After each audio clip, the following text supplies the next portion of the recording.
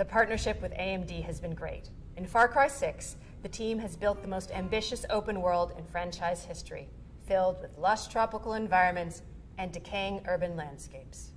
To push the visual fidelity of our game and immersive gaming experience, we've been collaborating with AMD to implement next-gen rendering techniques like DirectX ray tracing and AMD Fidelity Effects features. When implementing these next-gen features, we were challenged because we want the majority of players to have an enjoyable, smooth experience without having to turn their settings down. Using upscaling technology like AMD Fidelity Effects Super Resolution helps us address this problem because it means more players can enjoy Far Cry 6 with their graphic settings cranked up and without compromising frame rate. FSR is a cutting-edge spatial upscaling solution. It's easy to integrate into our development pipeline, and it delivers substantial performance boost while retaining excellent image quality on the highest quality setting. Additionally, we believe AMD's GPU Open and the support for open standards and platforms drive innovation forward. We can't wait until October 7th when players will finally get the chance to see all the hard work we've put into Far Cry 6. It's very exciting that we're getting closer to showcasing to players the game, powered by the latest AMD technologies.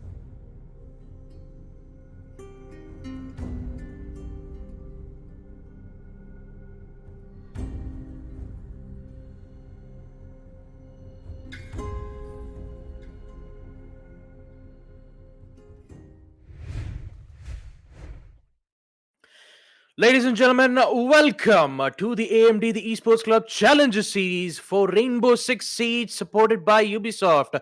Mikasa for today, Babugusta, with my co-caster, the real CCV, as we are here for Division 2. Actually, not Division 2, apologies. The second qualifiers, day 3 of this season. Only 8 teams, and 4 will get the spot on towards the quarterfinals. Who will it be? That's the main question that I have to ask for you, CCV. Who will be that one specific team will get the spot in the quarterfinals? The team who performs best. This is the final hurdle these teams have before they qualify into the grand finals. They've already played 2 individual sets of best of ones. Now this is the final stage. They have to cross this, otherwise, well, it will be game over. I'm really excited for it. Feels really great being back, in Rainbow Six action. I've been watching the past streams. I've been seeing these teams, and I gotta say, man, is it going to be exciting. Like yesterday's games, plenty of them went into overtime, close matches on different maps. I mean, I expect nothing short of amazing rainbow action today. Oh man, that is good to hear, CCV. And if any of you guys are wondering what happened to Jack, he just has his personal issues that needs to be taken care of. Just it shouldn't be much of a problem for them. But yeah, Jack unfortunately won't be able to attend today. But worry not, CCV will be there to cover it up and make sure that you guys will have the best experience on a game like Rainbow Six Siege. But for now, talking about the 8 teams and also the matches that we're going to be able to see through the streams. Round of 8. So starting off with the first match, we have High Five go up against Gamer Syndicate, which is now the second match, being Sage Empire versus TM Cerberus. Map number 3, Clickbait versus Kira Esports, and last but not the least, Team Espada and Sunset Ninjas. All these 8 teams are fighting to get the spot in the quarterfinals. Who will it be? And talking about our first quarterfinalist, Red Vipers, Mercenaries, Monkey Hunters, and last but not the least, Team GG. And we will see the other side of round 8, where they will go up against them. And talking about these players' performance for the past 2 days of the second qualifiers, we know that Gamer Syndicate won against Slum Boys 7-0. The high five could be said the same on the day first of their qualifier series, defeating against D-Rage 7-2 on map Chalet. It's going to be very interesting to check on the map of Consulate. Consulate will be the map, CCV. And we will see. Yeah. What do you think about it? It's a map we don't see quite often. I mean, if you're talking about the maps in the competitive pool, you gotta say maps such as Clubhouse, Oregon, they and even Cafe, they take the fair share of things. They take the market share. Maps such as Consulate and Coastline, well, they're hardly ever seen. Especially in the South Asian region, teams would much rather play on Coastline than from what I have seen than play on Consulate. So going into this map, well, to me, it seems like it's going to be a middle ground between both of the teams. Like it's not their worst map, but it's not their best map either. Since it is a best of one, they've just mutually decided on this map. However, I still expect tons of great Rainbow Six gameplay to happen.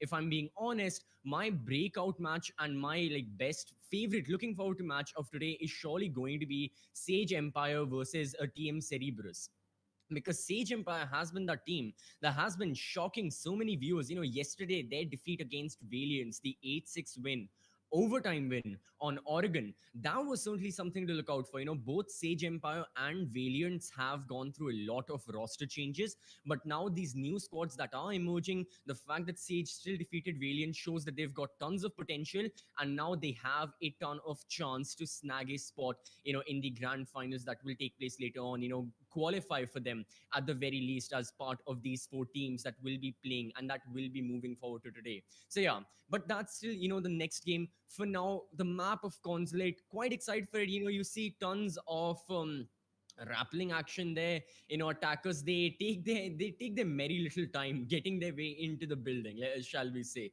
They drone everything. It's a large map, both vertically and horizontally. You have a lot of spaces to hide as a defender, as a roamer. You can catch the attackers off guard, and that is why, as an attacker on this map specifically, your droning has got to be on point. You cannot miss any angles, you cannot miss any rooms. You have to figure out where the defenders are, find them, roam clear them, shoot them, kill them, I don't care. Just get rid of them so that you can plant the diffuser in the bomb site when the time is ready. Yeah, well, just like you said, CCV, information is king. And definitely, you would need information on a map like Consulate because you have so many angles from the attacker's side, not even mention multiple windows on the second floor site. So it's just a bit interesting to see how well Gamer Syndicate will defend on a site like Console Office and Meeting. Other than that, I mean, you even have the last site, first floor tellers and basement service. Actually, the basement servers room, in which most of the players would not prefer picking that site, but we do see a lot of players like Monkey Hunters pick that specific site. Sometimes they win, sometimes they do not. It's it's not always favoring the side of the defenders. The attackers always have a chance to get those kills most of the time and also win that site in the end. For now, we're just waiting for the teams on the side of Team High Five and Gamer Syndicate to get into the lobby.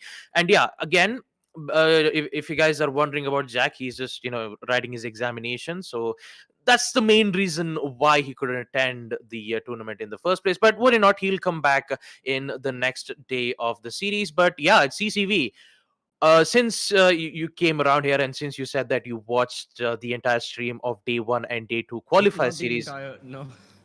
not the entire, all right. You're Like going to ask me some very specific question. I What wouldn't. operator was picked in the second round? It's Like, here's the thing, CCV. It's not like I'm going to ask you a 5 marks question.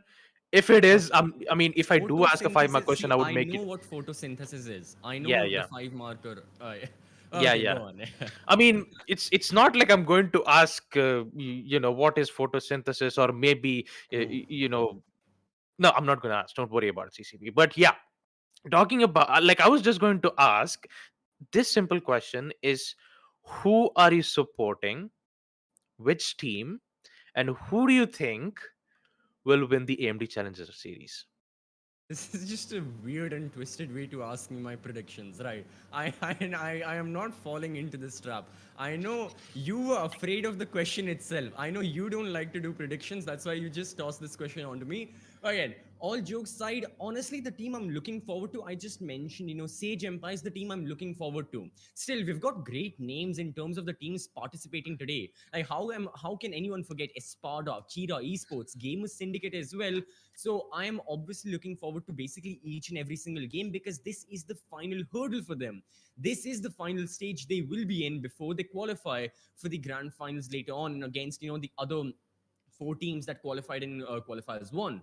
So that's why if you want me to ask which team will win, I can't say for the remaining map matches. Obviously we'll have to talk about the maps and the sides first. But for now, I think Gamer Syndicate may have the advantage when it comes to winning, just because like their team has shown more progress further on compared to their opponents. Yes, they will be at a slight against the odds, because of the fact that they are defending first on a map such as Consulate. But I still think that they will be able to, potentially a 2-4 split. I don't think it's going to be 3-3 equal. If it is, well, all the more power to Gamer Syndicate. Even if it is like a 2-4 split towards the end of the first half, I think Gamer Syndicate can bring back that extra momentum, and using that extra momentum, they can win more rounds in their attack and thus securing the win. Although I would like to be proven wrong, I for now think that Gamer Syndicate will be taking the win on map number 1. Yeah, at this point, Game of Syndicate. All right, interesting. For a moment there, I thought you were gonna, ask another question and say what is reverse osmosis. But yeah, it's good. It's good to see that Gamer Syndicate is also fighting. The same thing can be said to High Five, though, because last time I remember in the finals, we saw Team High Five go up against Team GG, and in that match, it was on map Oregon. They went 7-4. It was 3-3 equalizer in the first half, and then in the second half, we see Team GG just steamroll their way in defense, and they made sure that they got the spot in the quarterfinals. Now we see High Five go up against Gamer Syndicate. Will it be the same thing that exactly happened in the previous qualifiers, or will it be the different thing for Team High Five to get the spot in quarterfinals and also, maybe get their revenge match? That can happen. That would be a very good and a very rich storyline. I think it will be different, at least in a few aspects. The first is surely going to be their opponents. This time it's Gamers Syndicate, different score, different players, different play styles. Otherwise, it's a different map as well. Consulate is one of those niche maps where attackers are genuinely preferred to have an advantage over the defenders, unlike the maps such as like Oregon and Clubhouse, etc., etc. So this is where potentially we may see, a slight edge favoring High Five as well, with the fact that they're attacking. If they held their ground against Team GG on a map such as Oregon, which is favoring the defenders, well, one can only assume what they can achieve on a map like Consulate, where attackers are already preferred, and I think where, High Five will already have a lot under their control. With that being said, I don't think we have seen either one of these teams play on Consulate. I may be wrong. Have we? Consulate on. Yeah, I don't think we have, right? No, we haven't. We don't Yeah, have any consulate map as of now. so The that's the only thing. matches, yeah, the only match that we see consulate is from, yeah, it's from Monkey Hunters. Except Monkey Hunters, we don't see any other teams picking consulate. Most of the time, it's just either Clubhouse or Oregon. Maybe, sometimes, rarely. Actually, we've seen a lot of Villa plays being brought up from, from the teams. But yeah, we don't see a lot of consulate being brought up That's the from them. thing. And I believe High Five and Gamer Syndicate decided, you know what, we've been playing this common map for an entire time. Clubhouse, we know it all. Oregon, we know everything about it. Villa, I mean, we know the history about it because it's the it's the birthplace of Assassin's Creed. But other than that, bringing in consulate might be a bit new, because it kind of it's more of like a revision class for High Five to try to understand or maybe try to remember most of their plays being made, because Consulate, being popularly known to be as an attacker favored map, it is still favored on the attacker side unless and until if coordinated well.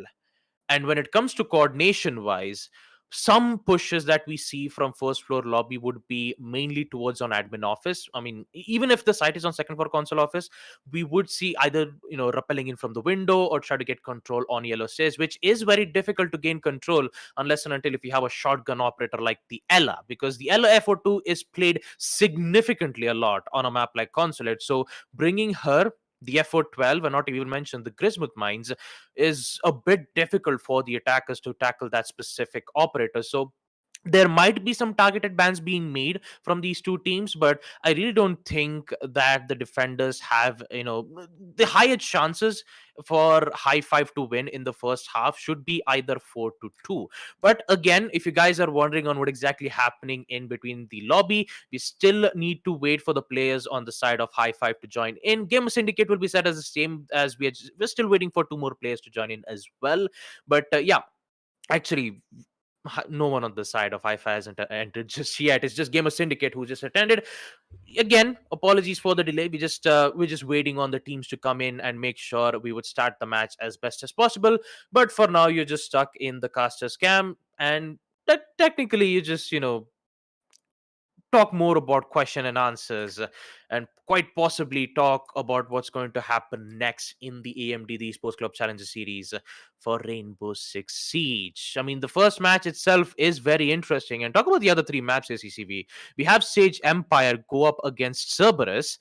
And talking about Sage Empire, though, in the previous matchup against Team Valiance, they went 8-6 overtime match point, and Valiance almost had the chance to make an amazing comeback. Actually three back-to-back wins on the attack in the second half, with Kingslayer making an ace, and the Nomad with a 1v2 clutch post plant, only to give a free defuse in the end. Overtime match point comes in. Next thing you know, Sage Empire has the situation under control. They just have everything. It was so close and yet so far for Valiants to claim their victory, and Sage Empire just snatched it away, and they've got a chance at the quarterfinals. And now their final blockade would be against Cerberus. Do you think It's that sure Sage going Empire to will be get it? interesting. hmm Do you think? I'm not sure completely. On one hand, looking at that very specific match early on the map of Oregon, like looking at the first 3 rounds or so, one can surely say Sage Empire were the dominant team. I think round number 2 was a flawless round from Sage Empire. It was a second floor kids attack.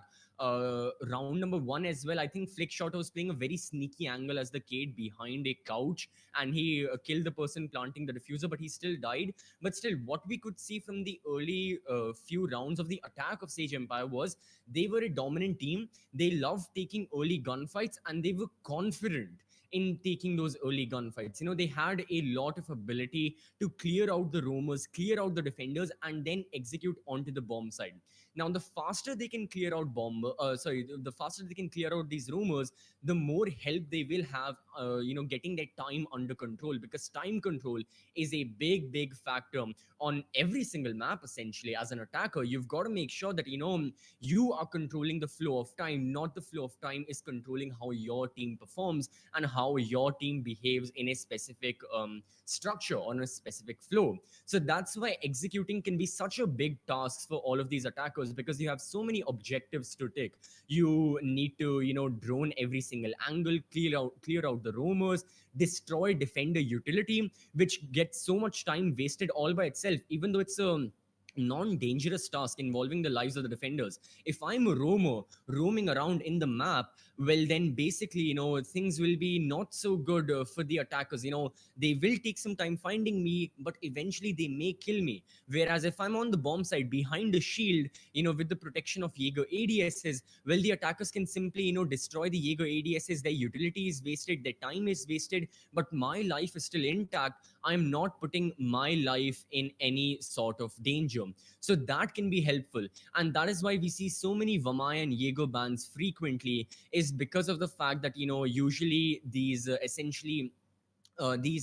operators which can destroy attacker utility are really preferred by defenders, because they not only waste the attacker utility, they waste time, and they waste better chances of an execution. If you don't have your smoke canisters and flashbangs with you, well, how are you going to plant the diffuser in cover? It can lead to you putting your team and putting the person planting the diffuser in great jeopardy, which can thus just give away the round for free for the defenders. So that's why I gotta say that any and all operators which can destroy attacker utility are going to be given the utmost importance, as they usually are. I mean, Jaeger, Vamaya are always given importance. Even if we are going to consulate, I think we are not going to shy away from both of those operators anytime soon, regardless of what bomb site it is.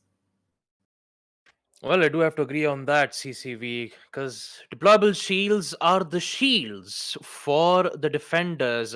And if and if the deployable shields gets destroyed, the only way to engage gunfights is like face to face. And I believe the main reason.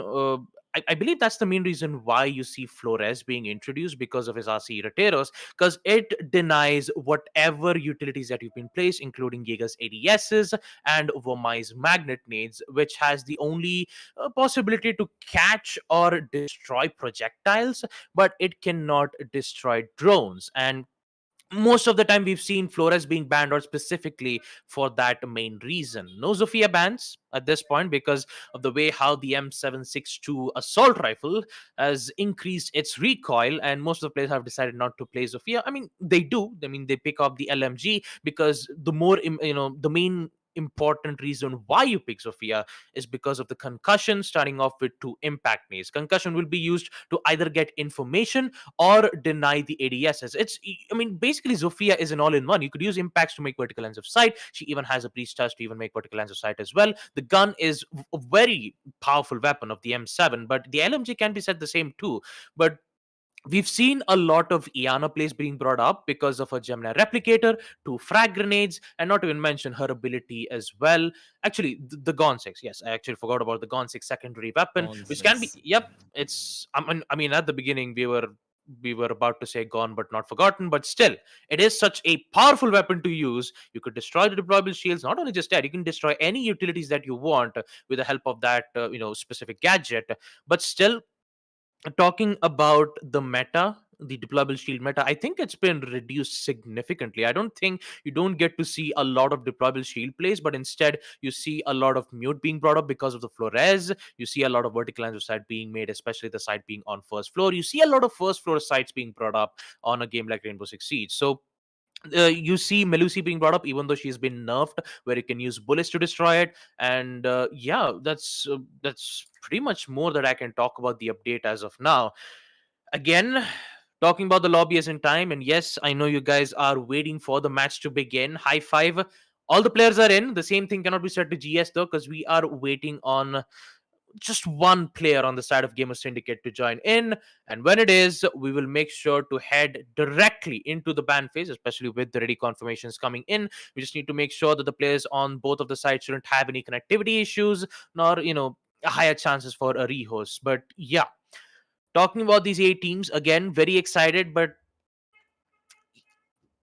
yeah, all the 4 teams, Sage Empire and Cerberus, we talked about them, and also Valiance. Again, the previous match was absolutely amazing from Sage Empire and Valiance, both of them.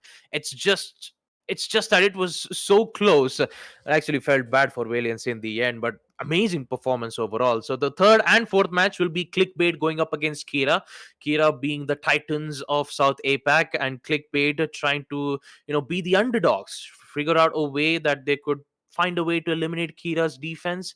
Will they or will they not? And in the end, we see Espada go up against Sunset Ninjas. And talking about Espada's performance, they absolutely nailed it, eliminating EXT, I believe, on the first day, 7-2. And in day two, did we have a match against Espada? No, we They did not. had, But we all I know think what's they going played to against happen. Exolic. Yeah, I believe that they played against Exolic and they won Yeah. against him, and that's Yeah. that's the main reason why they're going up against Sunset Ninjas. But for now, ladies and gentlemen, we just got confirmation that the match is in. So without further ado, let's just jump into our match. As High Five will be on attack, Gamer Syndicate on defense. As we proceed to the ban phase, the first ban will be on the side of Gamer Syndicate, and it will be the Thatcher. And obviously, you wouldn't want Thatcher to be brought up on any map because of his gadgets. So Thatcher will be banned on the side of Gamer Syndicate. And what will be the ban on the side of Team High Five? Now you have a lot of opportunities. I mean, just like I said about the Flores ban, you could ban the Flores, or you can ban a high tier operator, and there you go. The Jackal will be banned. Obviously, you don't want to give free information for the roamers, so Jackal will be gone, but still, you have a lot of hard breaches to work out with. You even have the Twitch. Not even mention Kali is still available. You can use DCXRX to destroy some of the gadgets right from behind. And then the ban will come in on the side of the defenders as we see Valkyrie taken care of. The last ban from Gamer Syndicate, and it will be an interesting one because this ban will give them the change and also a chance to see whether if they can cope up on a map like Consulate. So Jackal will be banned from High Five, Valkyrie banned on the side of High Five as And well, and the last ban will be the Maestro.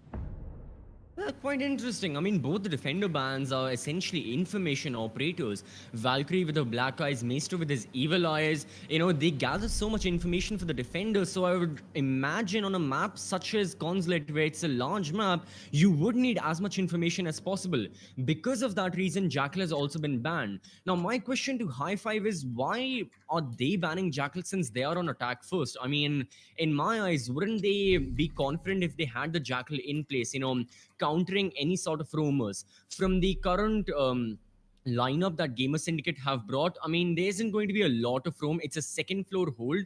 Maximum, we may see some sort of flank from Mortazim playing the Jaeger, maybe even a bit playing the Legion, but nothing on the contrary of that. Usually it's just going to be flanks. It's not going to be a very, very crystal clear structured room because of the bomb site being placed on the second floor. So we are starting off with round number 1, and we are starting off with the first kill. That is the Legion gone. I was saying we are going to see some explosive Rainbow Six action.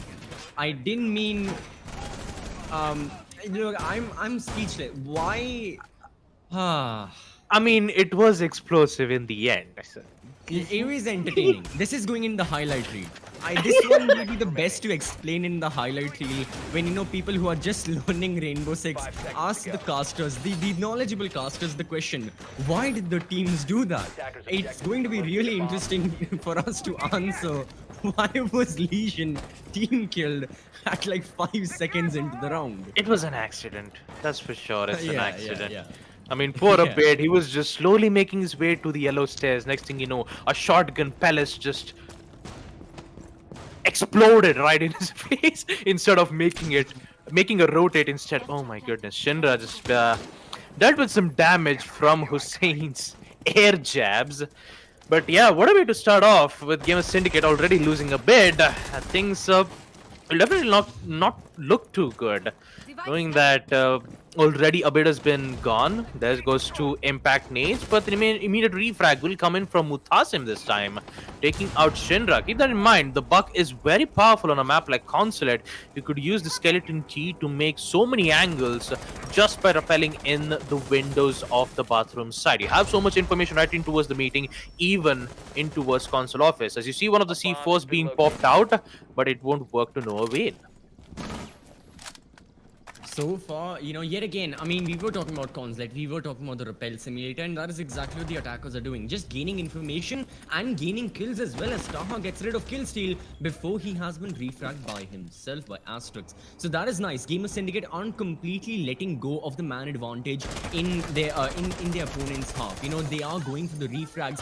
The man count is still equal as we see a jump out, and Psycho runs out of bullets. However, the air jab coming in clutch, getting rid of Heko. Well, that was one very, very messy, very bloody fight right there. However, Psycho still came out on top of it, has the diffuser. So that's a big thing. Not only that, but Ace is the only hard breacher alive at the moment for the side of High Five. So losing Psycho can be a big, big blow. And yet again, using the Selma breaches, gaining a lot more information and gaining a lot more, area of interest as to where the defenders are placed. Now Vortex is also holding a crossfire, so essentially Mortazim has completely been cornered off in bathroom, and it's all up to Asterix to make some sort of play, because with 40 seconds remaining, he is the only person alive.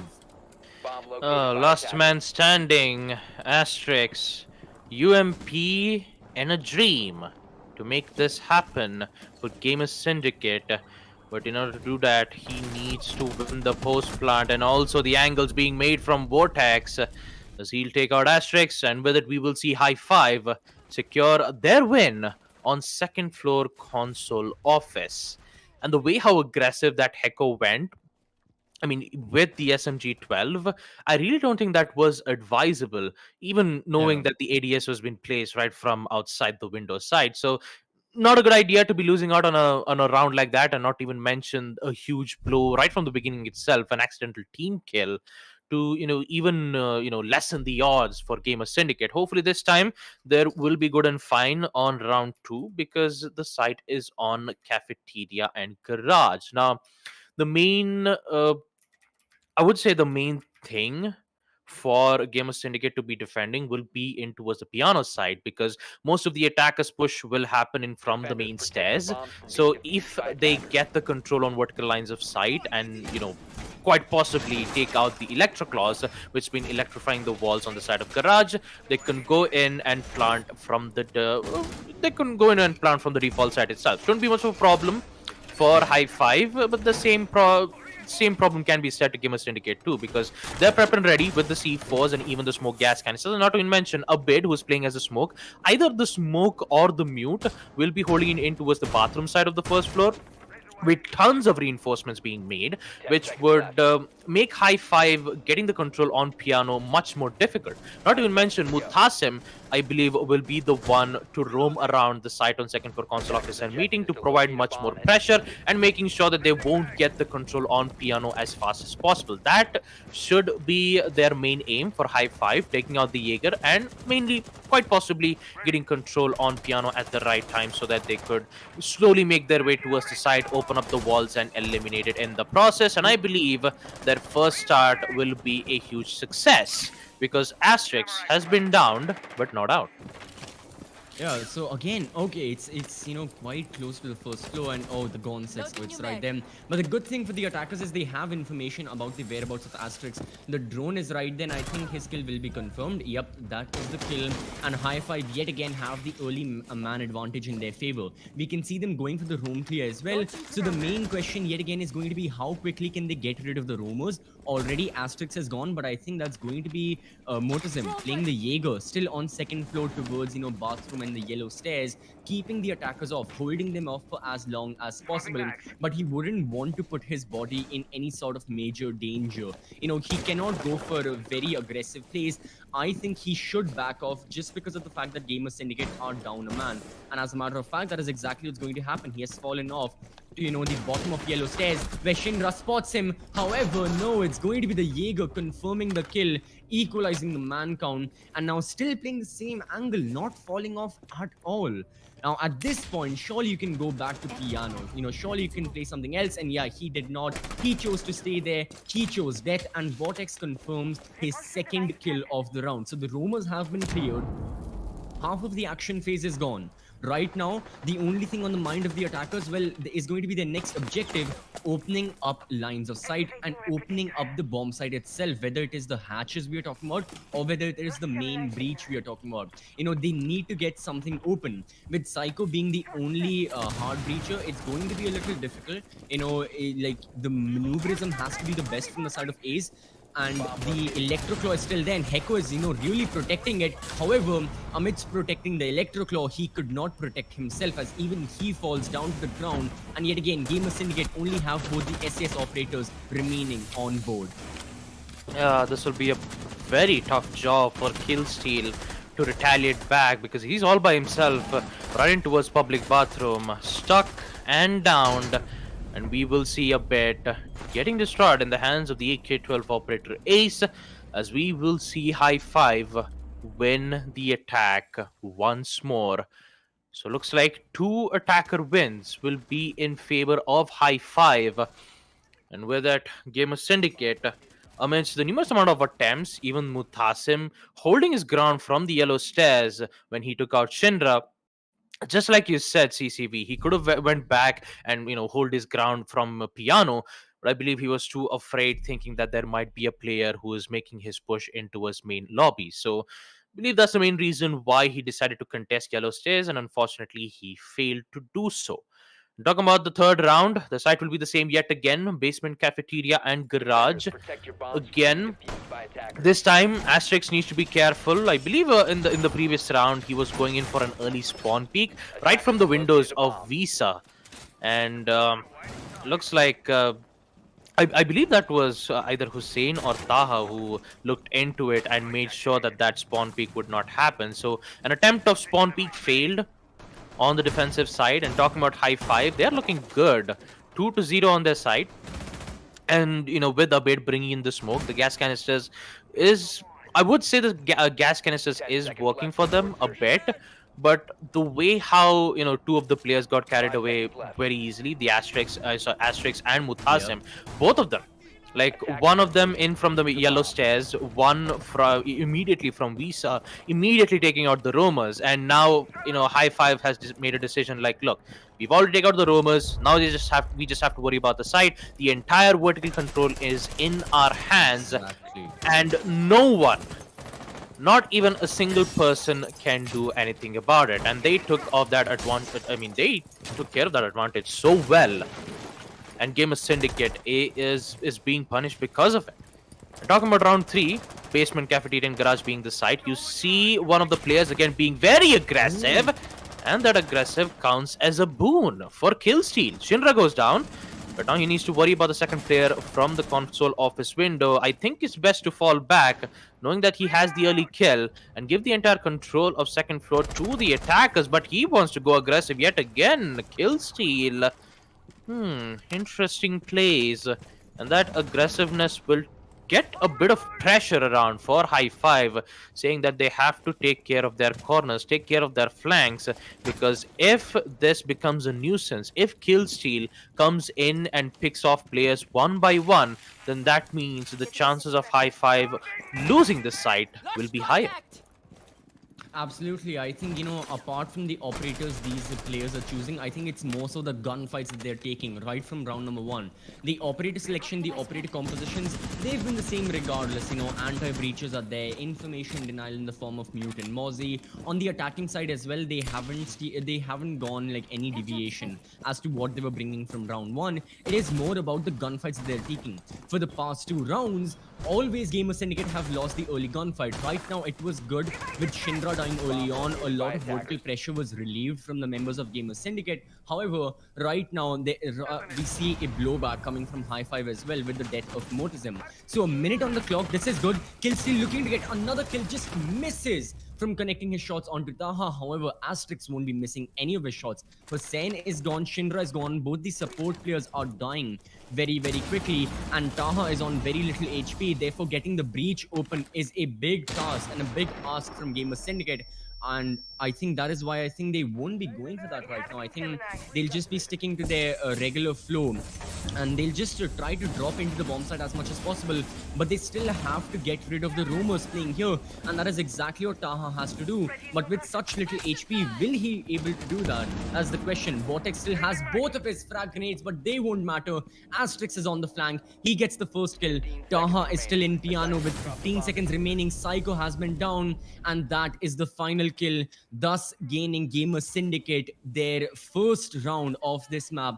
A basement cafeteria hold that finally worked out thanks to the kills that went in their favor. Then that's what I call a good recovery from Gamer Syndicate. An amazing hold from Kill Steal at the beginning, getting his early kill was absolutely necessary, going quite aggressive from second floor console office. And then we saw Asterix just making some amazing plays with the bandit. 2 kills from him, and also the flank slowly making his way from the main lobby, making sure that the control on towards piano wouldn't be theirs. And now they have a bigger task to do, and that would be on second floor console office and meeting room. Last thing I remember, second floor console office and meeting room, we had I would say we had a bit of uh, a nightmare, as I call it, team kill. And yes, the team kill was basically, the shotgun player, either the smoke or the mute, was trying to make a rotate either in towards the meeting. Sometimes accidents do happen. We can't do anything much more about it. But still, the way how Gamer Syndicate played from the previous round is so good. And I really do think that they can be able to defend second floor console office and meeting room very well. Because knowing that you have the Asterix, you have to worry about the capcan traps, and capcan traps are really hard to find unless and until if you are a good droner. And talk about the attacks drone works, they are pretty decent. I mean, they are figuring out a way to get solutions. They are getting good amount of information of the exact defender spots. Will they take care of the gadgets first? You don't see any pings from High Five just yet. You just see a normal pings coming in. Maybe they are pinging in saying that, look, there is a Capcan trap. You need to worry about those first before entering in. But that pre-fire though from Vortex, if that pre-fire was a bit down, he could have got the shot, taking out Hecko, who was placing his mute gems right into a second floor console office. But for now, we see High Five in position. The same thing can be said to Hussein, and also the grenade from Vortex. He's a bit worried that there might be a player on yellow stairs, that they have to remove it. They're a bit worried about the utility denials from Bomai's magnets. Now, keep that in mind. The Jaeger is not being brought up from Gamer Syndicate, so they have to rely upon Bomai's magnets to catch all of those grenades. And looks like the flashbangs will come in. A bit scared of his life, and he will fall back succeedingly, evade all of those projectiles being hit on him from the yellow stairs. Now, yellow stairs is in fully control of High Five, and they are going to take full advantage of it as Shinra comes in to take a bid while he was at the yellow stairs. Now that is what I like to call good coordination game coming in from High Five. Absolutely, they caught a bit completely off guard. They relied and they predicted how he would play, and they countered that brilliantly. They knew he would fall back to the first floor, therefore, they were able to catch him. And right now, Hecko gets the kill before being killed by himself, as Psycho gets that frag. So that is amazing for the side of High Five, because they're up 2 people and they still have an entire minute on the clock to go for any sort of execution they'd like. They are preparing the forces, they are preparing whatever utility and all the placements of the attackers they would like. We can still see Shinra on the first floor. He can come up spiral stairs or even meeting stairs as Asterix goes down, and he has also been confirmed. So Mortizem was the only person alive, but Taha, using the LMGE, shreds him to pieces. So yet another victory for the side of High Five on the bomb side of second floor cafeteria. Not much to say from Gamer Syndicate. They tried attacking back. They tried essentially going against Norm and just fighting against High Five, but yet another case where their gunfights just weren't going in their favor. Starting off with the opening kill, I think the opening kill has to be a big factor into all of these rounds. So far, I believe every single round has a 100% opening kill to round win rate. What I mean by that is the team that gets the opening kill ends up winning the round in their favor every single round. So that's why all of these teams have got to completely prioritize not dying early on, both the attackers and the defenders. They've got to be very, very careful as to with each and every step that they take, and each and every room and corner that they check, because it may lead to their death eventually, or it may lead to a kill for their team. So yet again, not yet again actually, this is the first time we are seeing a first floor lobby and piano hold. So that is nice. Gamer Syndicate, yet again, they know that second floor isn't working for them, and they have another round to burn before they can go back to basement cafeteria. That's why they have chosen the tertiary bomb side of first floor lobby. And here is where we can see yet another systematic roam being set up, thanks to Legion and Mozzie. And now this is the main question: how exactly will this roam be targeted by the members of High Five? Earlier, it wasn't a complete roam. Earlier, it was just a few members running up and down stairs, just trying to be in unpredictable spots. But this is a very, very systematic roam with reinforcements, with Mozzie pests, with, Legion goo mines and all that. So it's up to the attackers to get rid of them as soon as possible. However, well, it's for the defenders to delay the attacking push as much as possible, because we know High Five always goes for that second floor clearance.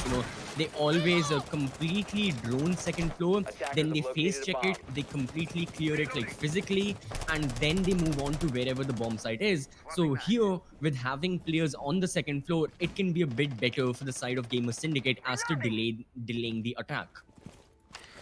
I mean, it's just worried. I'm just worried for Gamer Syndicate, because the site on first floor lobby and press, with numerous amount of rotations being made from meeting and console office, if High Five gets a hold of that, I mean, the amount of pre-placed drones that they made in the prep phase itself shows that they have information on Mutasim. but they don't, and they're just trying to figure out a way to find a weakness on towards the side. Now we see Shinra again with the inverted rappel right in towards the second floor meeting window, and Taha slowly making his way in towards break room as well. A lot of waiting as High Five is still trying to figure out a way to get the control, but that control will be denied from Uthasem, only to get taken out in the hands of Psycho. Quick trades coming in from High Five as they'll take out one of the players on the side of GS, and looks like Abid is in a bit of a danger right in towards first floor lobby. Quite interestingly enough, he's the only player amidst Heko from the piano room who is defending from that specific side. And looks like the attackers have made a decision to go in for the plant, knowing that the site on second floor meeting room is in their hands. The plant is in, but they forgot about the player, Asterix, who will deny the first plant. Can he get the second? Again, huge pre-fires, but it's going to be Vortex to get 2 kills. And back, it's in the favor of Team High Five. What's going to happen next? Well, we all know what's going to happen. It is Vortex with 1. Vortex get the other to take out Asterix. A 2v1. But it can happen though. The down is in as Taha has been down. He needs to go in for the revive and kill steal. He might be able to get the shot going so aggressive. Gets 1, gets 2. Kill steal will win round 5. First floor lobby and press, giving them the win and also almost being equalized 3-2. An amazing performance from Asterix, taking out 2 of the players from the main stairs and also being in meeting room for a moment when High Five thought that they had control on meeting with that quick refrags being made from Shinra and Psycho. Unfortunately, they forgot about the Legion, who came back immediately. I believe he was in the admin office, and then he realized that one of the players has gone down. So he quickly rushed in from the hatch. Well, he saw one of the players was, planting the diffuser. He eliminated the diffuser and also the Sophia, which almost got caught while he was, while he was got caught from the Mozzie himself, from the piano. So the plan did come in. So the plan did not come in. The revive came in from the attackers, but soon enough, Killsteel got a hold of that, took use of that as the advantage, and eliminated him by doing so. 3-2 will be the score line. And talk about round 6. Gamer Syndicate. Gamer Syndicate still has a chance to equalize it 3-3. The site being on basement, cafeteria, and garage. So if High Five wins this 4-2 in the first half, I believe they will be very strong in second half. But the same thing can be said to GS though, because if they win it, they could equalize it 3-3, and it would be a full hard reset. At this point, anything can happen. At this point, we are going back to the bomb side, basement, cafeteria. The good thing for Gamer Syndicate is they found, good success here. But the favorable side and the favorable aspect for High Five is going to be they know the strat Gamer Syndicate will be applying. They know the fact that, someone will be playing inside of first floor bathroom. In this case, we don't have a mute. However, a person still should be there. A person who is, great at close quarter combat. I mean, the only person who we can see good at close quarter combat may be a bit with his M59 shotgun, but he will be playing inside the side as he should. I don't think he should be playing any sort of roaming role because his smoke canisters are the only sort of plant denial utility, with the exception of the C4s that can, deny whenever a diffuser is going down. And with Maestro being banned, you need that plant denial utility with you as much as possible. So the smoke canisters should remain in the bomb site, as should their owner. The smoke should be in the bomb site. The roaming capability, the roaming, power should be given to someone else. Someone else should be taking up that role, as right now it is the role clear that the attackers are engaging in, and that grants them yet another opening kill. Mortazem not having either, he has a very good round in the sense he gets a few kills, he at least gets like 2 kills at the very least, or he just dies straight off. And that is the life you live as a roamer. That is the life you live as a person making first contact, making initial contact with the attackers. So yet another case where Gamer Syndicate have suffered an early bloom. Romo is gone. I don't think there are many players on the first floor anymore. So free range for the attackers. And yeah, that's exactly what we see. Hussein alongside Shinra, both of them have moved in towards piano, bathroom, antechamber. They will be starting off with vertical play, destroying the electroclaw, destroying the bandit batteries. And before you know it, this may be a full-fledged execution from High Five. Gamer Syndicate cannot deny the execution. The only thing they can deny is dealing with the execution. We do see a cheeky flank coming in from Killsteal. That may be worthwhile. He was going from yellow stairs. However, it's going to be Asterix getting 1 kill. He's looking for a second. No, he cannot find it. That is a refrag from Hussein. His second for the round as he makes entry into the bomb site. Well, the entry is underway for High Five, succeedingly opening up Selma Breach charge, but they forgot about Killsteal, who is still roaming around as he'll claim the life of Hussein. 3v3, the Electro Claws being placed to try to trick the hatch, but it is too far too late. Now, Hecko, he needs to figure out a way to take out the ace, because the ace has the diffuser in hand, but you don't have to worry about it because Killsteal is right back on track by taking out Shinra right from the hatches in towards meeting. The push needs to happen, in which Hi-Fi will do exactly that. And figuring out a way to take it out, we'll see Psycho take out Kaid. Now she's in towards the side. She needs to go in for a very good plant. The confirmation will come in. So does the plant. Where is the cover? Yes, it is. Vortex is here for the cover. And here comes Killsteal. Oh no, way too late, because Vortex immediately knew what happened. And he will make sure that the denial won't come in. And looks like Team High Five will end the first half. The beautiful lead 4-2. As we proceed to round 7 roll swap, High Five will be the one on defense. And I believe I'm already seeing them digitally high-fiving themselves, saying that, yes, we got a good lead, 4-2. All we need is 3 more wins on defense, and we are good to go. But the same thing can be said to Gamer Syndicate, though, because 2 more rounds and they can equalize the round on Consulate. Who knows? Maybe something, miracles, some good things might happen to them as we proceed to round 7, the site. Yes? A team kill may happen. That's a miracle. That escalated quickly. I still can't get over that team kill that happened in round 1. I mean, so far. I mean, we have so many outtakes from the previous matches from Sage and Valiance. It's just it's a lot to take in, and sometimes, yes, on a game like Rainbow Six Siege, no matter how confident these two players go in, there's always that one particular thing that makes us go bonkers. I mean, we just laugh out loud so hard just because of that one teeny tiny little mistake being made from Gamer Syndicate, but still they did recover it well in the first half. Winning 2 rounds on defense is actually a good thing on a map like Consulate. And like I was saying, in the pre-match presentation as well, I said that Gamer Syndicate, they would have a little bit of tough time in the first half. I think I even said like a 2-4 split should be fine. However, the thing is, in order to secure a win, they need to start off the second half all guns blazing. They cannot leave anything in the tank. They've just got to start firing on every single cylinder, leaving no stone unturned, leaving no kill left, unkilled essentially. They've just got to give it their all right from the get-go. They cannot delay it any further. They cannot delay it like their wins were delayed in the first half. Like, the first 2 rounds, they went winless. In this case, if you lose the first 2 rounds, well, guess what? Your opponents have match point, and that is a situation no team wants to be in. So already, Gamer Syndicate, well, they're looking good. Hussein, who was inside of meeting, has been picked off. That is a nice entry kill. That is a nice way to start off the round. One of the roamers is gone. The other roamer, who was Vortex, previously on second floor, has completely retreated back to first floor. And instead of him, another person will be there taking his place instead of Spiral. But from what we can notice is that High Five are playing pretty passively right now. They're falling back to the bomb site. They're not as aggressive just because of the fact that they've already suffered a casualty, and they wouldn't like that number to get any higher. But as I say that, Taha is still aggressive, and he gets 1 kill. Yep, he equalizes the score. Zofia is gone, and he will be going back. No, he still is in Piano. So he's not giving up all the map control for the attackers. He's still, telling them that you have to fight for this control.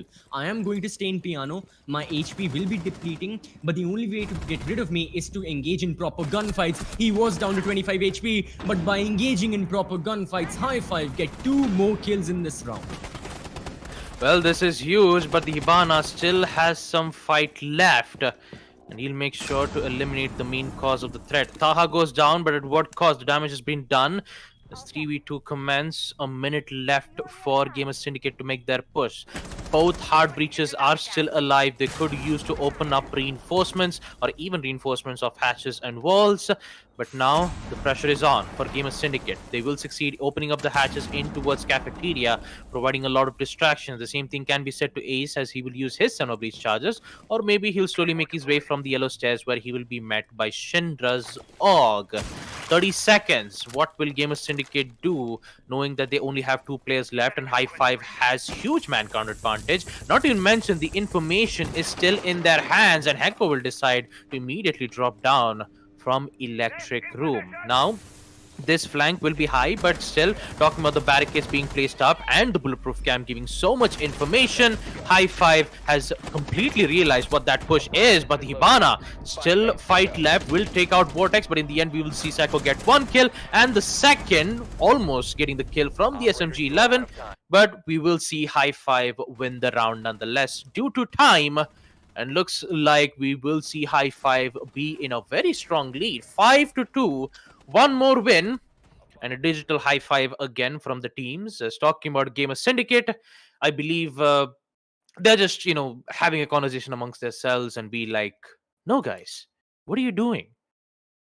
We made so much practice way back, so we are not going to give up no matter what. For a moment there, I was going to go way too much motivational speech, but I don't think that I'm actually really good on doing that. But still, talking about Gamer Syndicate though, if they do make a motivational speech, they'll be like, I have a dream that one day Gamer Syndicate will win against High Five, and who knows, we might go, even though we might go overtime, we will win no matter what. That's the motivation that Gamer Syndicate requires. Now, when you said motivational speech, I was thinking more like Shah Rukh Khan, Chak De India, like 7 rounds. 7 rounds is all we have. Either they lose, we die, we win, something like that. I don't know, maybe. Never mind. Okay, let's move on. Let's move. I got very weird there for a second, but I mean, it's a good motivation. Not gonna lie. I mean, Chak De India is also a very a really good movie. Yes. It's always that motivation that counts. Just like Sylvester Stallone said, it's not about how hard you hit. It's about how hard you can get hit and keep moving forward. How much you can take and keep moving forward. That's what Gamer Syndicate requires. No matter how many times that they've lost this round, they have to keep moving forward no matter the mistakes. And that is the only way that you can win against High Five. So hopefully, the Gamer Syndicate getting back up. The same thing can be said to High Five on defense, who in fact are looking so strong and waiting on that revenge match against Team GG. It's going to be an amazing thing to look at. Absolutely. And well, just like Mike Tyson also said, like, everybody has a plan until they get punched in the face. Well, yet again, Gamer Syndicate, they have been punched in the face. Metaphorically, I'm talking as they lose a person, but they go for the refrag very, very quickly. So still an equal man count for either one of these teams. That's nice. We haven't touched upon the bomb side at all. And it is basement first floor conjunction bomb side that we see hardly on this map. If you see this bomb site, just remember 2 things. Either the team is super prepared, the defending team is super prepared, they know everything about this bomb site, and 90% of the times you're going to lose, or the team knows nothing, they're just going on this bomb site because 2 floors, haha, you don't see that in Rainbow Six. So it's one of those 2 things. I'm banking on the former one. I think High Five know how this bomb site is played. I think they can counter it, as Asterix has been countered by Shinra. And that has to beg the question, why was Asterix pushing all by himself as a hard breacher? With no support whatsoever. Killsteal was really behind him. Yes, he tagged Shinra, but I don't think that was the play to make. Because now Mortism and Killsteal, they are by themselves. However, they're being attacked with so many angles. Look at spiral stairs. Look at the blue corridor as well inside the server room. There's so many angles Mortism has to check, and he may lose his life at any single point, because with a minute remaining, it is the attackers who have to start pressurizing the defenders. However, the attackers are falling like flies. Well, talk about the frags coming in, and Gamer Syndicate only remaining to 1 player, Hecko, who in fact goes in for an accidental knife, but still, Gamer Syndicate not looking too good at this point. I mean, Hecko all by himself in towards garage. He could try to find one of the players, in which he will, taking out Shinra. And now he needs to find the other 3 players, and that other 3 players have 100 HP. All he needs is 1 shot to the head, and with him, and most of the defenders slowly making their way. We will see Vortex get the final kill and also assure that High Five will be in match point. 6-2 will be the scoreline as we proceed to round 9. Oh boy, Gamer Syndicate not looking too good, not looking too good at all. As we proceed to the next site, console office and meeting. I believe the previous site was at first floor tellers. Wait, was it first floor tellers and Yeah, basement base. servers? Yeah. Okay, interesting.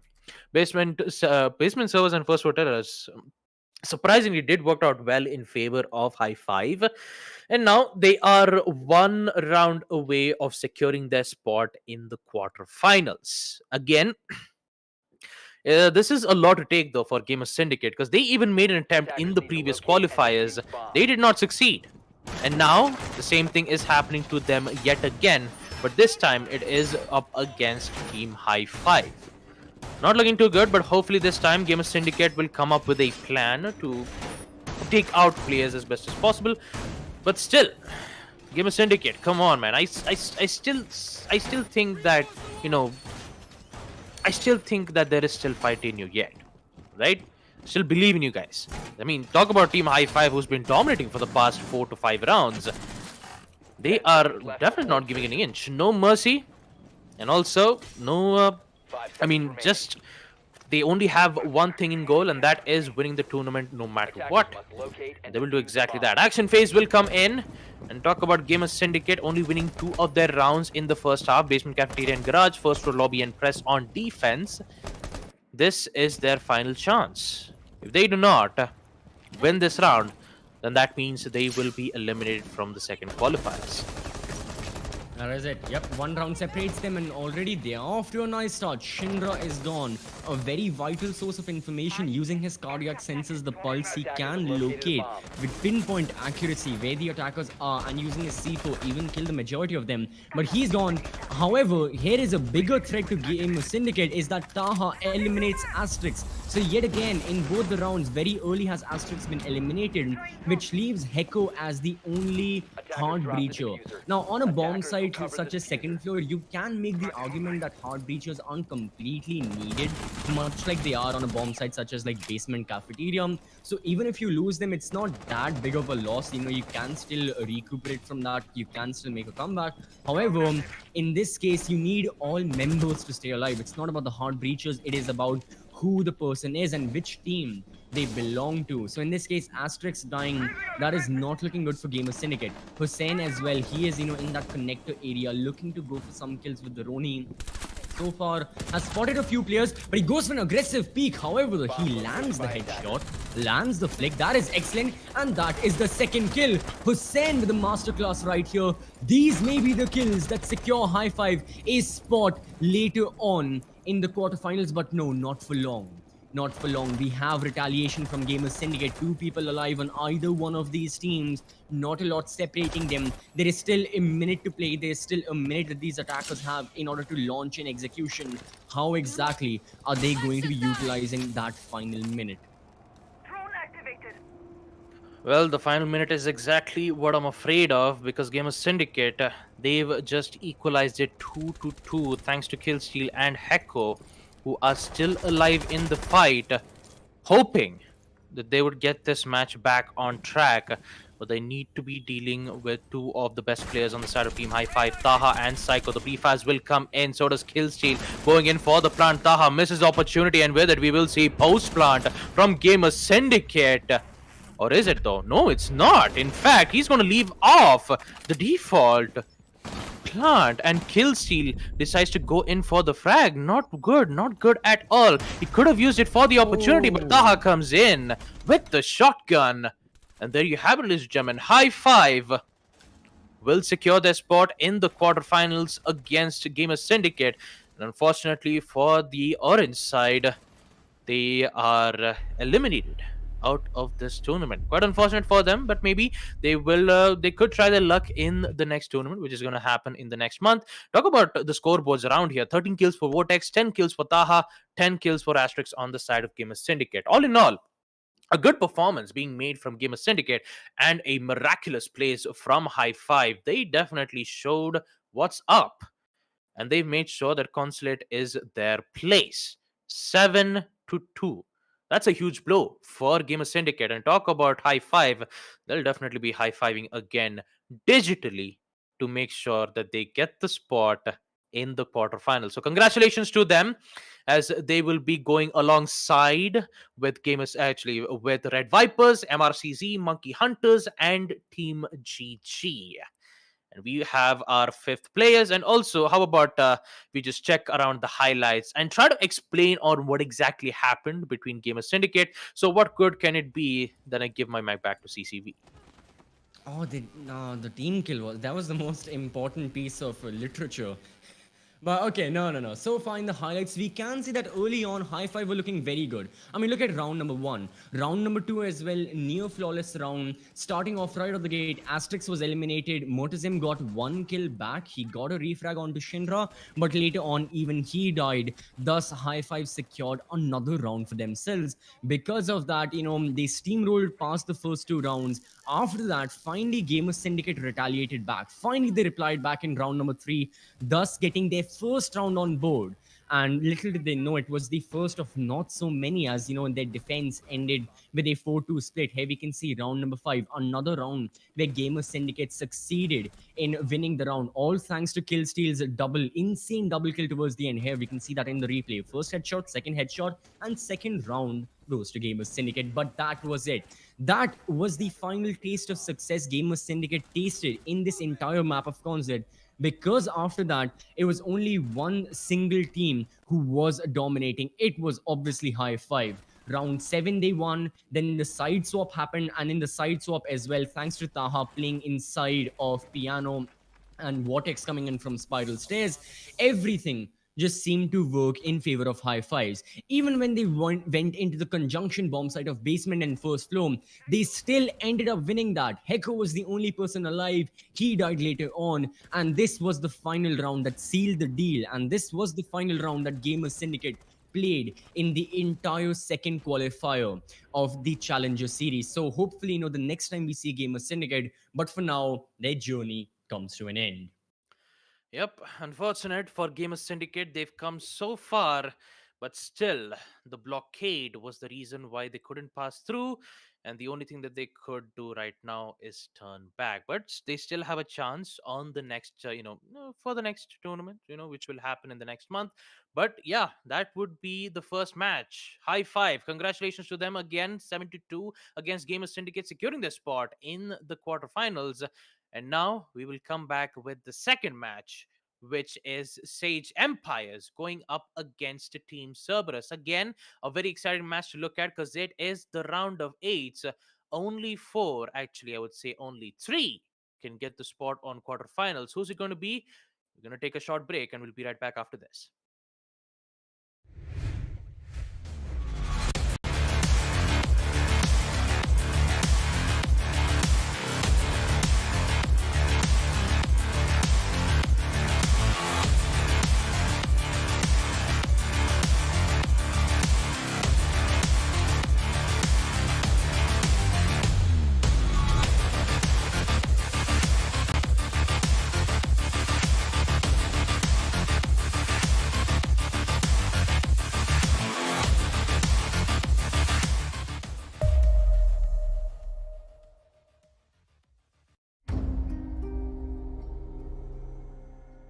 The partnership with AMD has been great. In Far Cry 6, the team has built the most ambitious open world in franchise history, filled with lush tropical environments and decaying urban landscapes. To push the visual fidelity of our game and immersive gaming experience, we've been collaborating with AMD to implement next-gen rendering techniques like DirectX ray tracing and AMD Fidelity Effects features. When implementing these next-gen features, we were challenged because we want the majority of players to have an enjoyable, smooth experience without having to turn their settings down. Using upscaling technology like AMD Fidelity Effects Super Resolution helps us address this problem because it means more players can enjoy Far Cry 6 with their graphic settings cranked up and without compromising frame rate. FSR is a cutting-edge spatial upscaling solution. It's easy to integrate into our development pipeline, and it delivers substantial performance boost while retaining excellent image quality on the highest quality setting. Additionally, we believe AMD's GPU Open and the support for open standards and platforms drive innovation forward. We can't wait until October 7th when players will finally get the chance to see all the hard work we've put into Far Cry 6. It's very exciting that we're getting closer to showcasing to players the game, powered by the latest AMD technologies.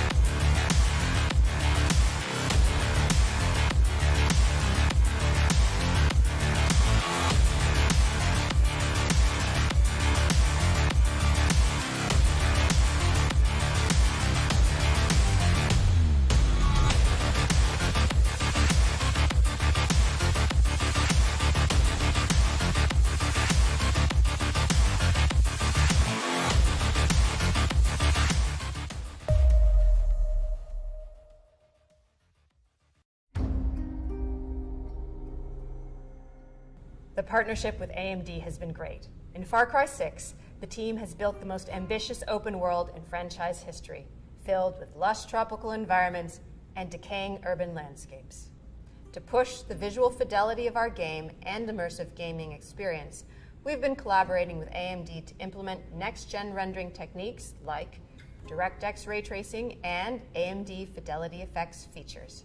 When implementing these next-gen features, we were challenged because we want the majority of players to have an enjoyable, smooth experience without having to turn their settings down. Using upscaling technology like AMD Fidelity Effects Super Resolution helps us address this problem because it means more players can enjoy Far Cry 6 with their graphic settings cranked up and without compromising frame rate. FSR is a cutting-edge spatial upscaling solution. It's easy to integrate into our development pipeline, and it delivers substantial performance boost while retaining excellent image quality on the highest quality setting. Additionally, we believe AMD's GPU Open and the support for open standards and platforms drive innovation forward. We can't wait until October 7th when players will finally get the chance to see all the hard work we've put into Far Cry 6. It's very exciting that we're getting closer to showcasing to players the game, powered by the latest AMD technologies.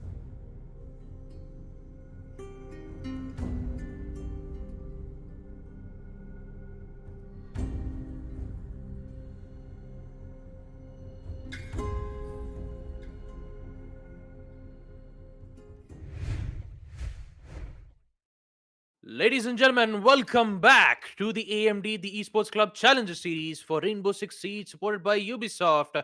And we are back with the second matchup. It is Sage Empire versus Team Cerberus. An amazing match to look at, and looking at the map bans that we have and the map picks which has been done, it will be in Coastline. Clickbait will be on attack, and Kira Esports will be on defense. Another day, another Coastline. So a Like, very interesting match to clickbait look at. Kira. Yeah, clickbait. Not wait, clickbait and Kira. I'm Siege just trying to. versus Cerberus. Oh yeah, it's. Oh yeah, I apologize, ladies and gentlemen. I had No problem, some. no Yeah, yeah. problem. I just had like the wrong information, but still, we have. Yeah. I mean, talk about clickbait and Kira's match, which will happen in match 3. The map will be on Coastline, but the second match that we have, Sage Empire versus Cerberus, the map will be on Villa. Another day, another Villa. My opinion on Villa has like changed a lot. Yeah, I used to be when like Oregon rework happened, and we had that time where Oregon rework was like at the top of things. Like it was the norm. You either played a reworked Oregon or you played Clubhouse. There was nothing else. Every single team, every single region, tier 4, tier 3, tier 2, tier 1 teams didn't matter. Everyone played Oregon Rework. At that time, seeing Villa was quite refreshing, and at that time, I still remember, many a times I said this very quote. I said, Villa is a map that we don't see a lot, but we see it enough times. Yeah, that opinion has changed. We surely are seeing a little too much of Villa. Like, Villa has also been on the rise. It dipped very low, but it is still on the rise. Now, what happens to its future? No one knows. I am, of course, talking about Doge. No, I'm talking about Villa. So, yeah, the play rate of Villa, I gotta say, it's the same thing, just like Consulate. I liked Consulate is because of the fact that, as a team, if we put ourselves in the shoes of a team, you scrim on the map such as, Oregon, Clubhouse, and all that, but you hardly go to Consulate. You still go to the map of Villa quite a lot in scrims, and we will also be going to the map of Villa as we start, Sage Empire versus Team Cerberus. So let's jump in. Both of these teams, like I was saying about the scrims and all, they must be well prepared on this map. Therefore, hopefully we don't see a lot of mistakes. Hopefully we see some close action taking place. Sage Empire already with their upset victory. Cerberus as well, a team I'm not completely sure about their players and all. I haven't heard this team name before. Baba, maybe you can help me right here, navigate through their team lineup and their previous results as well. Yeah, sure, CC. Why not? And again, for the viewers who are watching the stream right now, the Esports Club definitely wishes you a happy Independence Day, and so does the player on the side of Sage and Cerberus, wishing everyone a happy Independence Day. Today is a wonderful day in India, of course. we will celebrate and cherish as long as we can. But for now, talking about the ban phase, we will see Sage at the attacker side banning Flores and Vamai. Talk about Flores being very irritating on a map like Villa. The RC Rateros, which would easily destroy deployable shields, will be the operator which will be banned. Last but not the least, Mira will be banned on the side of Team Cerberus. And there you have it. The map being on Villa, Sage on attack, Cerberus on defense. And that would be the end of the ban phase. And talking about the rosters on the side of Team Sage, we have Skiffy, Invalid, Electric, Klinks, and Triple Ninja. And on the side of Team Cerberus, we have Amino Guard, Dark 10, Kansab, Yag, and SUV.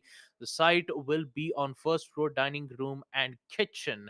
And talking about the previous match where we saw Team Cerberus, as I try to get my match history right and then away. I believe they were in day one, where I saw Team Cerberus go up against CTG Warrior on map Consulate.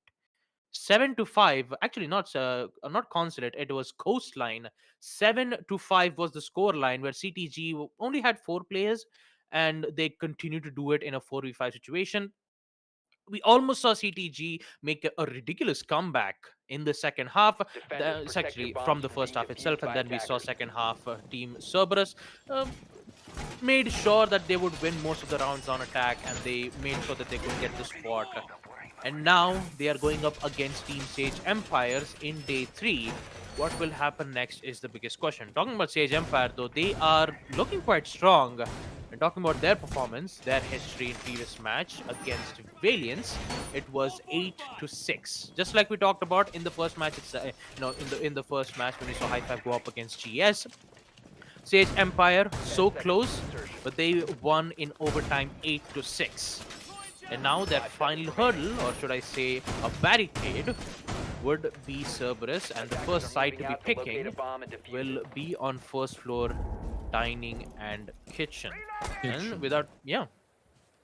So one thing I've noticed is the fact that Sage Empire really have a very similar attacking operator composition when it comes to, you know, the operators they're choosing. Like yesterday, I remember them against, it was against Valiance. You know, I think it was a very, very similar composition, although it was a completely different map. Skiffy was still on the Zofia, Invalid was playing the Iana, Electric on the Zero. I think Klinks was the one who was playing a Maverick instead of a Sledge. That is the only difference I can remember. So it's a very, and Triple Ninja obviously was on the Hibana as well. He isn't right here since I think he had a cursor bug. Now, whether or not we are continuing the round, that is up for debate. I think we have to continue the round. I'm not sure. That is for the admins to take. So far, we can still emphasize and hypothesize over the operators that we are seeing. So yeah, the one thing from Sage Empire's lineup we can see is that they don't really change a lot of their operators. That is both a good and a bad. It's a good because you know the operators you will be choosing. You know, regardless of what bomb site, what map you are playing, you know what your role is. But it has its negative effects as well, is that if your opponents know about this playstyle, if your opponents know its composition, they've studied it, well, they can very, very easily counter it. And that is something Sage Empire will, you know, then have to just play all by themselves. They'll have to think up of strategies on the go, change their operators or whatever they would like. So yeah, you know, it's whether or not this same composition will have positive or negative repercussions is only up for the players to play and to decide. You know, it depends on how the rounds themselves go.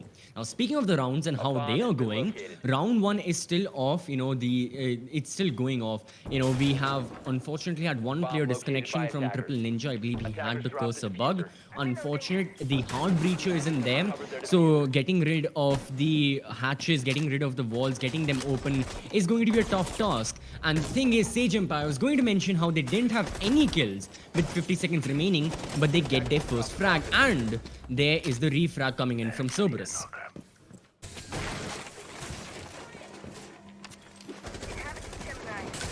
So right now, that's a very nice C4 kill.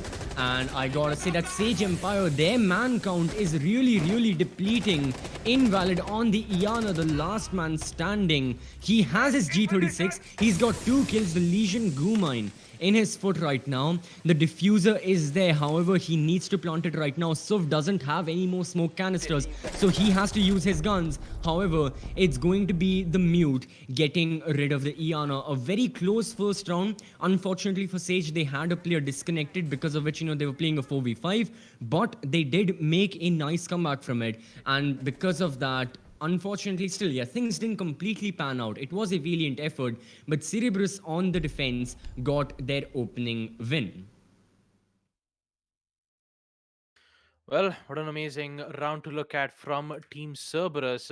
Such a close round yet again, and I just realized one of the players on the side of Team Sage had to disconnect due to a due to a cursor bug. So we have to go in for a pause to see and check whether the round will go on the side of Team Cerberus, or will we go back to the first round. We're still having, I believe they're going to have a discussion with the admins to try to understand and figure out what exactly happened.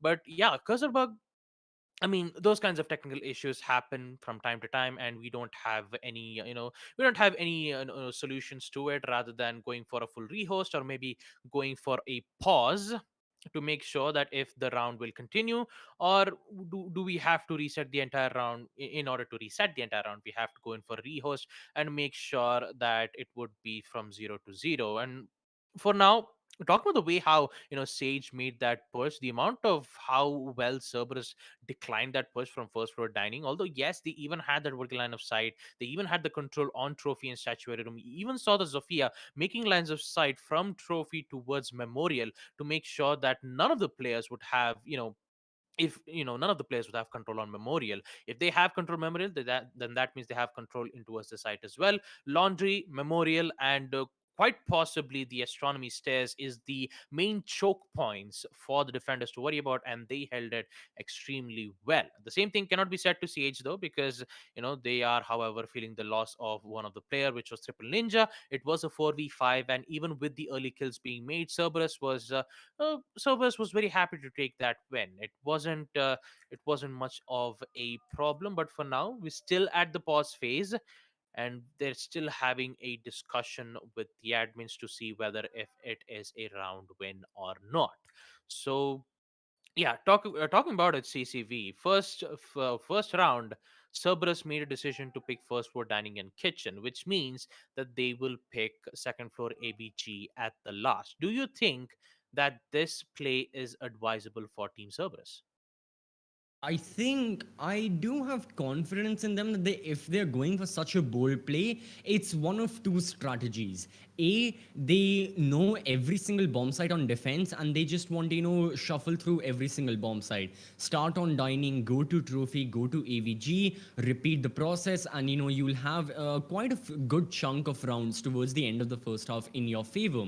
Or they just wanted to catch their opponents completely off guard with round number 1, and at the start of round 2, if the round win counts or not. If the round win doesn't count, well, then we may see. No, I think it has to be the same. Yes, since the bug was called after, during the action phase, it has to be the same bomb site. The same operators have to be chosen as well, as per the rules. So that's why there won't be any difference. However, if Cerberus went with the mindset of, okay, you know what, we want to do something completely against the norm.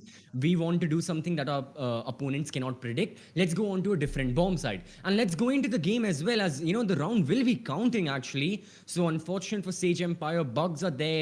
But yeah, they had to deal with that. Now, hopefully, Sage Empire, 5-man strong, Triple Ninja is back. He is playing the Hibana, and his him staying alive is of the utmost importance right now for his entire team, because he is the only hard breacher. He is the only player in this team who can open up walls, using the Hibana X Kairos, not to mention the fact that he has the diffuser as well. So he cannot die. He needs to stay alive. He needs to open up the walls, whichever walls, Sage Empire planning to open up. Most likely, well, it's going to be the bedroom walls themselves only, potentially even the bathroom, but nothing more than that. On the other hand, how are Cerberus planning to defend this? They went to the off-guard bomb site and now they're going for the castle setup. Now, in all of honesty, this is a setup we've seen like tier 1 teams go for as well.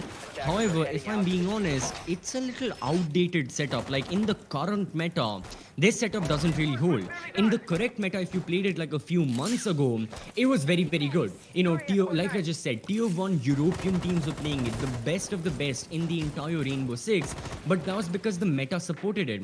Right now, you know, shields aren't there. Ella only has the shield. You don't have a smoke to deny the plant. Yes, you do have the Jaeger, but look at how much Jaeger's gadget has changed. You know, any single Rainbow Six player will know this, how his gadget has changed. So this is a tactic and this is a strat that can completely be dominated by the attackers, as we see that happening right now. Dark is dead, Klings gets the opening kill. So if I'm being honest, I don't think this is the right play to make from Cerberus to bring this castle strat ready into the trophy defense. I think a much more regular strat would have been a little more viable, if I'm being honest. Well, CCV, we're about to find out, because talking about the attackers on the side of Team Sage, they're slowly making their way and made a decision to not push in towards second for Master Bedroom, because they know that if they do decide to go in, they're going to waste a lot of utility, but instead, they'll use their utility elsewhere, and what better could it be in towards landing zones. Skiffy will use the Breach Charge to take out the castle armor panel, and so does a total of 2 Argus camps to provide information for the attackers to make sure that the roamers on the side of Team Cerberus shouldn't do any funny business. The Invalid is slowly pushing his way. He's a bit afraid that there might be some denials, and he will get the confirmation via the Gon 6, and sort of the Breach Charge from the Ash taking out the deployable shield, and there you go. Now the castle, aka Yag, he is caught up in a very difficult spot, but if he gets caught up from the drone, it's not going to look too good, but it's getting blocked out from the mute jammers, and also a beautiful down there, taking out Skiffy. He will be alive, but for now, the only thing he can do is just hold and make sure the blood loss would not increase. A lot of denials coming in from the Ella as she's trying to take out the Ivana's X-Kairos pellets.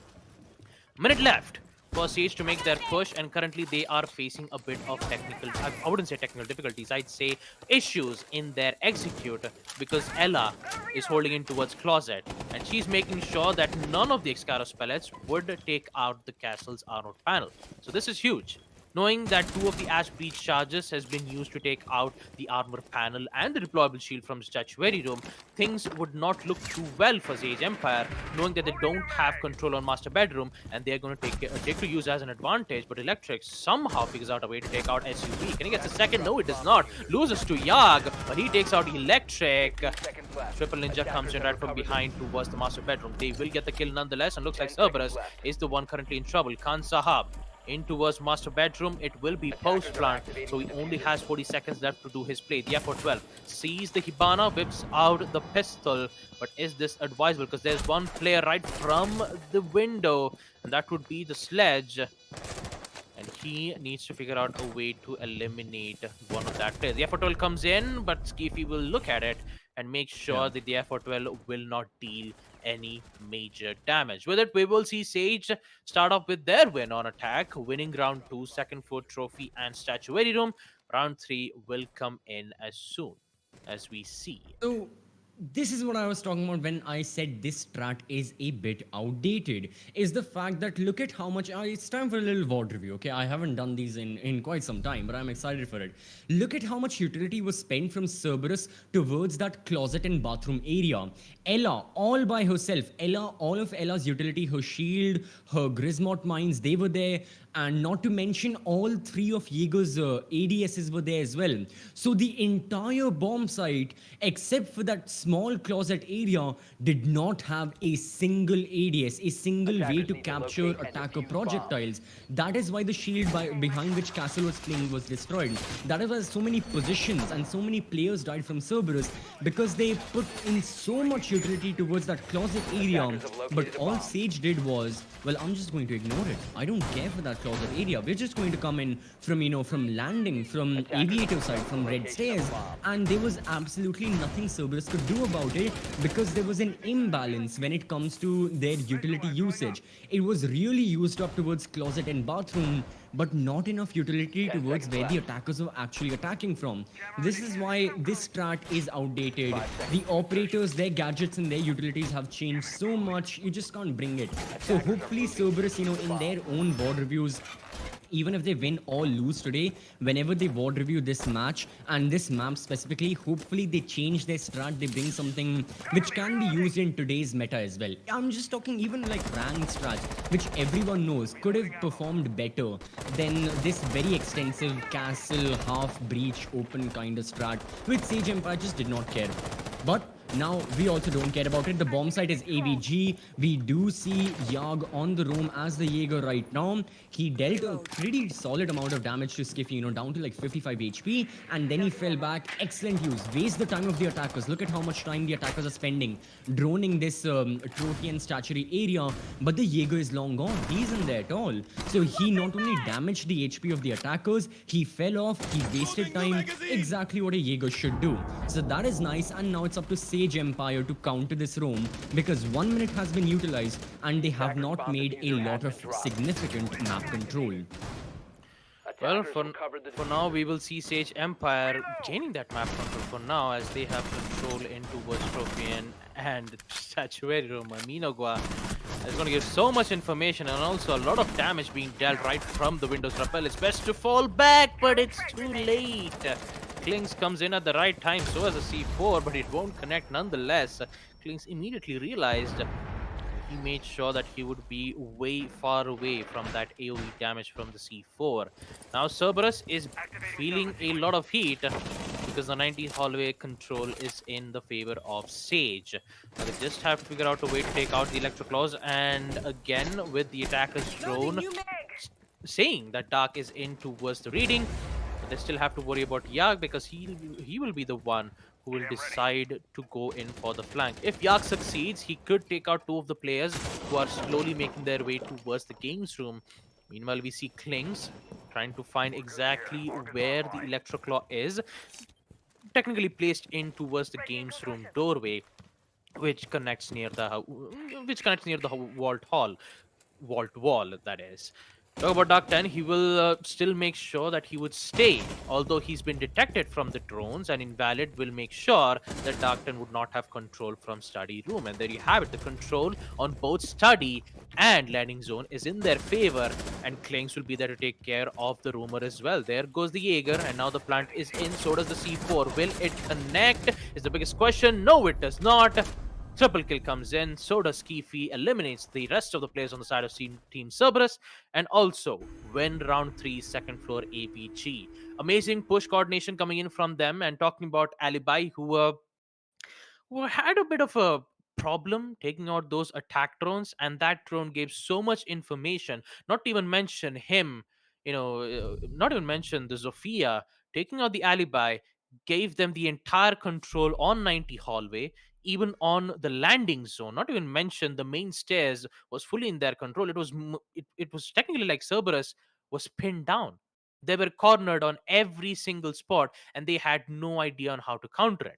Although the information being gained from Melusi saying that yes, there is a Melusi holding it into a study room, he didn't even thought about changing his positions at all. Maybe he could have been on the couch. Maybe he could have, hold an angle from the desk, but not at the same place because they've already droned it out.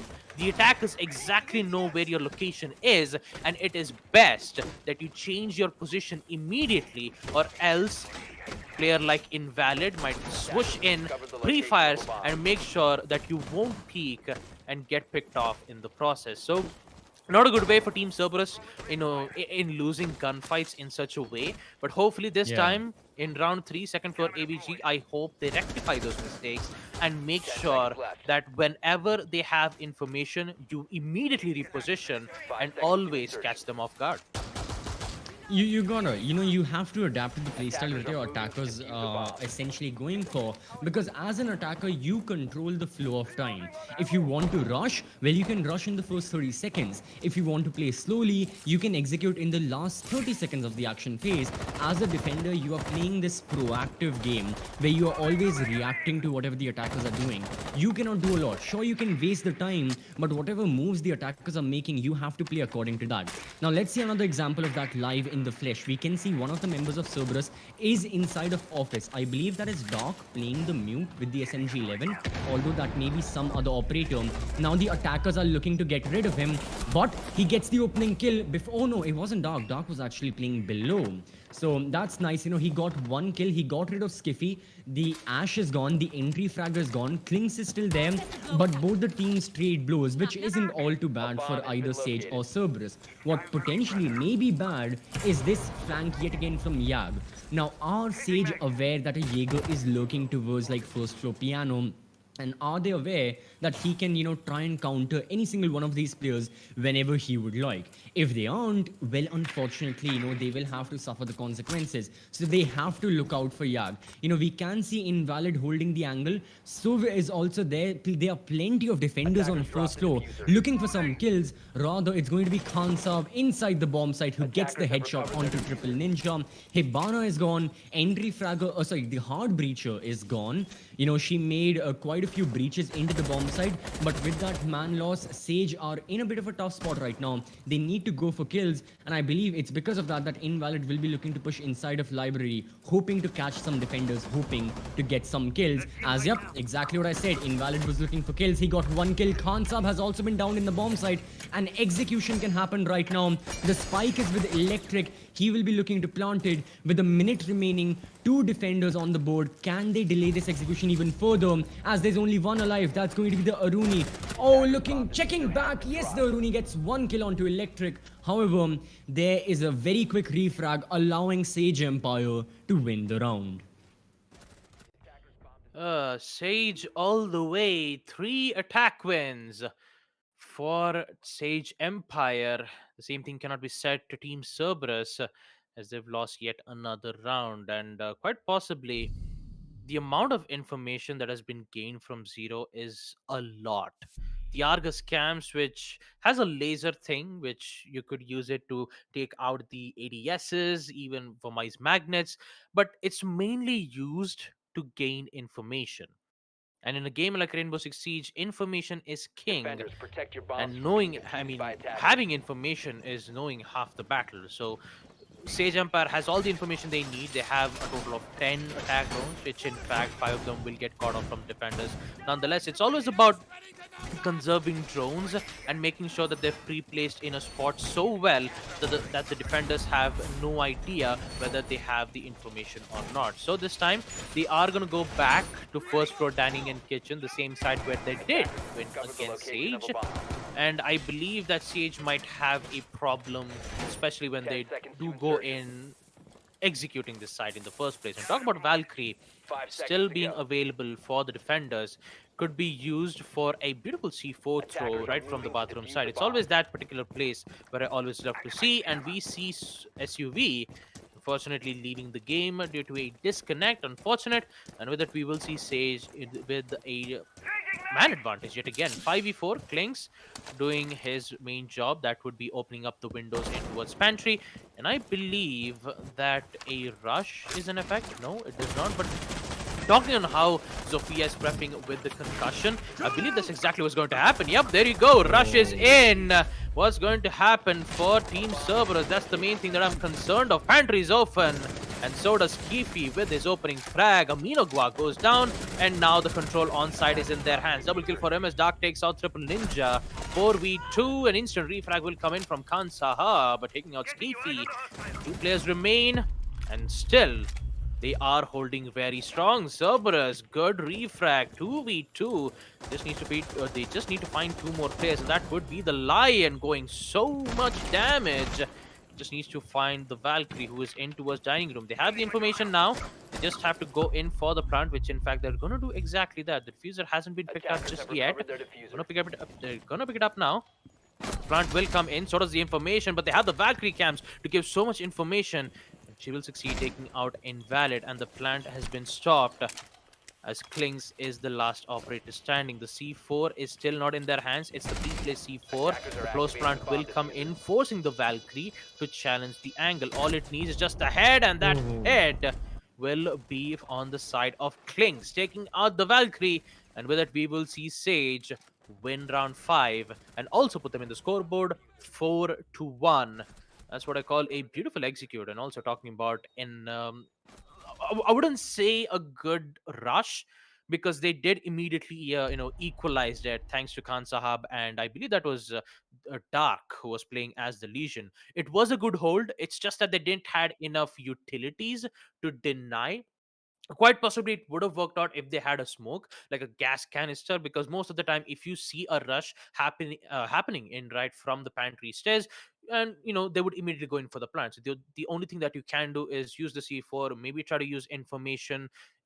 Placing information right from the kitchen is not exactly a place where you keep it, because most of the cams from the Valkyrie will be placed from second floor master bedroom to to deny the vertical lines of sight. But that wasn't, Sage didn't even go for it at all. They were just information, drones. They saw that the site is on first floor dining kitchen. They had to think through.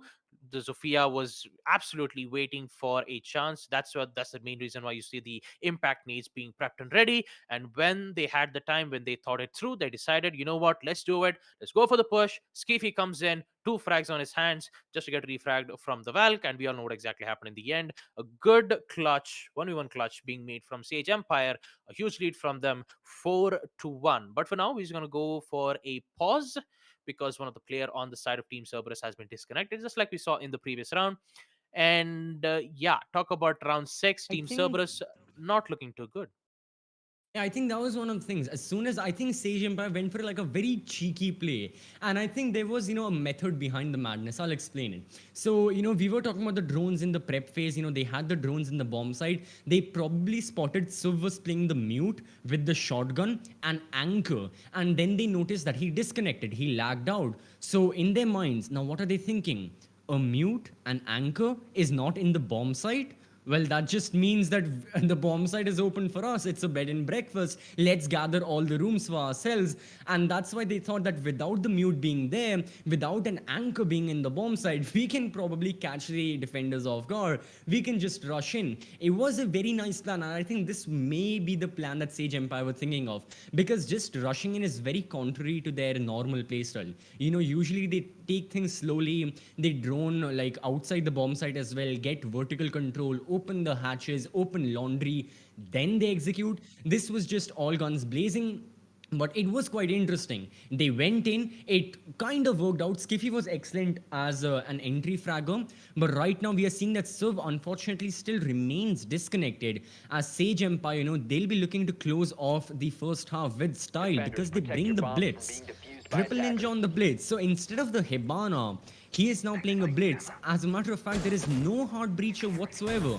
The only way the hard breach can happen on Sage Empire is if Invalid uses the hard breach gadget, the can open on the trampoline, whatever like people want to call it. It's like it's like that trend that happened like very early on in the internet. Like, is the bag blue and black or gold and white? Yeah, it's kind of like that. Is the hard breach gadget a trampoline or a can opener? But other than that, well, now it's going to be the blitz that will be just blitzing his way through the bomb site. As one may think, are Sage Empire planning another proper rush, or will they be planning a strategic execution onto the bomb site?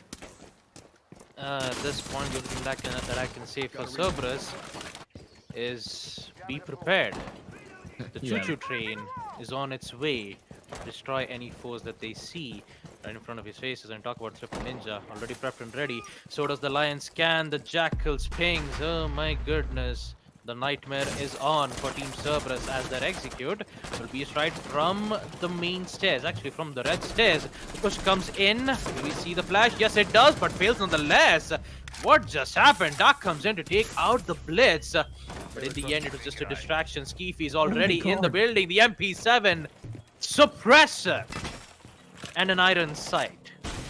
as we will see Cerberus lose one more player on the side. That's invalid, taking out the final player on Khan Sahab. As we will see Team Sage win yet another round on attack, closing the deal 5-1 as we proceed to round 7. The site being in second floor AVG. Whenever I I don't know see what that Blitz, loadout I was. see. I mean, it's just it's just a thing, CCV. Whenever you see Blitz, I see a choo-choo train.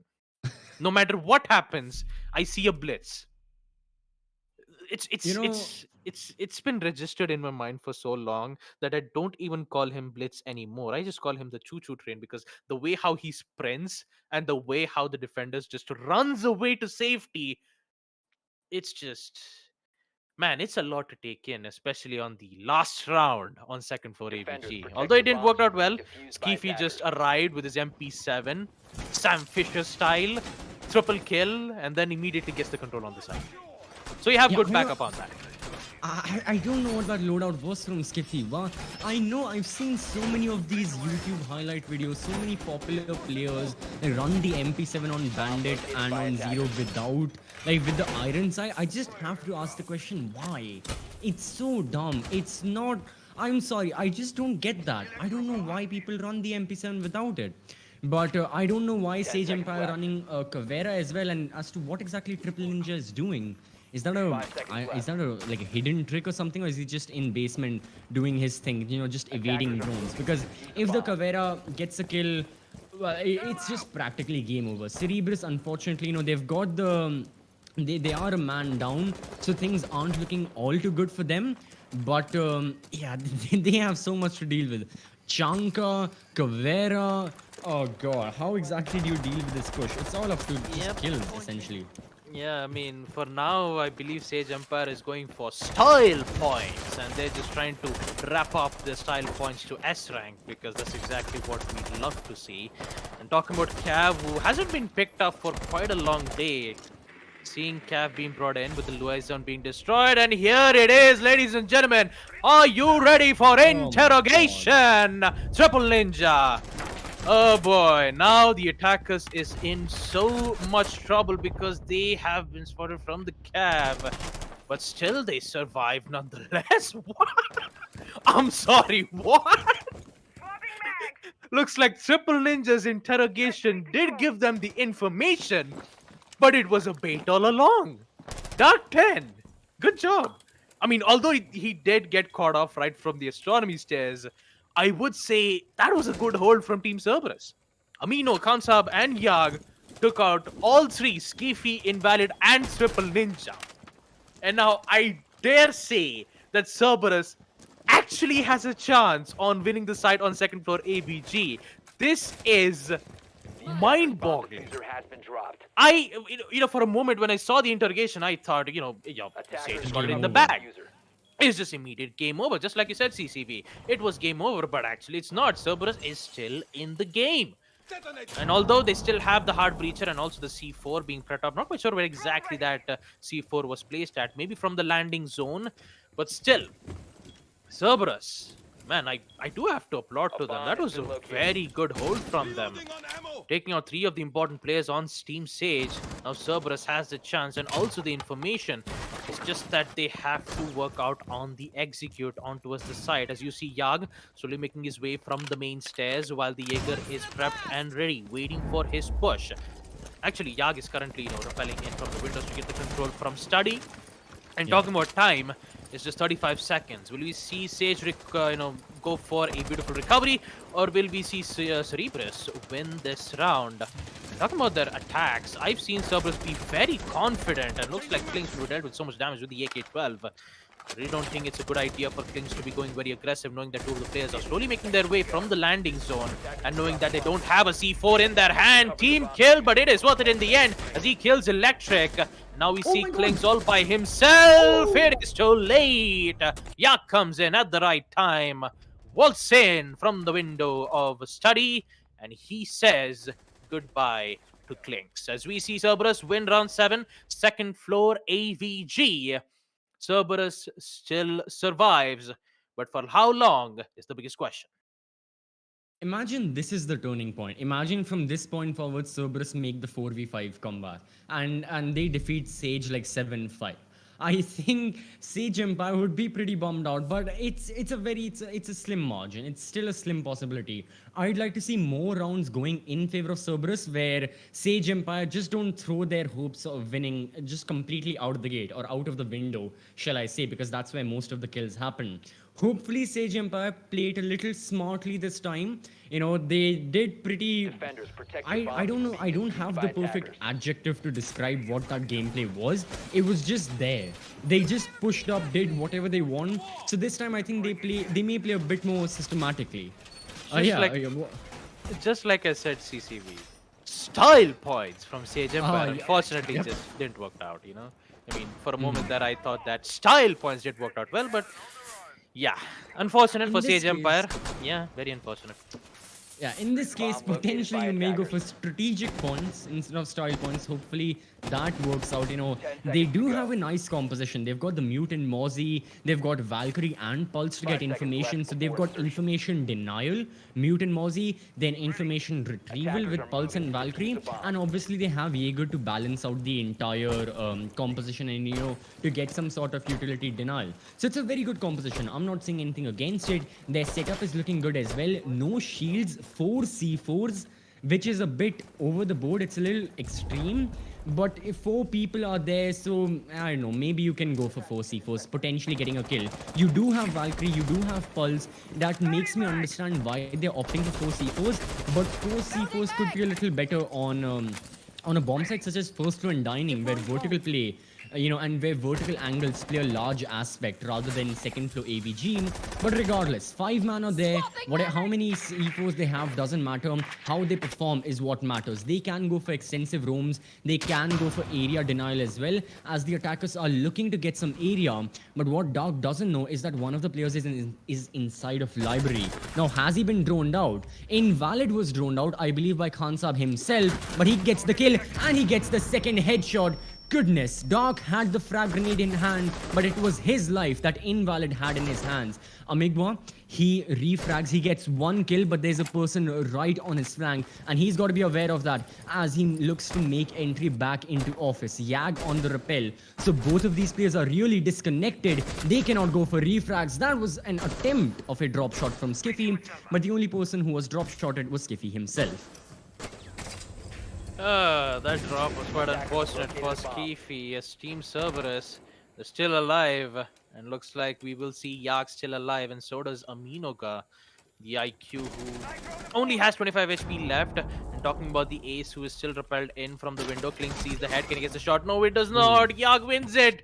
Klings goes down, and now he needs to find the last player, and that last player will be the ace himself, because Triple Ninja takes out the IQ.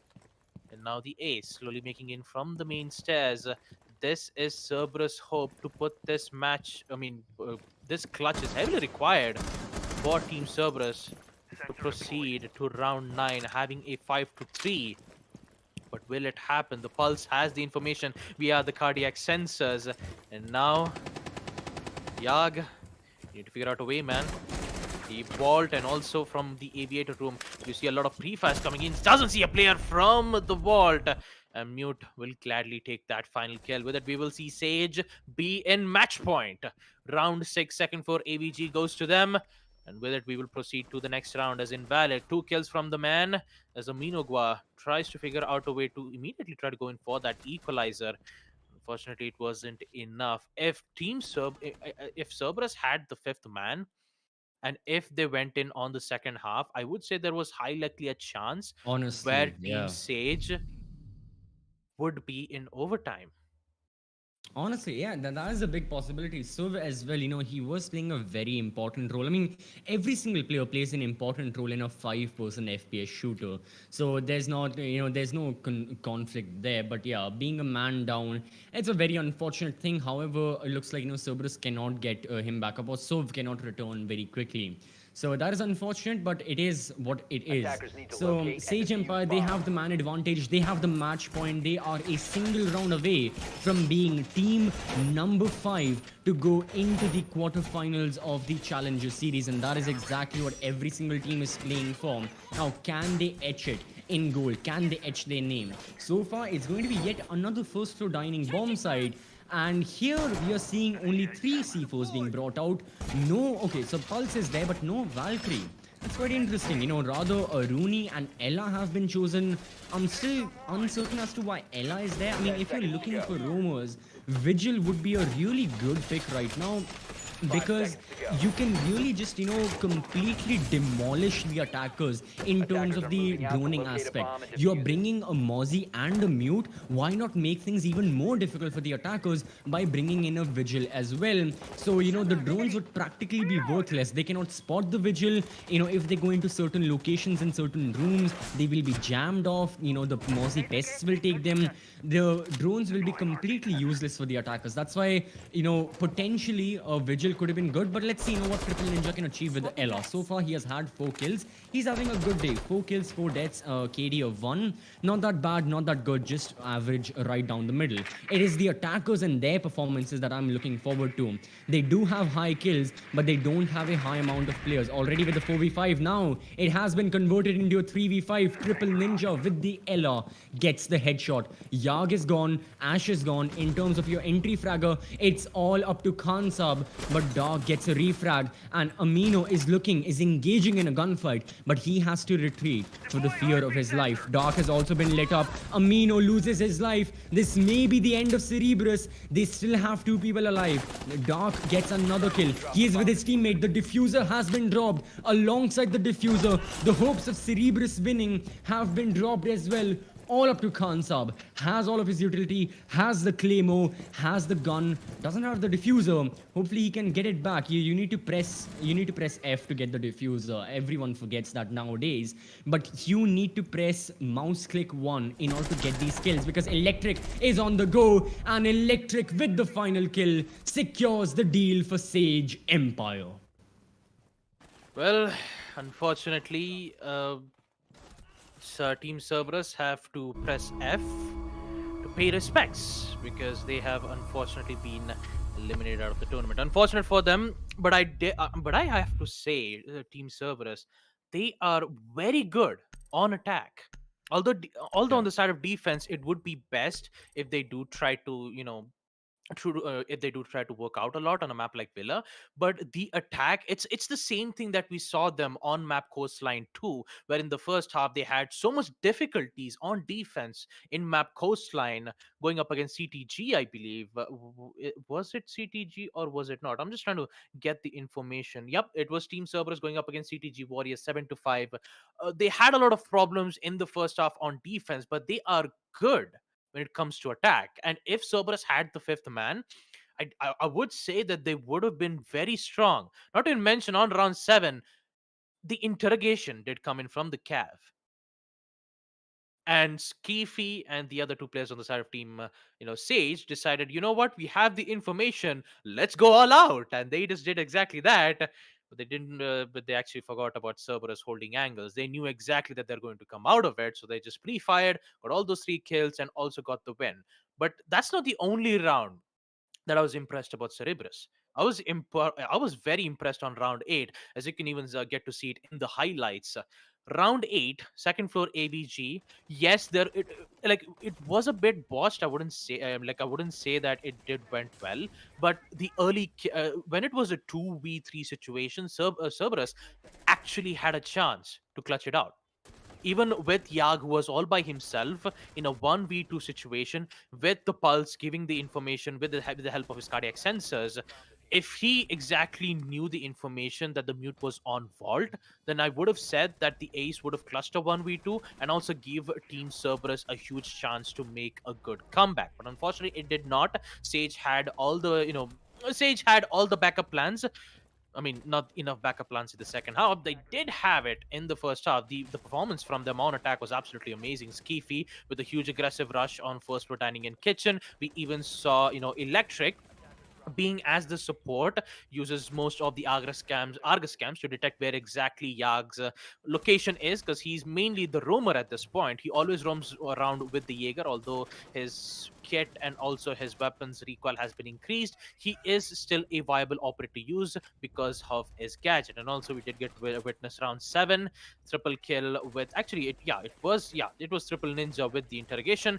Unfortunately, it didn't work less. So Cerberus, all in all, I'd say that you have really good potential on attack, but it just would be better if you guys focus on defense a lot. Try to use utility. I mean, they did use utilities much more often. It's just that there are one certain aspects where you try to go in for the peak where it isn't necessary. Sometimes you over peak a lot, where you get caught out of nowhere.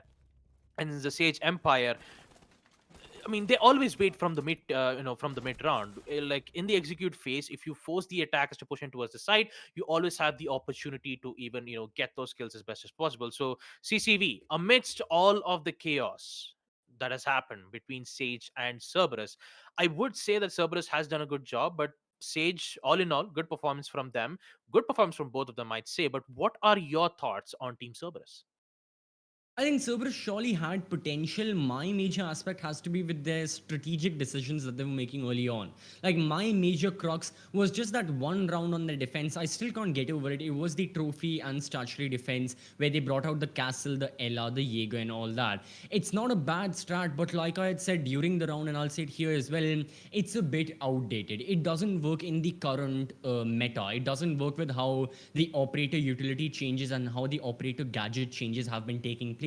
With Castle, with Vamai getting his shield removed, with Jaeger's ADS being completely reworked and all that, it just wasn't the most optimal strategy to bring out on a objective such as like trophy and statuary is. So hopefully, like I was saying early on as well, Cerberus, this can be a big learning lesson for them. I'm really excited to see them in the next few qualifiers of the Challenger series, but for now, unfortunately, yeah, their journey comes to an end. Hopefully they can take this time to VOD review. Hopefully they can take this time to learn and rectify all of their mistakes. And hopefully you all watching can take this time to go grab a drink, go grab a snack very quickly. We will be back with match number 3 of qualifier number 2. But till then, a very, very short break.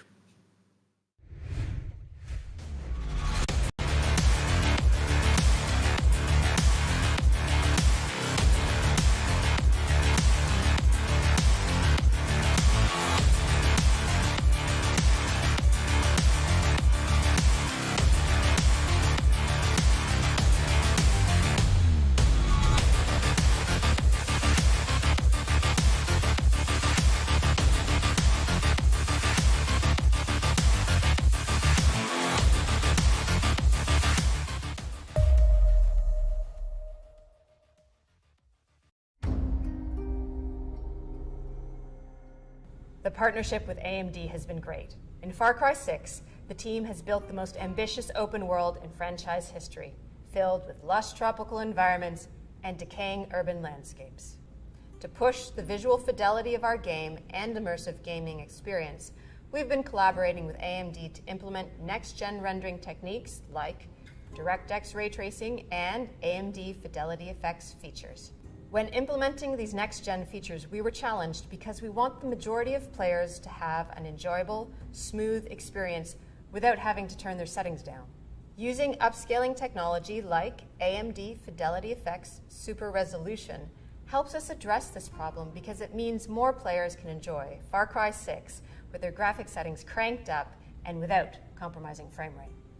FSR is a cutting-edge spatial upscaling solution. It's easy to integrate into our development pipeline, and it delivers substantial performance boost while retaining excellent image quality on the highest quality setting. Additionally, we believe AMD's GPU Open and the support for open standards and platforms drive innovation forward. We can't wait until October 7th when players will finally get the chance to see all the hard work we've put into Far Cry 6. It's very exciting that we're getting closer to showcasing to players the game, powered by the latest AMD technologies.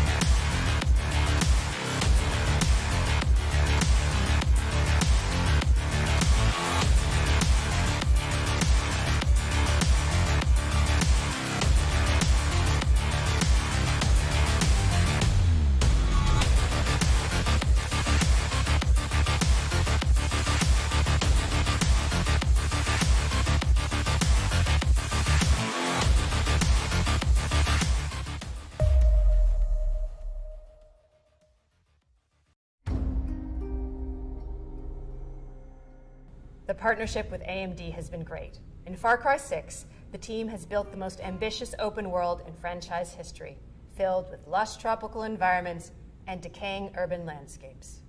To push the visual fidelity of our game and immersive gaming experience, we've been collaborating with AMD to implement next-gen rendering techniques like DirectX ray tracing and AMD Fidelity Effects features. When implementing these next-gen features, we were challenged because we want the majority of players to have an enjoyable, smooth experience without having to turn their settings down. Using upscaling technology like AMD Fidelity Effects Super Resolution helps us address this problem because it means more players can enjoy Far Cry 6 with their graphic settings cranked up and without compromising frame rate. FSR is a cutting-edge spatial upscaling solution. It's easy to integrate into our development pipeline, and it delivers substantial performance boost while retaining excellent image quality on the highest quality setting. Additionally, we believe AMD's GPU Open and the support for open standards and platforms drive innovation forward. We can't wait until October 7th when players will finally get the chance to see all the hard work we've put into Far Cry 6. It's very exciting that we're getting closer to showcasing to players the game, powered by the latest AMD technologies.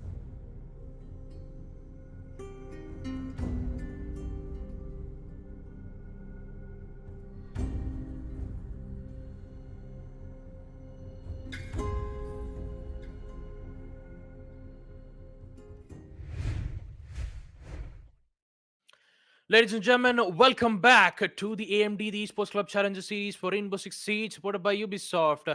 As we are back with yet another match. Again, apologies for the delay as we had a bit of problems on the side of Kira and Team Clickbait, but they are back.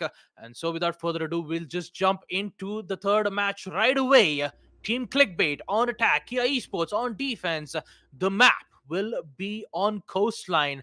And talk about the previous match, we saw Sage go up against Team Cerberus 7-2 as Sage has confirmed their spot in the quarterfinals. So congratulations to them, as we still have 2 more matches to go.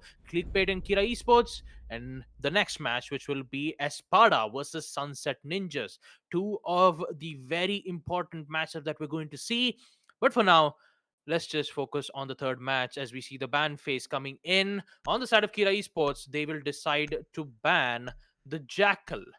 I believe that was on the side of Kira, and now Clickbait will decide to ban the Ace as well on their end. So, with the Jackal and Ace taken care of on a map like Coastline, I believe the reason why they would ban the Heartbreach operators maybe because of opening up the walls on Billiard's room shouldn't be that easier for the attackers, but still on a map like Coastline, it is still a heavily attacker favored, so it's going to be a bit difficult for the defenders, especially for Kira Esports to be defending. So I believe their first site hold will be in first floor Blue Bar and Sunrise, and then maybe they'll pick up the site on second floor Billiards and Hookah to be their last. So it's basically it's that trend where most of the defenders would pick the below sides rather than picking the second floor, because you have a lot of windows to worry about. So the lesser the windows, the more chances of the attackers to get in the building so that they'll be boxed in and the defenders don't have any problems dealing with the attackers one by one. But for now, the last ban will come in on the side of Kira Esports, and that will be the Melusi taken care of. And with it, we will introduce the rosters. On the side of Team Clickbait, we have Kingslayer, Arfar, Teddy Oi, Dead Inside, and Gunmaker. And on the side of Kira Esports, we have Nostalgia, Rhymes with Buck, Envy, Atharv, and Death Amar. With the side being on second floor, Hookah Lounge, and Billiards. And I give my mic back to CCV and ask the question, who's it going to be? I think I'm fairly confident in Kira's abilities. In the previous tournament that the Esports Club held as well, Kira Esports managed to snag a spot in the grand finals. They almost won, but they lost to Mercenaries. I think it was the decider map as well, and even there was an insane score. So Kira very recently have shown good progress in terms of their tournament performances, not just the Esports Club tournaments, but the South Asian Nationals as well. I think they were still in the grand finals of that. They managed to get a spot in the closed qualifiers of the entire Asian, I forgot what they were called, my apologies, but yeah, they managed to be in the top 2 teams. So that's why. And also Clickbait were also there in the South Asian National. So we have seen these two teams clash against each other fairly recently, and Kira came out on top. So that's why I think that a similar result can be achieved here as well. But it is up to Clickbait for them to prove me wrong. It is up to them to show me that, you know, they are worthy. They've learned from their mistakes, and they are looking to make a name for themselves as well, and qualify as a team number 7 in towards, you know, the entire and towards the quarterfinals of, you know, the Challenger series. But right now there is still a long ways to go if they want to etch their name as team number 7. We are starting off with round number 1. The initiation is here. The attackers are ready. In terms of the lineup that the attackers have brought, quite interesting. Twitch has been brought out by Gunmaker. You know, not a lot do we see Twitch on the map of Coastline. Like, the only time I remember Twitch was like really long ago, when like Sparko from Monkey Hunters used to play that, like really long ago. That's the only recollection I have. But if you can get kills, well, all the more power to you, as Arfath gets the opening kill. So the Aruni is gone. Atharv, he was looking for the roam. He was trying to delay the attackers, but he loses his life in the process. And it is a very early frag, mind you. There are still 2 minutes remaining in the action phase. The attackers have the opening kill. They aren't going for a major roam clear. You know, they're just looking to get kills from the roof. We don't see any attackers inside of the building. They're just outside hookah balcony. And because of that, they're already losing their life. Teddy Oy is gone. No more hard breach for any attacker whatsoever. They just have to push up blindsided without any breaches into the bomb side. And the defenders are denying them that, as Envy gets 1 kill. However, the members of Clickbait are going to refrag very quickly. The Lion scan comes out. Envy's location is known. Nosta is below in Sunrise. I think he's prepping, either he is going for a run out or he is prepping a C4 right there, and then he'll return back as Clickbait members return to the bomb site and try and make their execute onto the hookah bomb site as well. Well, not a lot to talk about on the side of Team Clickbait. Although they did get the early kill from Arfa, they just have to go in for the push, and Envy is still strong. So does the C4 being popped out from the mains of second floor hookah. Now they just have to worry about Dead Inside, who's really making his way from the aquarium, and also the Twitch Gunmaker.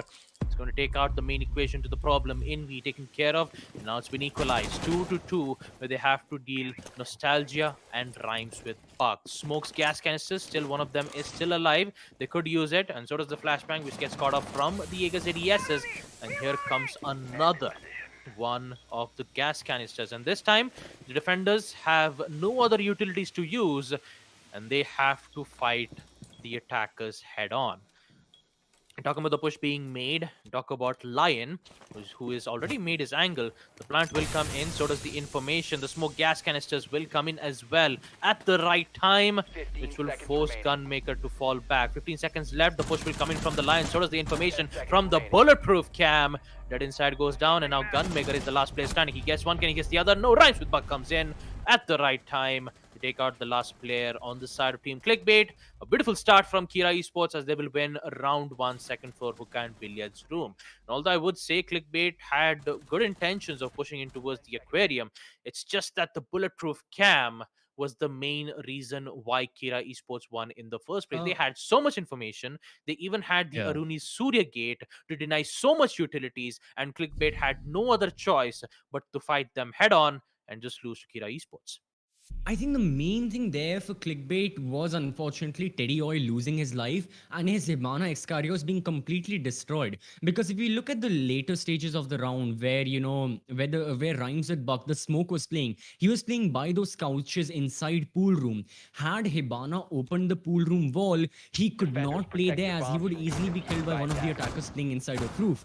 But because Hibana died, because there were no attackers remaining on the roof, he could freely play that angle with the SMG-11, throw all 3 of his smoke canisters, and let me tell you, those smoke canisters were really good. They didn't deal a lot of damage to the attackers, damage to their health. However, they delayed the attackers so much, and that helped, you know, Kira Esports gain back so much of the time and put Clickbait under the pressure of time, because of which ultimately it led to their defeat. So yeah, a very, very unfortunate use case where Hibana's X-Kairos was, in my eyes, the main thing that lost Clickbait the round, because that line of sight site wasn't open, Rhymes with Buck could easily play there with the SMG-11, the M59 shotgun, and also with smoke canisters. I think that was the round-winning moment for them.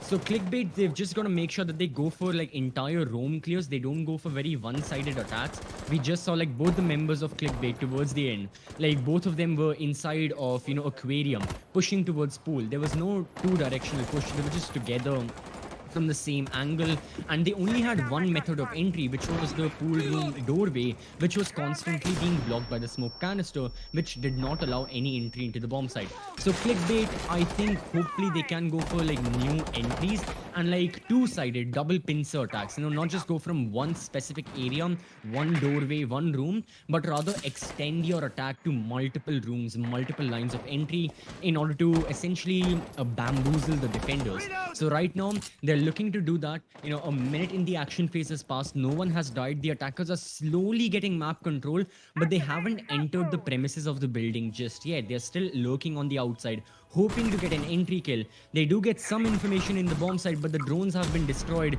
The line scans go out, but is it going for a direct execution? I think they may be planning for a direct execution. Arfat yet again gets the opening kill, this time onto Envy. The person who got the triple kill in the previous round is no more. They are ready for the execute, but Deathmar is also holding a crossfire. This is a dangerous game to play, and this is a game where Clickbait have to be ready with all guns blazing. Looks like they are ready in order to execute onto service entrance.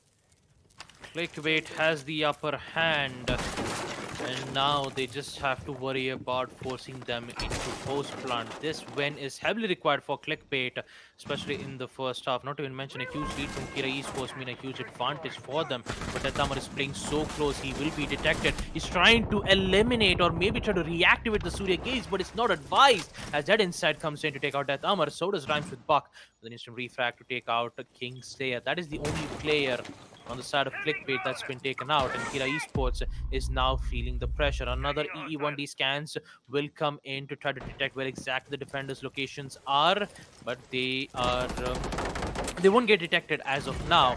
The push will come in, so does the denial from Rhymes with Buck. He is still alive and kicking right in towards kitchen, as he's still trying to figure out a way to get the information. The deployable shield will, however, get destroyed, and so does Nostalgia, taking out Gunmaker right into his reception. Only two players left from Kira Esports, and they are holding it so well that they've even succeeded in defending. There you go! Kira Esports on a 2v4 clutch against Clickbait. Now that is what I call last resort. That is what I call a certified bro moment from Clickbait. I mean, a 4v2, you know, unfortunate. It's still, I have to say, it was the same push, right? There were 3 people on service entrance, and for Rhymes with Buck, it was essentially target practice. He just had to point his crosshairs towards service entrance.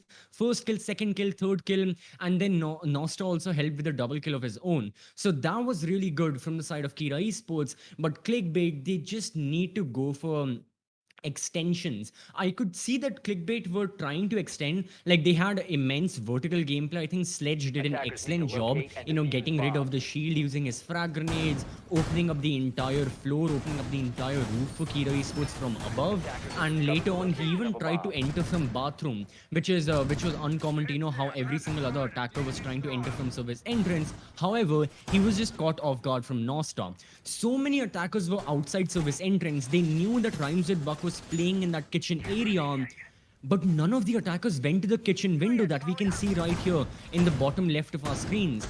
Nobody resorted to the kitchen window. Everyone was there on service entrance. Everyone tried to enter there, but it was just a bloodbath. It was just, you know, all Rhymes with Buck had to do was just hold down his crosshairs, hold mouse 1, and he got triple kill from that very one angle, which is what I'm not completely certain about Clickbait. I need to see some more essentially more diversity when it comes to where they are attacking from. Multiple bomb sites, multiple angles, multiple corridors. This is what I said in round number 1 as well, and this is what needs to happen, because as long as you are attacking, you need to play by this strategy. You cannot just funnel through a very specific area. You cannot just funnel through one doorway hoping that you will get the kill onto one of the defenders. No, the defenders played smartly.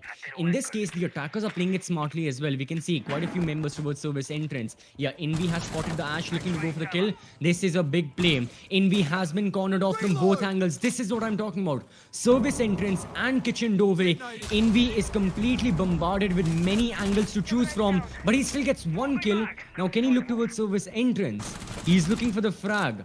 This was a very nice play theoretically. However, Deathmar and Envy are holding the angles. So I think it's going to be difficult for Clickbait to get the angles and to clear out these two roamers, because now they're focusing on the anchors by getting 2 kills onto the bomb site and putting Kira's numbers down to 3. Well, multiple angles means multiple problems, but the equalizer will come in nonetheless, but not for long. Clickbait comes in, 2v3 as Envy is still kicking. Teddy Oi goes down, and with it the only 2 players left is Dead Inside and Gunmaker, who is slowly making their way from the blue entrance, from the blue bar. Looks like that's not going to work out well, because Rhymes with Buck is there.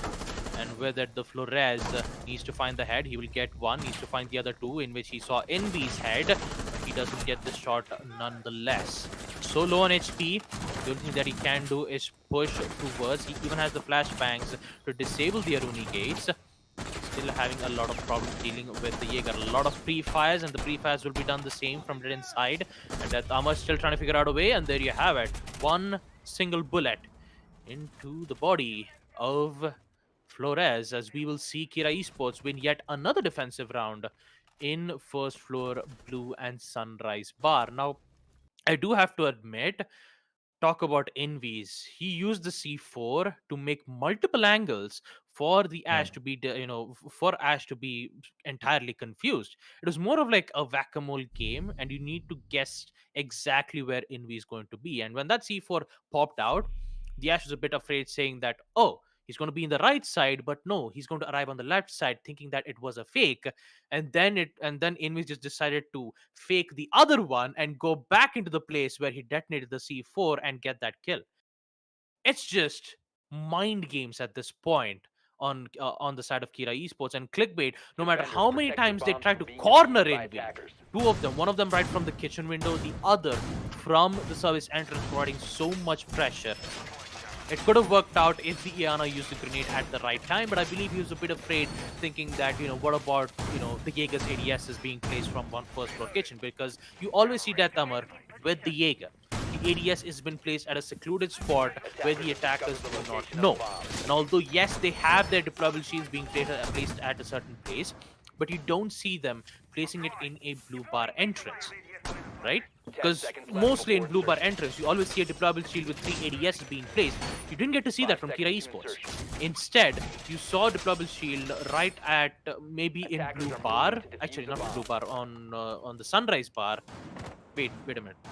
Actually, the place where you keep the deployable shield is at sunrise bar. I do have to apologize for that. But anyways, talking about Envy missing his spawn peak, he will decide to go for yet another spawn peak from the reception desk.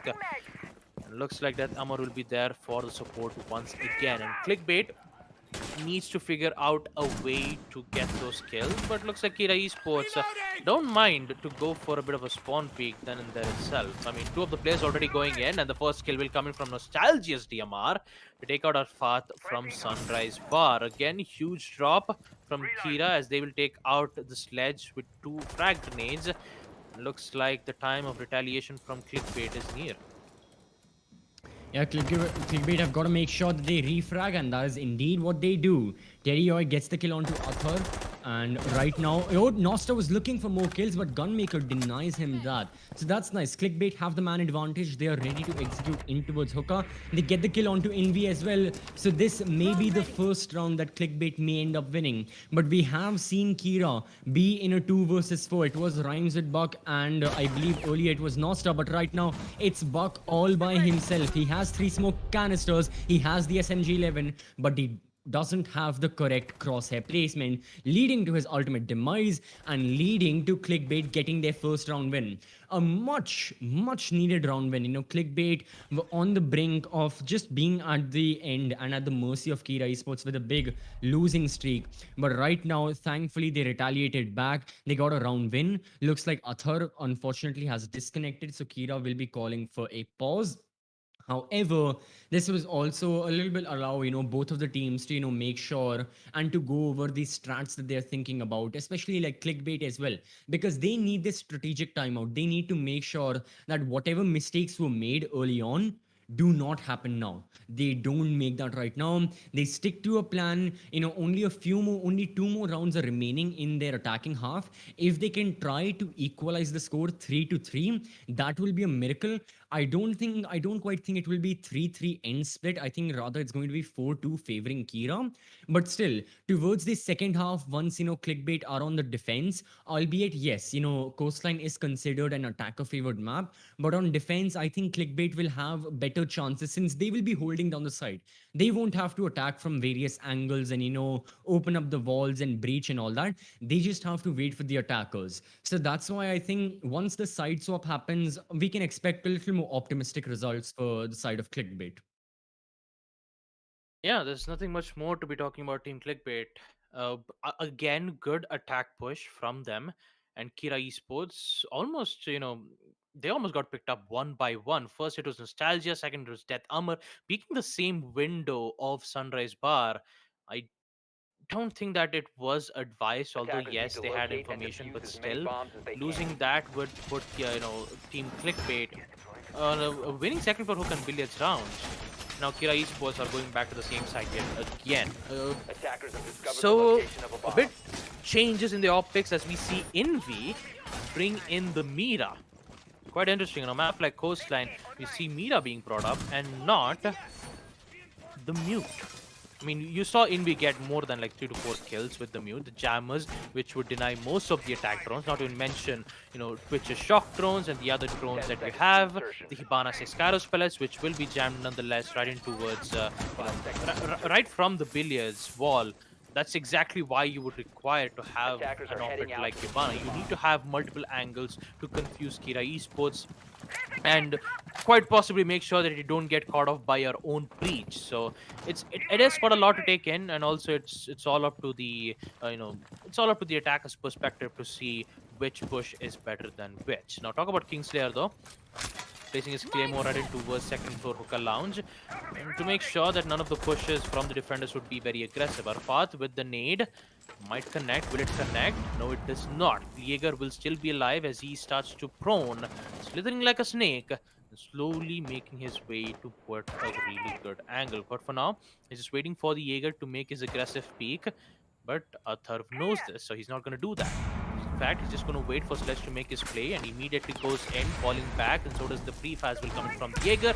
And talk about Hibana Siskara's pellets, it will be opened up to make lines of sight. Now, this will be a bit difficult for Kira Esports, knowing that Bomb located by the team attacker. on the side of Clickbait will make a decision to go in for a default plant from billiards room itself. So hookah is definitely not an option for the attackers because the defenders have been very well fortified, knowing that you have to worry about the mirrors, Envy holding the site on second floor hookah, not even mention Death Amar, who is still doing his job. And talking about Athar, who almost just went in for a run out from kitchen window. Unfortunately, he's going to lose that. Arfat comes in to deny that run out, takes out Athar. A 5v4, a minute and 30 seconds left. And that is another great kill, helping clickbait even more. Amar is gone, Atharv is gone, both the Romas are gone. Here we did have Nosta who got one kill. And I believe, yeah, that was a very nice, very cheeky angle Nosta was holding. He came back from that, took a little bit of damage, but a much needed refrag for the side of Kira as well. They haven't lost all of it completely. They're still holding the angles. And like you mentioned, Baba, that they have the site fortified. The Mira black mirrors are there, the reinforcements, the one-way angles, Maestro's, LMG, also helping the team secure this. They don't have a lot of post-plant utility with the exception of the Maestro Evil Eyes. They do have the C4 of Envy, no smoke canisters, so they have to try and deny this the diffuser being planted. I believe it's going to be inside pool room as well as it is with Gunmaker, and Gunmaker is just tethering over the entrance of pool. So with 30 seconds remaining, that gives plenty of time for the members of Clickbait to launch a proper execution. There it is. This diffuser is going to be planted. No denial so far. Envy throws a C4. That is a success. Arfat still rappelling, and he does get one kill. Teddy Oy gets the second. It's all down to Nostop. 14 seconds remaining. He cannot deny the diffuser. He cannot get the kill as of now. He is pushing inside of pool, checking all the angles, but the one angle he didn't check was on roof, and that angle led to his death. So it was a valiant effort from Kiram, with the C4s and all, but the early 2 kills going in favor of Clickbait really helped them. They had so much time. Usually we see the diffuser being planted in the bomb site in around like the final 15 seconds or something. But here, Clickbait had like north of 30 seconds while they started planting the diffuser. So because of the fact that the rumors died a little early on and the anchors could not do a lot to deny the diffuser, meant that Clickbait got another round win. So we will be going to the final round of the first half as Kira Esports choose Blue Bar and Sunrise as their objective. Now this is a bomb site where they have found some success early on. They got the win previously, but can they get a 4-2 split? A 3-3 wouldn't be very good for Kira Esports. They had an early lead, but this would be considered completely giving it away. So they would like a 4-2 split at the very, very least, just like what we have seen from the past 2 games so far today. Well, CCV talking about the way how Clickbait has been slowly regaining, getting back up on their feet as they win 2 attack rounds.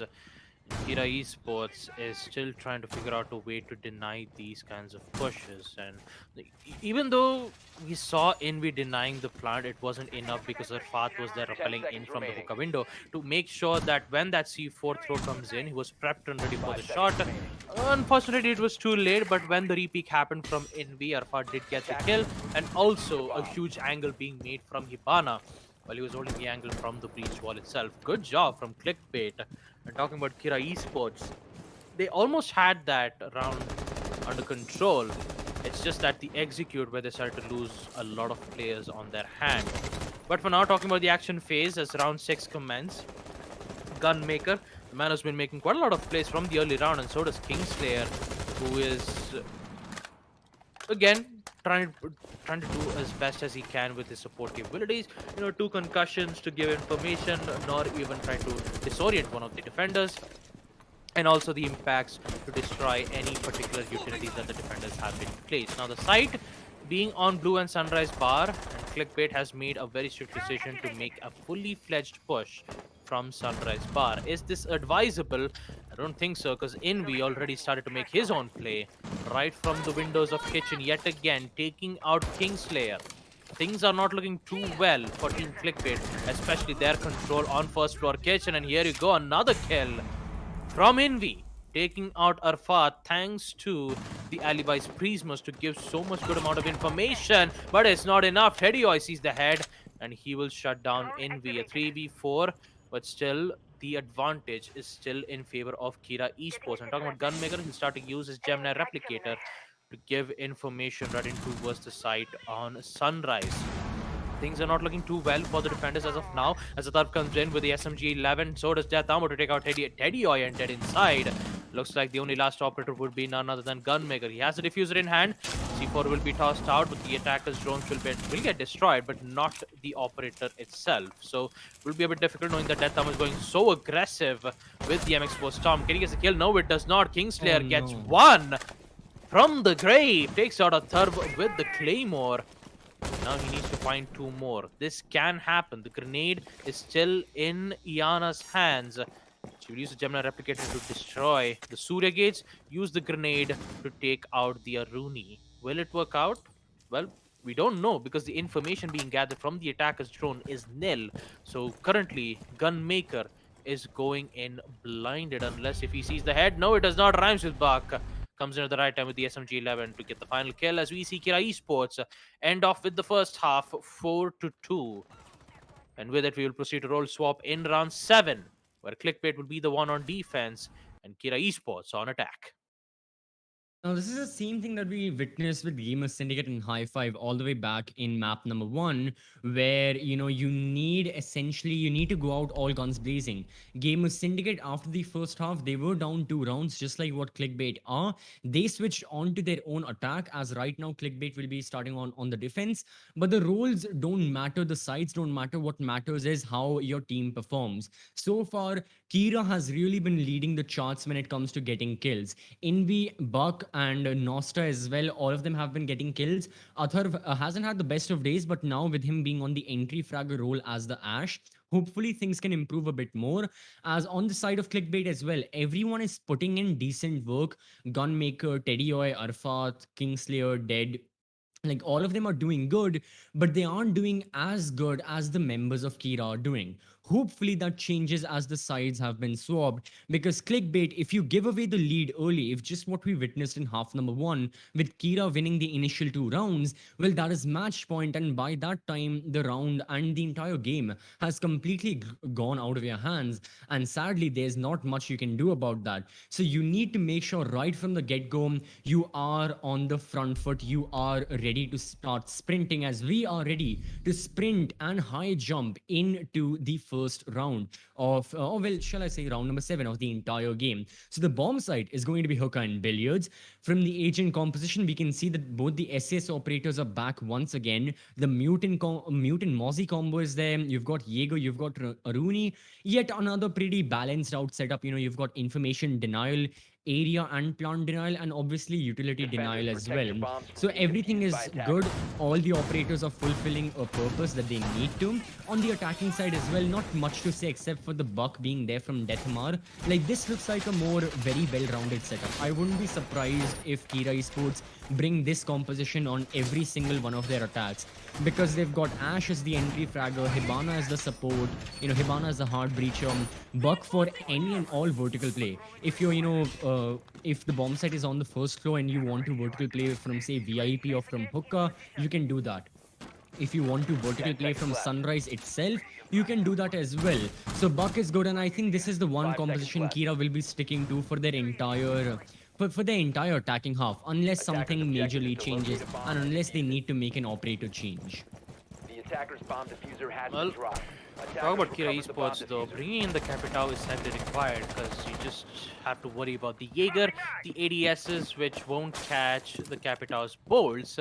But you know which operator does catch bolts? It is none other than the Wamai's Magnet Disc. So if Kira Esports do try to realize what exactly is happening, and I mean, if Clickbait realizes that there is a Capitao on the team, they will immediately switch out from the Jaeger to Wamai in the next round. But in this round, things will not be an easier task, as Death Armor has been taken care of in the hands of Kingslayer, as Envy is slowly making his way in towards the office. A lot of pressure being given up in towards the aquarium, and looks like Atharv sees the head. Doesn't get from the Mozzie just yet, but he will get it nonetheless. Teddy on the other hand takes out Envy, whereas Kira Esports starts to do their work. While Rhymes with Buck takes out Teddy Oi. A 3v3 equalizer, an immediate equalizer in itself. It's what an interesting one to look at. Because Rhymes with Buck, he's so low on HP, and now he has a diffuser in hand. And all he has to do right now is just go for the default plant, in which Arfat, who is currently playing as a smoke, needs to realize that the smoke grenade should be thrown out in a way that catches the attackers while he's planting. And Atharv, again with the pre-fires, and so does the pre-fires being made from the mute as well, hoping that he would get the head from the Ash, but unfortunately it will not. And now Kira Esports slowly making their way towards the aquarium. They just have to worry about taking out those Surya gates, but they don't have their drones. Do they? Maybe. I mean, the Capitao has it, but you have the ADSs being caught out. There you have it. The flashbangs will come in from the Hibana. And now they just have to go in for the plant. You have good amount of covers being made, and now Nostalgia is just bit afraid from the blue angle, because they don't have that cover just yet. The smoke gas canisters will come in, and that too towards Hookah Lounge. And now the kill comes in from Nostalgia. Gunmaker is gone. But for how long? As Dead Inside slowly make his way in towards the Billiards. What a lot of damage being made from below. But Atharv is down in the process. This is not good. Not good at all for Kira Esports, because an immediate equalizer will come in yet again, and Team Clickbait are barely holding their ground. Yep, right now Team Clickbait, they still have 30 seconds to, deal with this push. Only one smoke canister remaining. So Arfat, you better use it very concisely and very precisely as to delay as much time as possible. The diffuser is still with Nosta. Arfat is holding the angle. He cannot die. Dead is also playing quite aggressively. The smoke canister goes through. Dead ends gets one kill. Two members remain on Kira Esports. Nosta has the diffuser. Rhymes with Buck only has 25 HP. Can they launch an execution? Nosta was pushing in, but he dies in the crossfire. It is a 1 versus 1. The diffuser is going to be planted. No, it won't, as Rhymes with Buck. He clutches things off. He gets the 2 headshots and he gets the 5th round. Kira Esports absolutely needed. Arfat was playing very passively right behind the reinforcement, but guess what? It did not work out. He spotted the head, he clicked it, and it just clicked for Kira Esports. Well, definitely it did click for Kira Esports because they are in a very huge lead here. 5-2. 2 more rounds to get their spot in the second quals. Will it happen or will you see Clickbait come back? Because that defensive round was so very close. Not to even mention Rhymes with Buck, I believe, who was playing as the Capitao. So low on HP. One single bullet was more than enough for Arfat to win that gunfight. And even Arfat was full of, he was in full HP. He could have contested the gunfight. He could have won that round. It's just that you don't have the information indicating that the Capitao has been dealt with so much damage.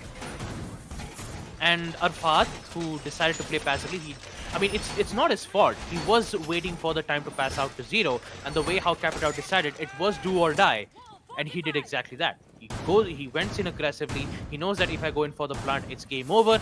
He went for it. He took the risk, and he won. And now Clickbait is facing huge repercussions from this. Only 2 wins in the first half, winning second floor hook and billiards lounge, and they haven't won a single defensive round just yet. But it can happen, knowing that the side being on second floor hook and billiards room that they've picked again for the second time. I believe they figured out a solution to their problem. But what is that solution is? Talking about the way how the placements that they've made, CCV, you see one of them into a security, so there is a lot of roam presence coming in from Clickbait, but is it enough? That is the question. Can Clickbait hold of the members Kira long enough? Early on we saw, plenty of frags happening. I mean, by the time we touched the 2-minute mark in the previous round, I believe, in total we had suffered like 4 casualties or something, which was a lot. In this case, things are far slower on either one of these teams' end, on both Clickbait and Kira's behalf. However, speaking of gunfights, the first one takes place. Gunmaker gets 1 kill, looking for the second. The frag grenade is out, and the frag grenade lands right on spot. Invi gets the kill. He refrags. So the Hibana is gone. That is very unfortunate for the side of Kira Esports. Their only method of hard breach is no more. So what exactly will they do? I mean, they have to just push on baseline right now.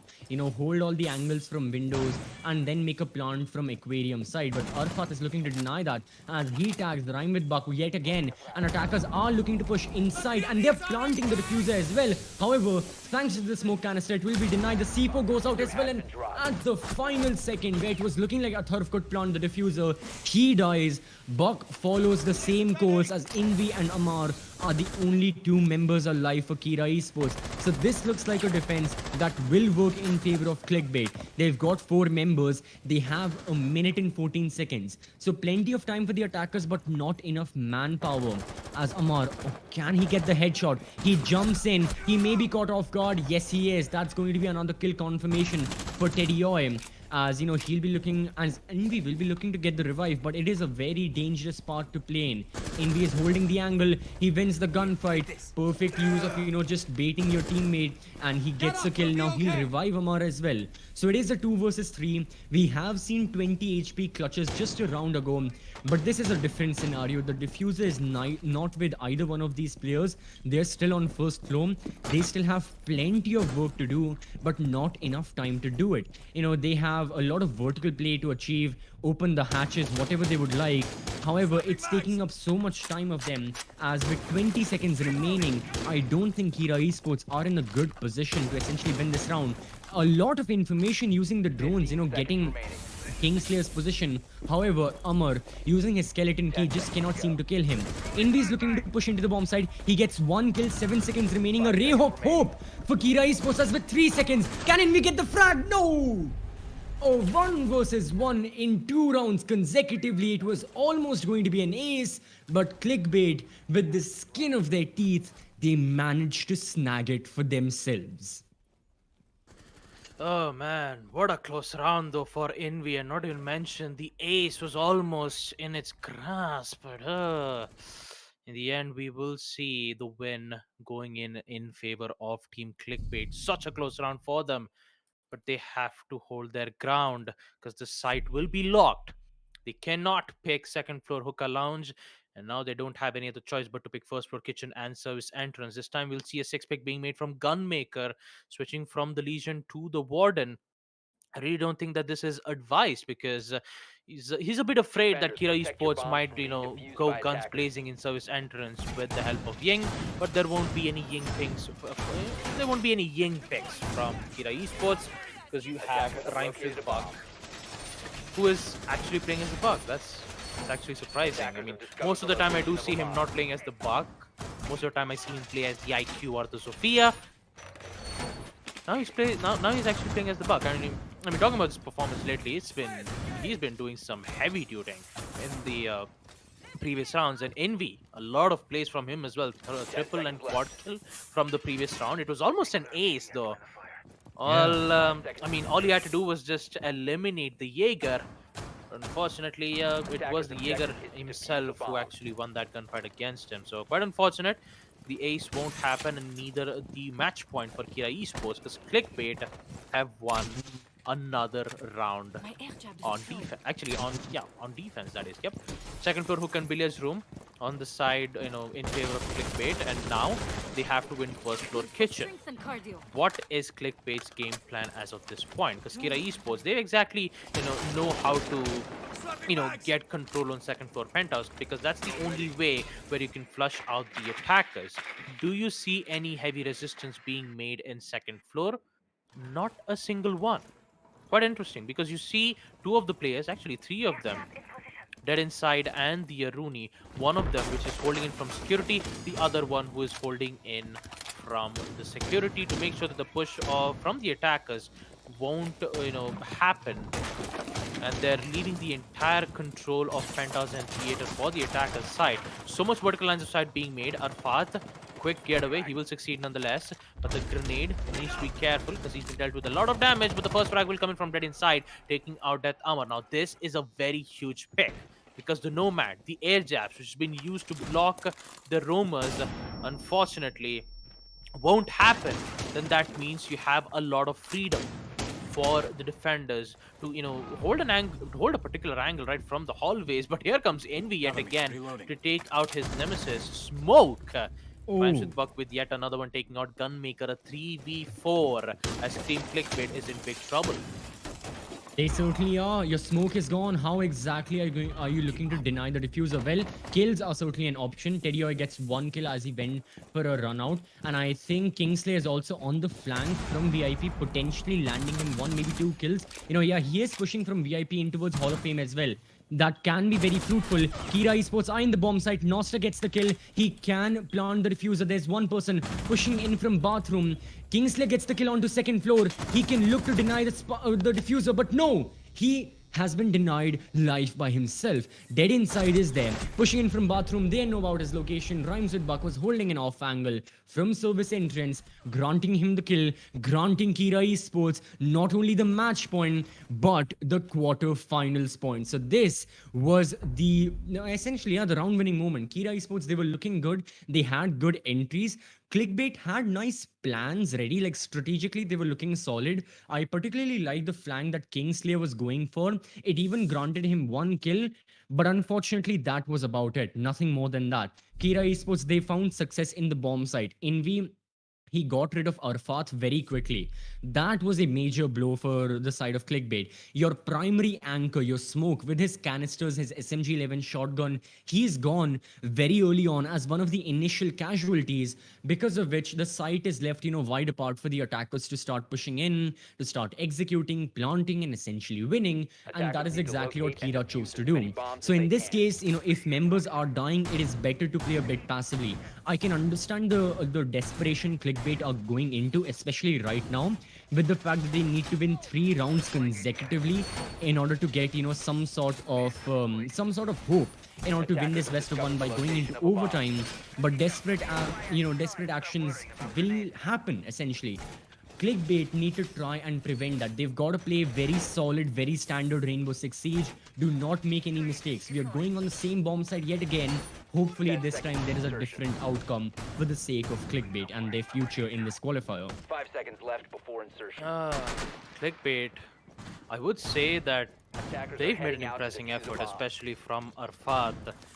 He did hold his ground on the defensive side. The same thing can be said in the first half as well. He did so much work as a sledge too. The grenades, eliminating so much utilities, and also holding that angle from second floor hookah to make sure that Invi wouldn't get any bright ideas when he was on defense, that is.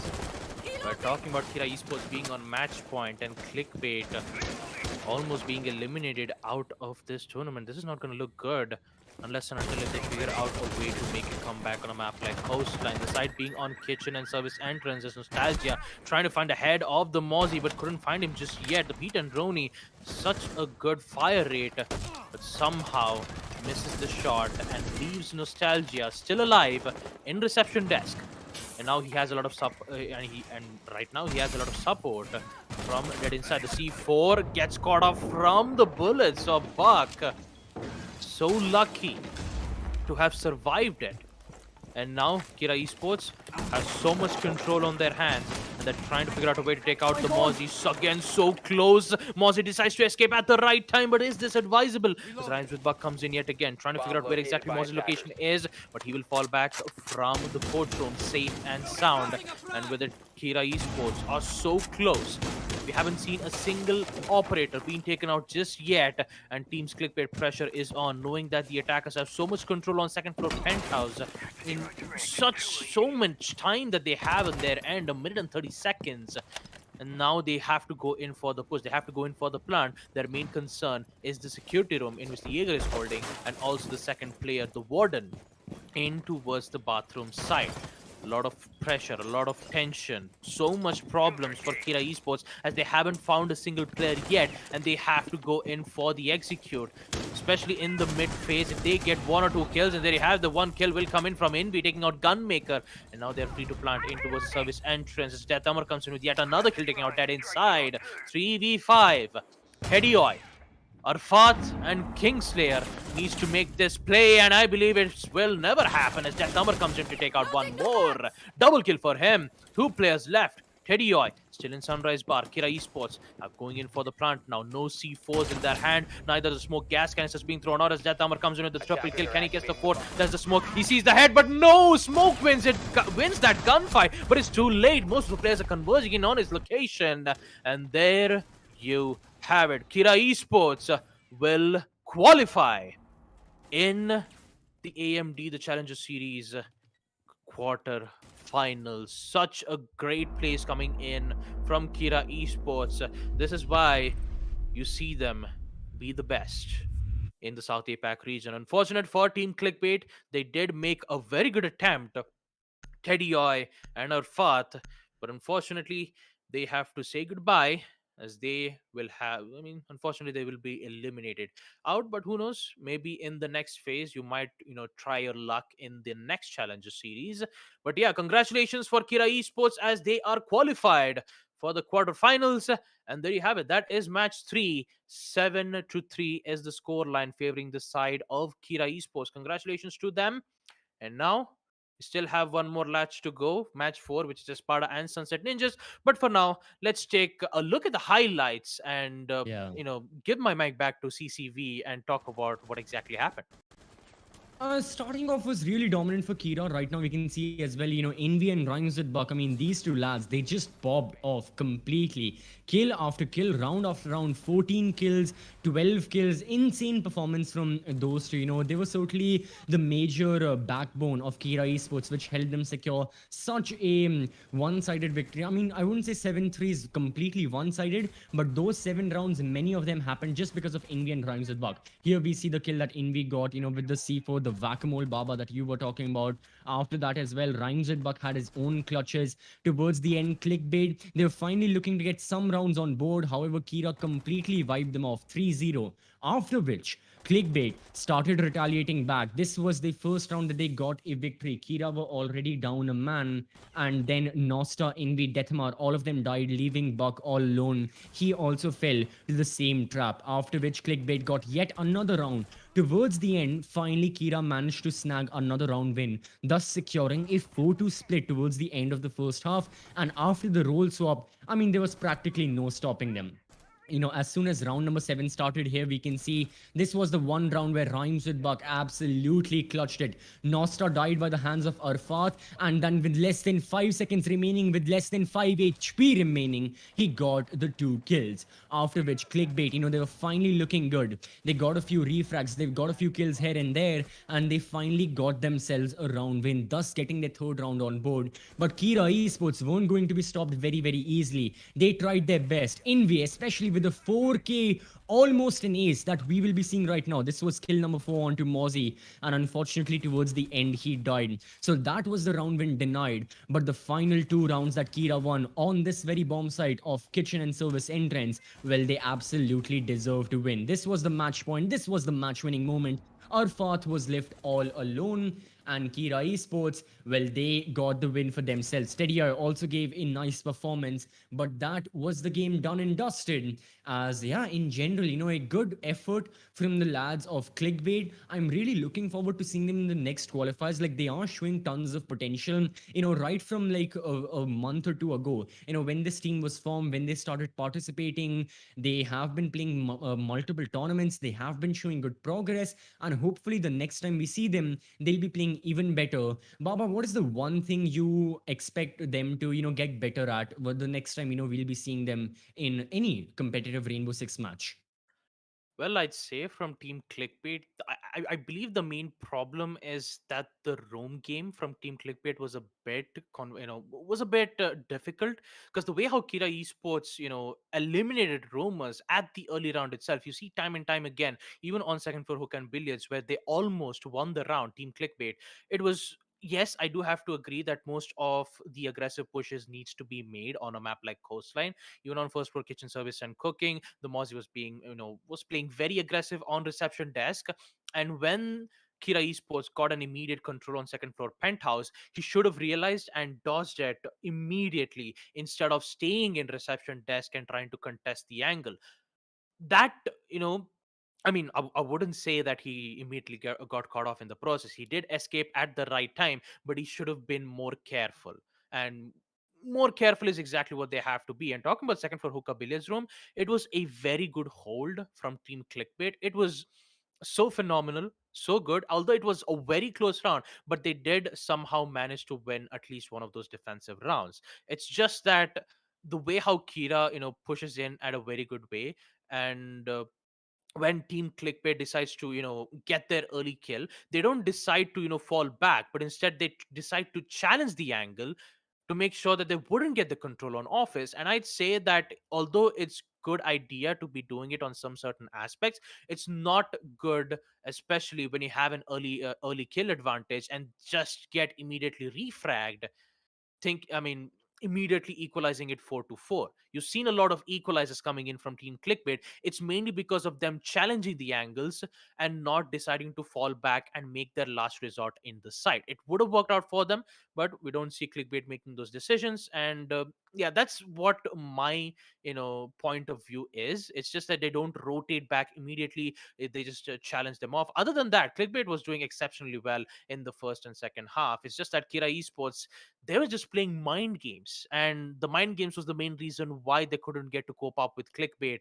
And unfortunately, they couldn't do anything much more about it. And that's my That's my thoughts about Team Clickbait. They are a good team, and hopefully we get to see them in the next tournament. But for now, we have our last and final match going on, ladies and gentlemen. That's right, we have Team Espada go up against Sunset Ninjas on a map called Clubhouse to see who will be that one final team to get the spot in the quarterfinals. But for now, we're just going to take a short break and we'll be right back after this. Don't go anywhere.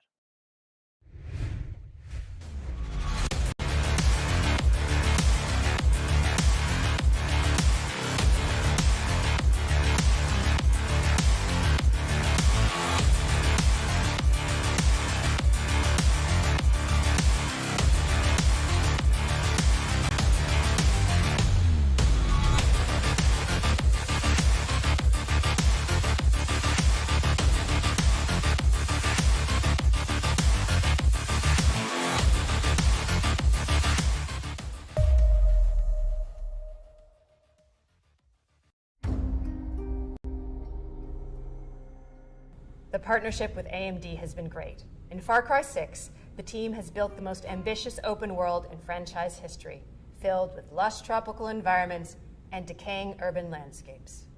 To push the visual fidelity of our game and immersive gaming experience, we've been collaborating with AMD to implement next-gen rendering techniques like DirectX ray tracing and AMD Fidelity Effects features. When implementing these next-gen features, we were challenged because we want the majority of players to have an enjoyable, smooth experience without having to turn their settings down. Using upscaling technology like AMD Fidelity Effects Super Resolution helps us address this problem because it means more players can enjoy Far Cry 6 with their graphic settings cranked up and without compromising frame rate. FSR is a cutting-edge spatial upscaling solution. It's easy to integrate into our development pipeline, and it delivers substantial performance boost while retaining excellent image quality on the highest quality setting. Additionally, we believe AMD's GPU Open and the support for open standards and platforms drive innovation forward. We can't wait until October 7th when players will finally get the chance to see all the hard work we've put into Far Cry 6. It's very exciting that we're getting closer to showcasing to players the game, powered by the latest AMD technologies.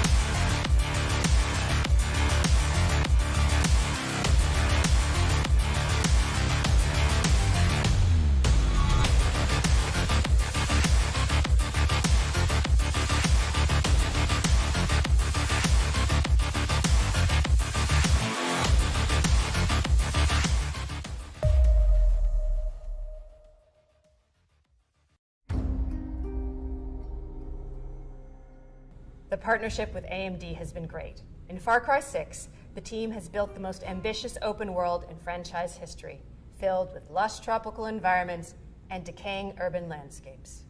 To push the visual fidelity of our game and immersive gaming experience, we've been collaborating with AMD to implement next-gen rendering techniques like DirectX ray tracing and AMD Fidelity Effects features.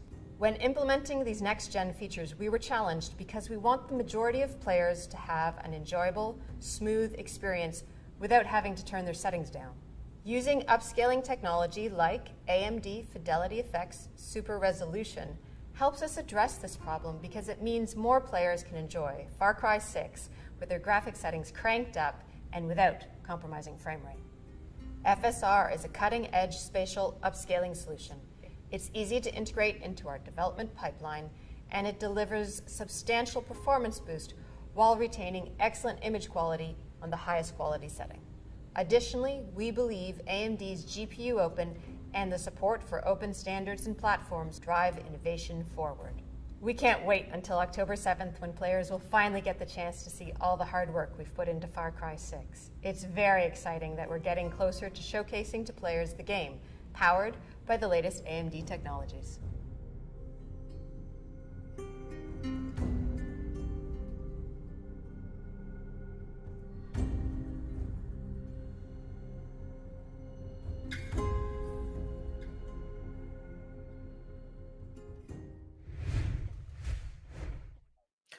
Ladies and gentlemen, welcome back to the AMD the Esports Club Challenger Series for Rainbow Six Siege, supported by Ubisoft, as we are here for the final match of day 3. And it is going to be none other than Team Espada versus Sunset Ninjas on map Clubhouse. And talking about the quarterfinalist of this season, we're going to see Red Vipers, Mercenaries, Monkey Hunters, Team GG, and the other second qualifiers that we're going to see, High Five, Sage Empire, Kira Esports will be having their spot in the quarterfinals. And now we have our one final match, which is Espada and Sunset. Only one will get the spot in towards the quarterfinals. Who's it going to be? Let's find out with the match in in the match in Clubhouse. So without further ado, let's just jump into our match. And CCV, how excited are you? It's Clubhouse. I mean, it just had to be there. I got very happy. Like, first map of today, Consulate Villa Coastline. But obviously, Clubhouse Oregon, either one of them had to be there. Right now, we do have the map of Clubhouse as, Sunset Ninjas. They will be starting off by banning Thatcher yet again. A very, very standard map has been played almost every single time. See, this is the thing we can't expect with a map like Consulate. On Consulate, teams aren't completely scrimmed on the map. They aren't very much prepared. But on the maps such as Clubhouse and Oregon, every single team of every single tier are really ready to tackle basically anything their opponents throw at them. So we are going to be seeing very, very standard gameplay. Not too much deviating from the norm that is generally there. That's why the operators that have been banned, Thatcher is gone, Flores is gone. I mean, all of that makes sense. I wouldn't be surprised if an anti-breacher like Cade, Bandit, or Mute is banned as well. Just because of the fact that it's Clubhouse, you need to get rid of them. Yep, as I say that, anti-breacher Cade has been banned. The final ban can be anything. It's really a free choice. We may see a Valkyrie being banned, perhaps even another anti-breacher, but I don't think Sunset Ninjas being on defense. They would like both Cade and or Bandit, Bandit or Mute to be banned. Therefore, they'll be going, yep, like I just said, Valkyrie. So everyone knows the bans, everyone knows the map, everyone knows the playstyle. It is just the minute mistakes that differentiate players and differentiate the outcomes of this round. Essentially, who gets the entry kill. I mean, entry kill has been a big talking point all throughout today's matchups, no matter which teams you're talking about, no matter the map and the sides. And yet again, it will be another topic of discussion here as well, as to essentially which team gets the opening frag, which team essentially gets those kills going in their favor. So right now, Espada on defense, Espada's lineup, you've got Stoneheart, you've got Expansion Tetra, you've got Ninja Freak, Inshane, and you've got Akashi. So I do recognize plenty of people here. I do remember Expansion Tetra. I think he used to play for Sage Empire. a few months ago. So now he's made the jump to Espada. That's nice. Ninja Freak as well, quite early on, quite a few months Defenders, ago, he protect your used to bombs play for from being Mercenaries. defused by Now attackers. he has been playing for Espada for quite some time. As on the side of Sunset Ninjas, although I have heard this team name since ages, these players, well, I don't know a lot of them. I do remember Montrosky. There was a time where even I used to play with him in a very amateur team. We competed in one Geo4. But other than that, Zane's there, Shaitan, Lefty, Hercules. It's good that they've managed to snag a spot, towards the round of 16s. But now getting into the quarterfinals of the Challenger Series, this is their final and 10 arguably seconds their left before biggest insertion. hurdle, competing and winning against Espada. So let's start off 5 with the seconds to round go. number 1. Well, like I said, CCV, this Attackers is are a moving out to huge locate a bomb and opportunity defuse it. for these two teams to get the spot on the quarterfinals. And this is the last match of the second qualifiers day 3. Figure out who will be that one specific team to get the spot in the quarterfinals. And talking about the action phase, already prepped and ready. Team Espada definitely not wasting any time at all, succeedingly opening up the tunnel's wall. And now they are slowly making their way. Opening up the kitchen hatch should be their main concern, but wait a minute, what is this? Soft wall, actually soft floor hatch from kitchen. I believe they forgot to reinforce the hatch, and there you go. The first kill will come in from Akashi, who's already in towards the site. And the fight What? is on. 4v3 already. As the match is already underway, as Shaitan misses one. Ninja Freak comes in instead of Stoneheart with the knife, and there you go. First quick clean win on the side of Team Espada. All right, that is, one way to kick it off. CCV Espada already making that Yeah. huge win in Basement Church and Arsenal Room, and even I had no idea what exactly happened. First This things was first. Yeah. No, this wasn't Rainbow Six compared. This was like Rainbow Six speed run any percent round win or something. The way they just, I mean, we didn't have enough time to react, let alone the players who had to react to this play. Espada just went in, shot people, and that was it essentially. This was I don't know. This was clean up on aisle 5. I'm genuinely stumped. I would Defenders, really protect have your to bombs watch from this being round, like defused by replay it attackers. at least like 3 times to understand who dropped from where, how did they get kills. But now, how exactly do Sunset Ninjas well move over from this and try to imagine what needs to be done? What counter strategy will they have? Well, one good option is they have reinforced the kitchen hatch.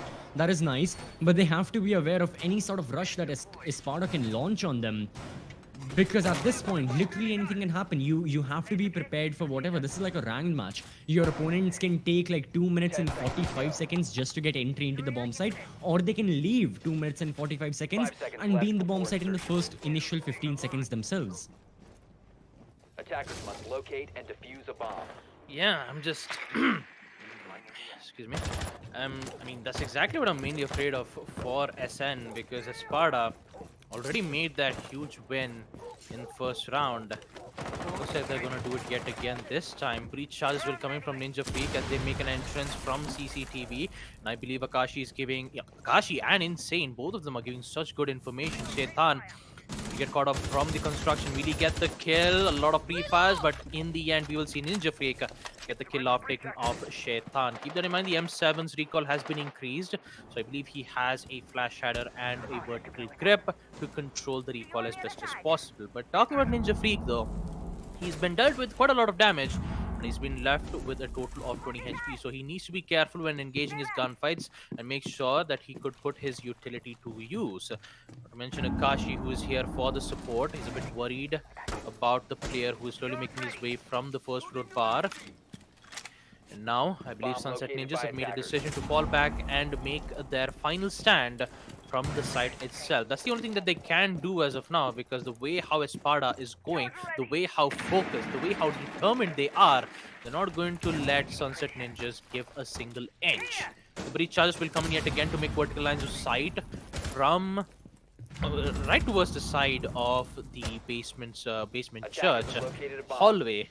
And Zane, who needs to be careful of the reinforced hatch, which will get opened up nonetheless from the first floor bar. You even have the Hibana to go in, but wait a minute, they're already in towards the side. They're going in for the plant. Where's the C4? Where's the smoke gas canisters? Sunset Ninjas, they don't know exactly what's happening around. Stoneheart gets one, Hercules gets the other, but it's too late. Post plant comes in. Sunset Ninjas is in big trouble, and Espada yet again gets the upper hand. The smoke gas canisters will come in. Another smoke gas canisters, but it's not going to work out because the AK-12 is here. Expansion Tetra to take out Montrosky. Ninja to take out Zane. And it all goes down to Super Hercules to make a miraculous play, but unfortunately, it won't work out as Ninja Freak is still there right from the main stairs as we see Espada win yet another round on Basement Church and Arsenal Room. 2 back-to-back attack wins from Espada, and Sunset Ninjas caught by surprise. They both of the rounds they've been caught by surprise, and now you need to go for a scenery change. You need to go for, and that's exactly what they're doing. They're going to CCTV and cache, which absolutely needs to happen. In this case, Shaitan is moving away from the bandit onto the Capcom. So, as in terms of your anti-breacher, you are only relying on mute, and there are only so many places he can place his mute jammer, so mute tricking is not a viable option right now. He has to place one mute jammer on the main CCTV wall, then one mute jammer on the cache wall, and then 2 mute jammers on the garage wall. So all of his jammers are gone, and like the drone holes and the droning spots are left completely untouched. So I'm not sure by bringing only a single anti-breacher what Sunset Ninjas are planning to achieve right here. Mute's utility is really going to be stretched to its limits, and there are still several holes that Espada can find in their setup.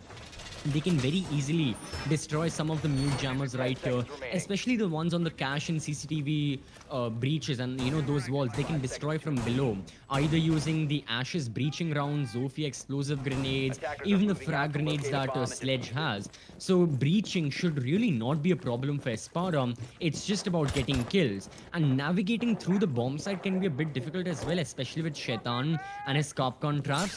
However, with proper droning and proper time being accumulated, and proper time and proper care being given to essentially getting that map control, I wouldn't think Espada is in big trouble. It's just that the gunfights need to go in Sunset Ninja's favor, and that is the only way with which they will be getting the round on board. Otherwise, I think Espada are looking very strong. They're winning multiple of their gunfights.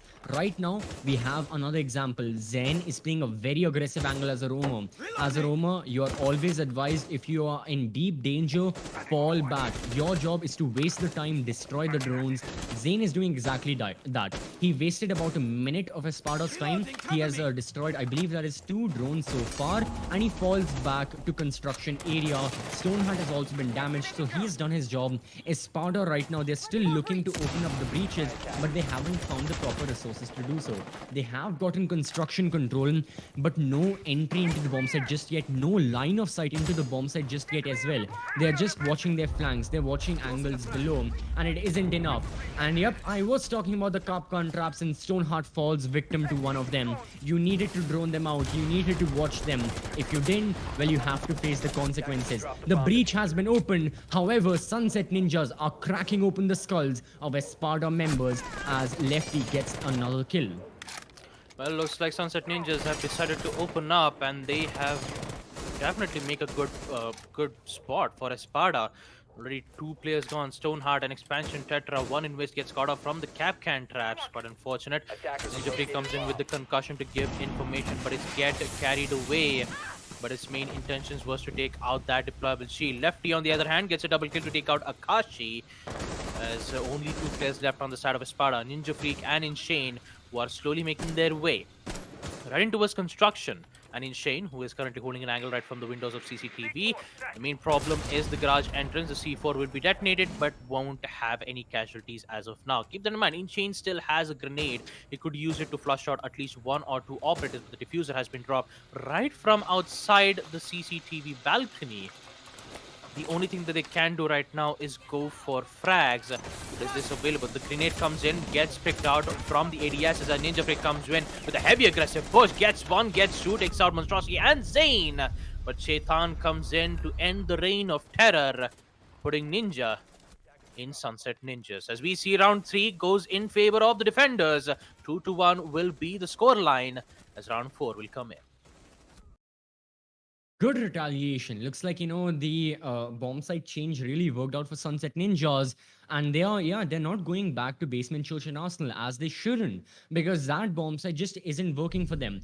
Right now, they can try their hand at gym and bedroom. Worst case scenario, they lose. If they went to, Church and Arsenal, they would have, in my eyes, already lost. So it's better to experiment. And by experiment, I don't mean go to bar and stock, still, just move in between Church and Arsenal and gym and bedroom. That bomb site is just cursed. Leave it, just ignore it as much as you can. As right now, try to essentially have a confidence in your gunfights. This round was a perfect example that if Sunset Ninjas want, they can win those gunfights. Not always is it going to be flawless executes and flawless rushes coming in from Espada's side that help them secure the round in their favor and that help them essentially get the round win. Rather, it's going to be Sunset Ninjas. If they retaliate properly, if they take in fair 50-50 gunfights, I think rounds can go in their favor, and rounds absolutely need to go in their favor because this is their defense. On a map such as Clubhouse, even if you end with a 3-3 split, it's not the best thing. It's quite average. You would need to look for a 4-2 split. As we have seen with almost every single map that we have and every single match that we have seen so far today, all of them have ended in a 4-2 split. Will this one follow the same use case or will it be a little different? So far, 1 round for Sunset Ninjas, 2 for Espada. Round number 4 is commencing. Already, Sunset Ninjas have gone for a very extended setup. The bomb site is gym and bedroom. They've extended completely towards cash. They've left CCTV alone, which is a smart choice. You only have a limited number of reinforcements. Better use them all in cash rather than reinforcing CCTV when there's no need of doing that, since Hibana can open it. So things are looking all good is what I'm saying. Ninja Freak is on a cheeky little flank and he may be able to get the first kill onto Zen. But is Zen looking out for it? There's a heap of barbed wire. He's pushing through it. Zen spots him and no. With the M762, you are not as quick as you once were. And that is why the opening kill, a very silly mistake, goes in favor of Sunset Ninjas, and they're already up a person. So a minute has been utilized. Espada still looking to get map control. Zofia could have been good as to pressurizing from, the central stairs, from the bar stairs. But now that she's dead, they only have 2 areas to start entering. That's going to be the jacuzzi breach itself and from the windows. And the windows, well, they do get some sort of profit for Espada as they equalize the round count, as they equalize the man count very quickly. And now they're looking to get the breach done.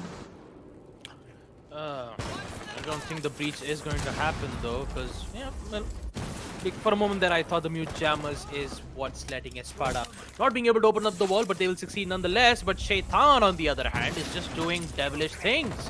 One goes down and sort of Stoneheart taking out Zane. A 3v3 immediate equalizer will come in. It's just a game of trades right now from these 2 teams. Talking about the defenders though, they have firm grasp on the site. The same thing cannot be said to Team Espada, because Stoneheart currently, who is holding an angle from the gym window, must be worried about CCTV, and that's exactly what Shaitan is, but gets taken out from Expansion. Tetra, can he get the second? Yes, he does. Double from Expansion. Can he get the triple? Still needs to worry about Montrosky, because that SMG is dealing so much damage. Stoneheart goes down, whips out the shotgun. The C4 comes in, not placed at the right time, gets detonated. No! Not looking too good for Sunset Ninjas, but that C4 could have caused the end of Expansion Tetra, but now it might be the end of Sunset Ninjas, as Montrosky is left in a post plant. 36 seconds. Both of the attackers holding into his construction, as Expansion knows that Montrosky is slowly making his way into his logistics. Can this happen? Yes, it does. 1v1 as he takes out the ace. And now he needs to find out the ash, but it's too late. Akashi will come in to take out Montrosky. No information being delayed. Looks like looks like even with Expansion Tetra taken care of, Team Espada will somehow get themselves in the lead 3-1 by winning round 4 gym and bedroom. Such a close round though from such a close round from Sunset Ninjas. Just like I said, Shaitan triple kill and Expansion Tetra just expanding his way just by entering towards the side and decide to just go ham. 2 kills from him. Didn't get the final kill because he didn't get that proper information. He was a bit worried that he would either push him from construction or from logistics. They didn't had attack drones. Expansion Tetra started to get a bit pressured and even Defenders, protect your bombs panicked a from bit, being I would defused say. by attackers. And then Montrosky, when he got the first kill, they finally had the information saying that, look, he's pushing in from logistics. You got this, Akashi, and he did it. So 1v1, successful post plant from Espada. And round 5 will come in where Sunset Ninjas is having a lot of problems. So they will decide to bring in the Kapkan this time in the hands of Zayn. Last thing I remember, the Kapkan trap still claimed the life of Stoneheart, I believe. Yeah. Yes, it did. And now they're going to do it once again. So Espada has to be careful, especially when they're going 10 out seconds to for the insertion. drones. And especially when they see Kapkan, they have to see the edges of the doors. 5 seconds to go.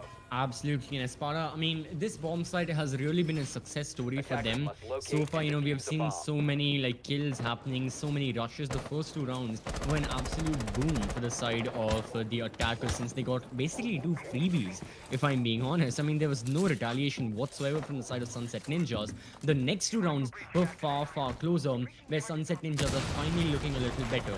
In this case as well, Espada are not going for a rush. Rather, it's the same roam clear we witnessed previously. The last time we saw this bomb site, attackers will be entering from CCTV, cache, construction, and construction is where the first kill happened. I believe it was the Mozzie, although I'm unfortunately not sure which player was playing the Mozzie. In this case, it's far more passive from Sunset Ninjas. They're not engaging in an active roam. Rather, it's going to be a much more total setup held up by almost all of the defenders, and none of them on the first floor. Even though they have players who can play roaming roles, the best they tried was going on the main bar stairs, the main stairs. Even after that, Shaitan tried that. It did not work. He dies. He falls as the first casualty.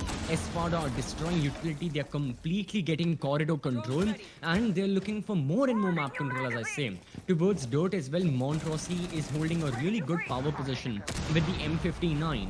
So that is a dangerous area. If Espada choose to push there, I don't think they'll find a lot of success. That is why, yeah, they're ignoring it. They're just on kitchen. They're on main hallway. They're looking to enter via utility room as well. They're droning here, getting information. Bomb located So by things are looking attackers. good. In terms of gathering information, Espada are doing an excellent job. They now have a rough blueprint of this entire map and of this entire bomb site and, you know, the surrounding areas. Like XYZ defender is playing in this room, they're playing in that room. You know, tread cautiously when you're going over the corridors and all.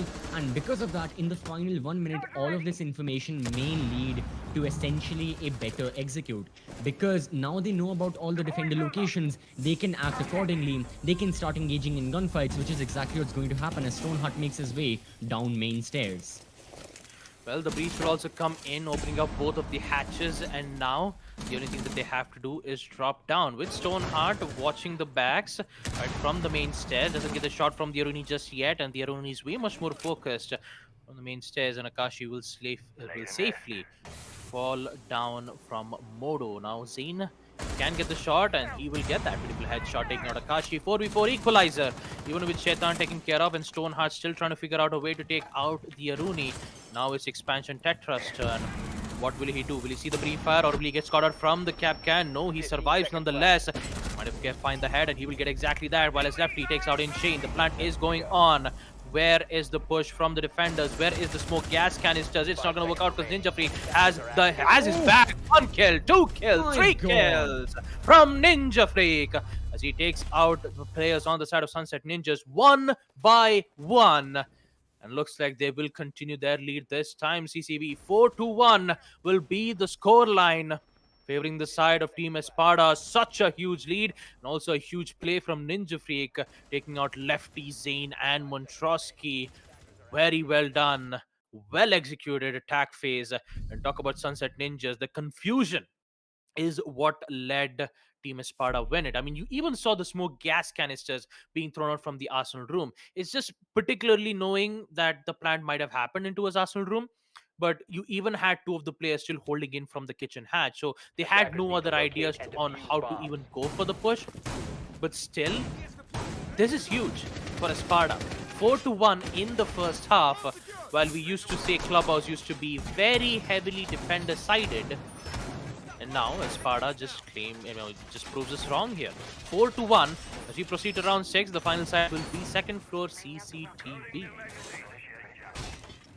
Don't even be. Right now, this is the one bomb site where Sunset Ninjas did end up getting a win. And right now, yet again, their operator composition, you have to doubt it a little bit.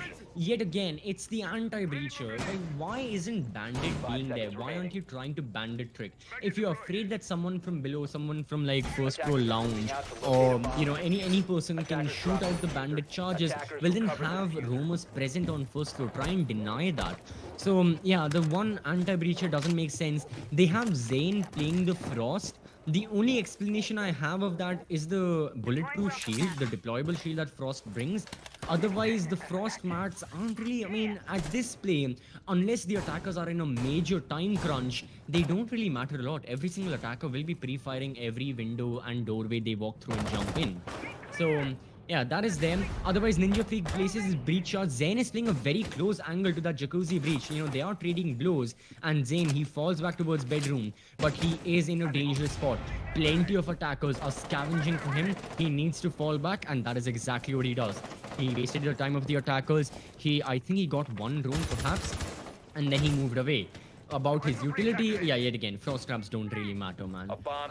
If I do see a frost mat kill, then I will be proven wrong, but for now, my opinion still stands.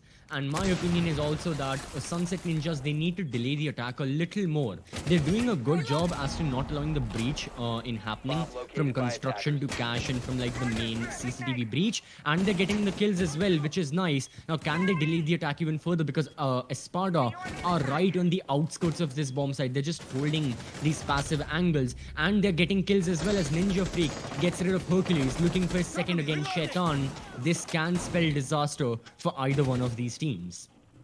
Well, disaster will struck for Sunset Ninjas until they contain it. And the way how the attack is coming in from Espada, there is a few loose ends. The mute jammer, fortunately Ninja Freak is still trying to figure out a way to destroy it, but it's too late. Shaitan comes in to take out Enchain 4v4 equalizer, and now the problem is in. Again, Espada still having a lot of problems to open up the walls, whereas Sunset Ninja is patiently waiting. And there you go, finally Ninja Freak will succeed to take out the mute jammers, and now the construction wall will be open. Keep that in mind, the attacker's drone is still pinging on where exactly Frost's location is. A Stoneheart will come in to try to open up lines of sight. Push will come in. Will he find one of the players? Yes, he does. That's one. That's Frost taken care of. And so does Shaitan, taking out Ninja Freak. So huge. And the confirmation will come in from Montrosky's smoke grenades to take out one. And now suddenly we see SN start to retaliate. 1v3 as Stoneheart gets one, taking out Shaitan. But in so low HP, the Type 89 is such a devastating weapon. If he finds that proper information, whips out the bearing 9 to get that information, pushes in, somehow survives most of those gunfights. Only has 30 seconds left. Doesn't have the proper information on, but Mai pushes so aggressively. Switches out from the Type 89, but no, it won't work out because Montrosky from mid-range shotgun will make sure that Stoneheart will not make any more nuisance, any more nuisance after all, because the way how Stoneheart was at, he was so dangerous. 10 HP, Wamai missing so much shots, and so did the Hibana with the Type 89. It was just so close. If he could have eliminated Wamai while he made that peak, right from the windows of CCTV, and let Montrosky be the last man standing, I would have said that the Hibana would have won that gunfight in the first place, but it could not.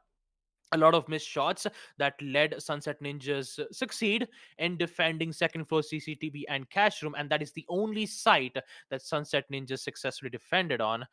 But now, with Espada on defense, the site being on Defenders, second protect floor your bombs from being CCTV, defused nope, by it's on attackers. basement, church, and arsenal room. Let's see how well Sunset Ninjas be on attack.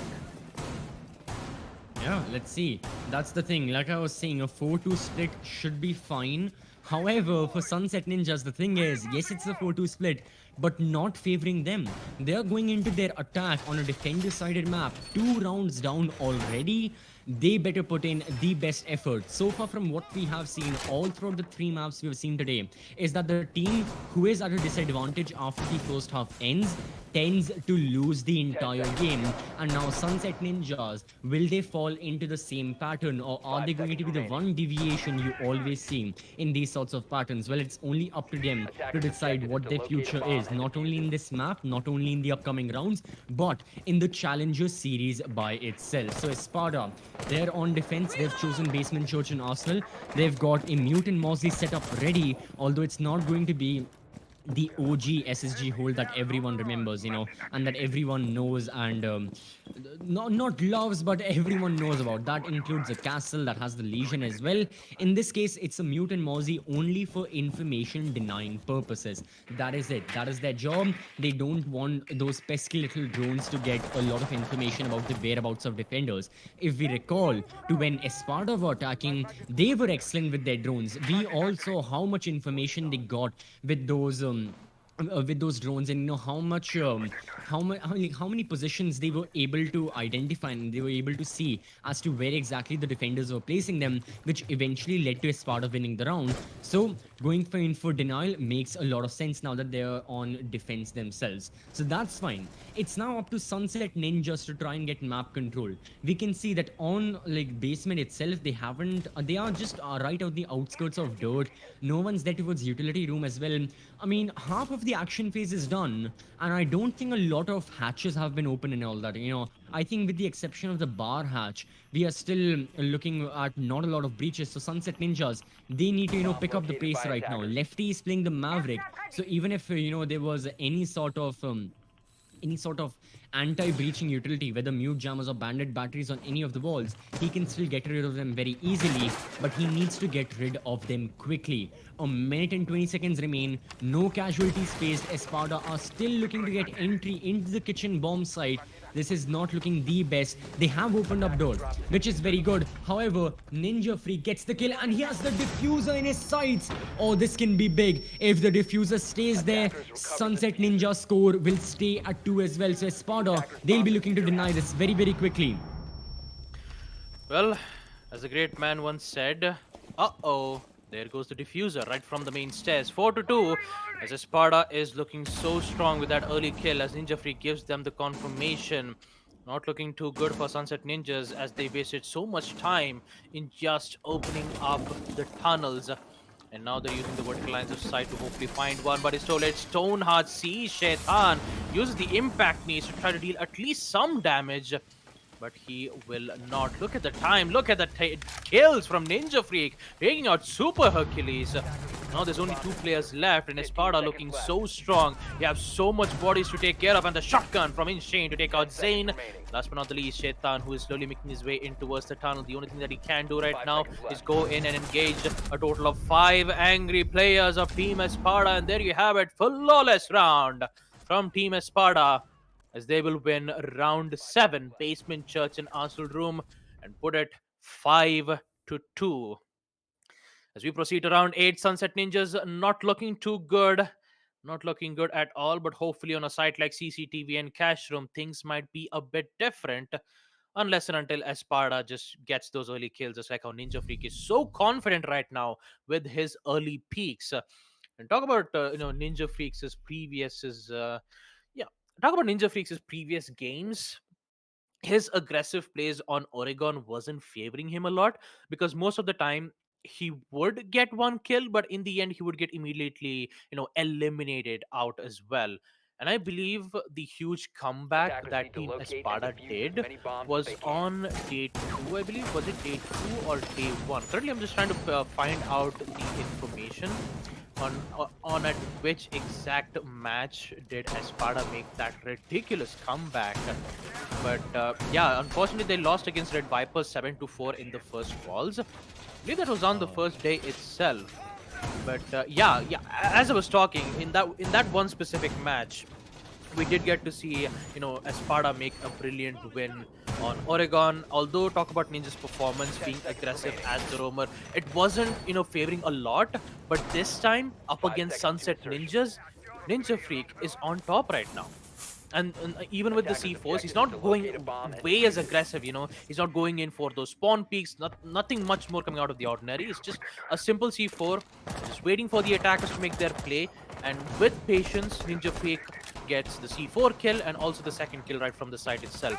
A good job from him and a good improvement as well. Talking about Sunset Ninjas though, information is good. The drone works will give vital information from garage, and the only main problem is, yeah, it's the early kill is what I'm mainly afraid of.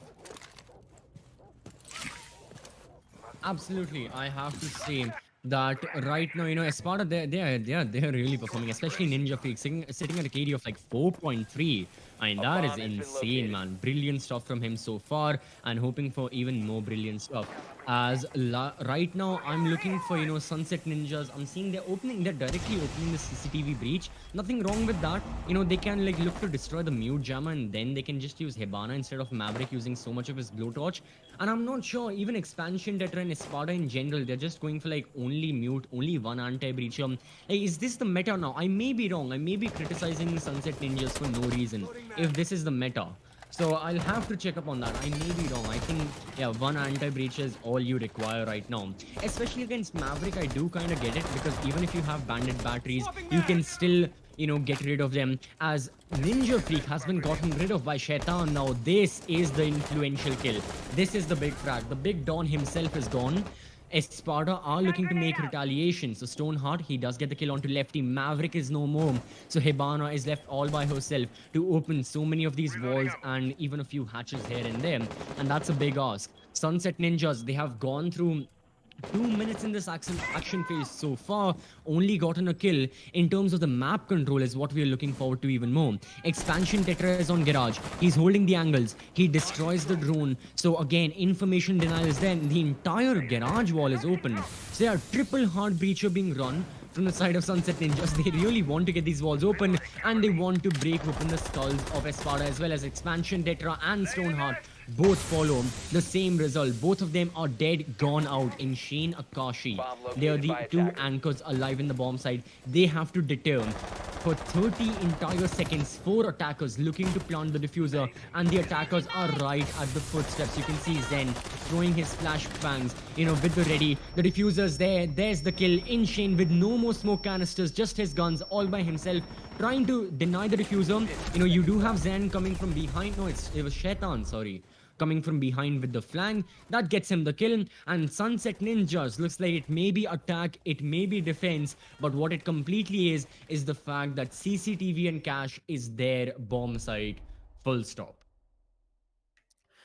Yeah, well, full stop it is for Sunset Ninjas, as they will recover their round on attack. But for now, I believe there will be a pause being requested from Ninja Freak. Apparently, there might be some issues, or maybe they're just going to use the pause to change some strategies, I believe. Because, I Yeah. mean, the push from Shaitan was good. I mean, the way how, even with the smoke gas canisters, I would say that he did get to see the player right from the garage, and he immediately went in for that pre-fire. Looks like it did work out well in his favor, and also a full clean out as well, right? Or like from the side second for CCTV. Looks like Sunset Ninjas are quite confident on both attack and on defense on this specific site, but they're not confident enough to win on second floor gym nor on basement church and arsenal room, which that's the main thing that I'm worried about right now. So if Espada loses Attackers need to CCTV, locate and they'll be defuse forced to bombs. go back to basement church, and that Yeah. will confirm match point. But then, what happens after they win basement church and arsenal room? They'll be stuck with 2 more sites, and that is CCTV and second floor gym. Now, second floor gym hasn't been, brought up from Team Espada just yet. But if this happens, if Espada loses the second floor CCTV cache room once again, then I would definitely say that overtime will be in play. Absolutely, I think second floor gym is that wildcard play Espada have. I think it's that one desperate play. If they're sensing that Sunset Ninjas are very close for an overtime, perhaps the score is like 6-5, maybe even 6-4 if it leads to that. That is where Espada can bring out the gym and bedroom, because they already know if we go into CCTV and cash, well, we are bound to lose on that bomb side. Might as well try that experiment, just like what Sunset Ninjas did when they were losing constantly on Basement Church and Arsenal. They were like, we lose on Church and Arsenal, we win on CCTV, might as well try and see what happens on gym. In the case of Sunset Ninjas, gym did not work out, but we may see a different result. As yet again, no, it's a similar bomb site and we see the same result. Ninja Freak, he was getting a little too antsy towards, that gym window, and he loses his life by the same person who killed him in the previous round, takes his life yet again. So Shaitan with the entry frag, I mean, these two guys, they've been putting in a lot of work for their team respectively. Shaitan now sitting pretty with 11 kills. Ninja Freak hasn't managed a single kill for the past 2 rounds. So as a team perspective, that is damaging his team a little bit. The person who is getting 4 Ks and 3 Ks all over the first half has died down a bit ever since, the defense came around. So perhaps a different playstyle would suit Ninja Freak and him and, his endeavors on getting kills. Because right now, this isn't completely working. He needs to shake things up. He needs to do something differently. As for Sunset Ninjas, they can still play by the same playbook. They can still open up garage, open up CCTV, execute, get garage control. It's a very simple strat that we witnessed from their side. I think it's what mainly a lot of European teams prefer as well. You get garage control. Oh no, sorry, a lot of what North American teams prefer. Rather than getting cache and construction control, you focus on garage and CCTV and you execute from there. That is what Sunset Ninjas are planning. That is what they are ready to achieve. They've opened the main CCTV breach as well. Things are looking very good, but with a minute remaining, they still have 4 more defenders to get rid of before they can call this round a win. Oh man, again, time is still not favoring a lot for Sunset Ninjas, even with the early peak with Ninja Freak failing to eliminate the players right from outside the parking. Now they are about to feel the heat. Sunset Ninjas, it's time to shine. And that shine will come in from lefties first, taking out Stoneheart right from the garage. Garage control is theirs now. And Espada is slowly losing their operators. This is not looking too good.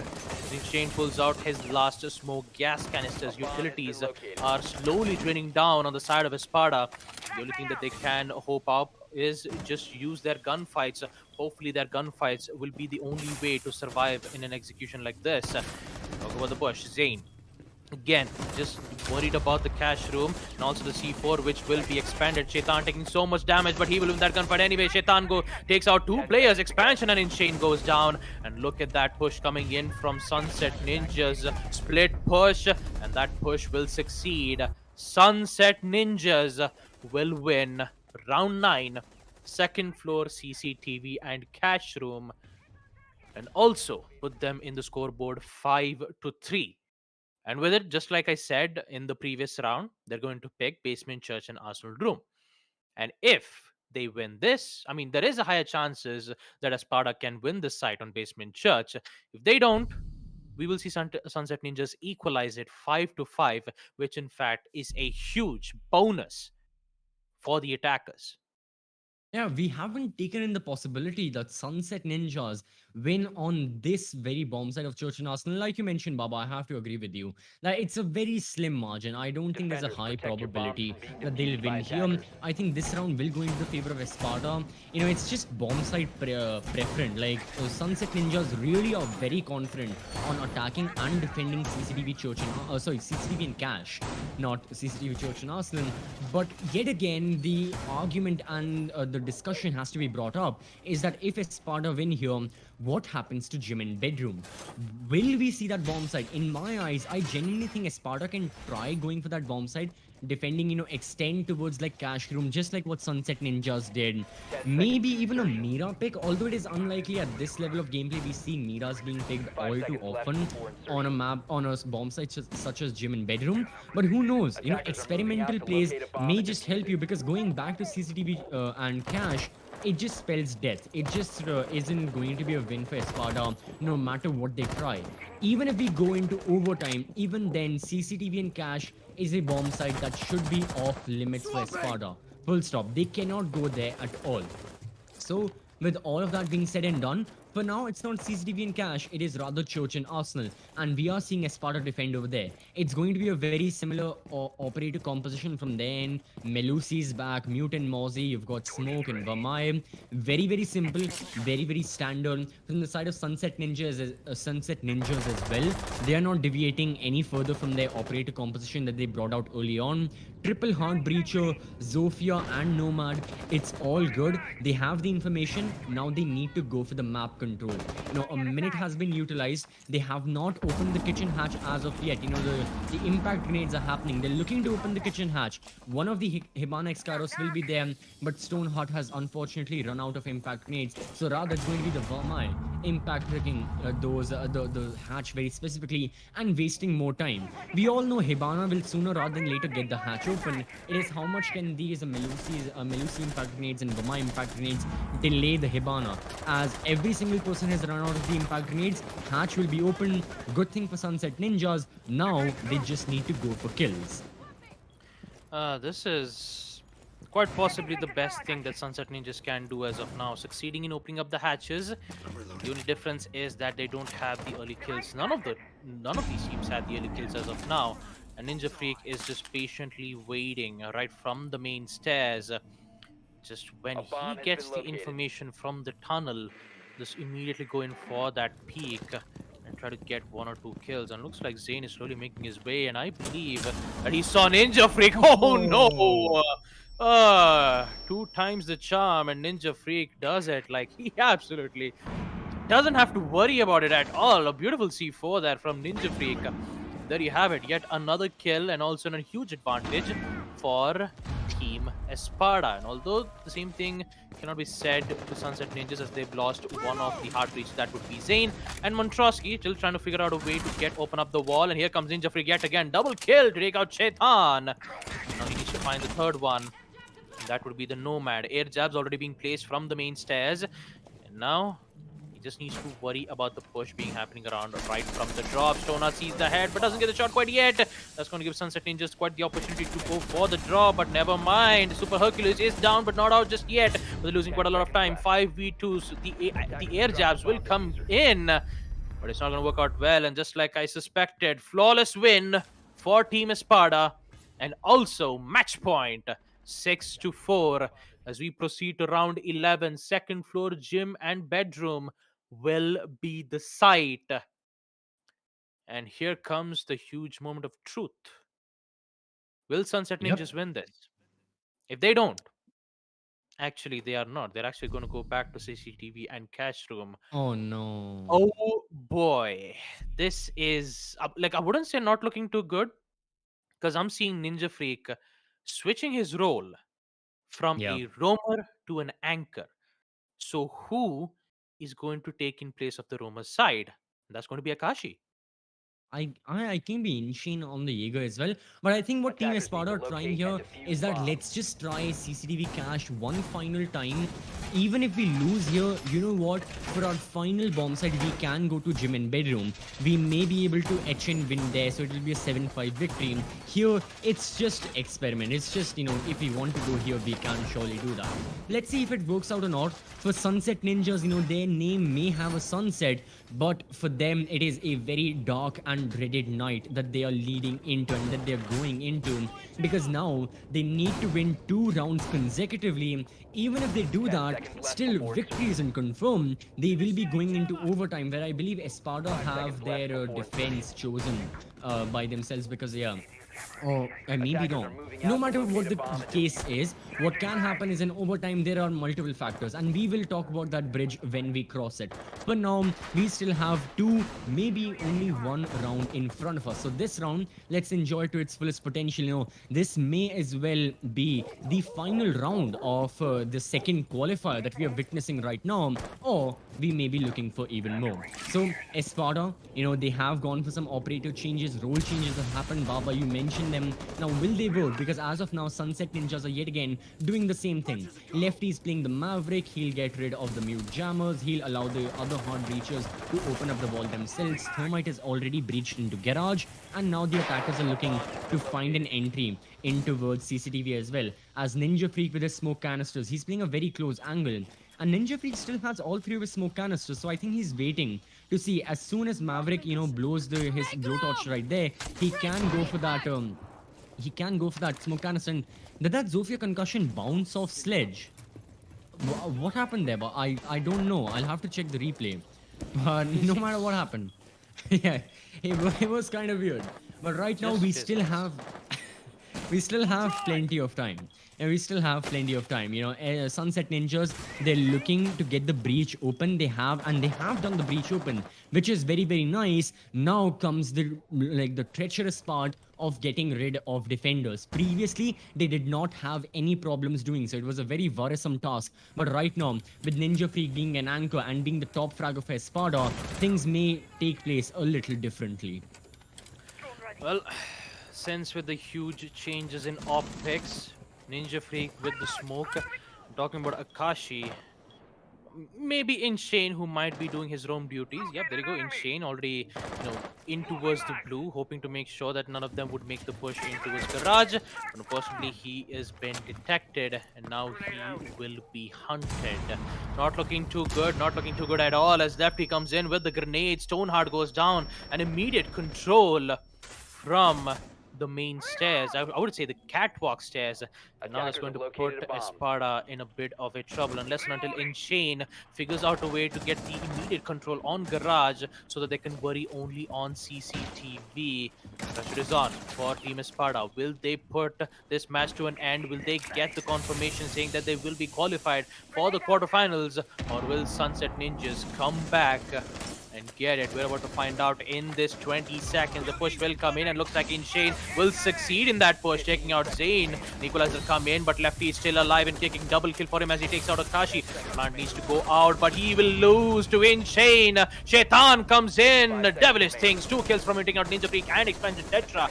Now it is supposed Plant Insane in a 1v3 situation. He has 40 seconds.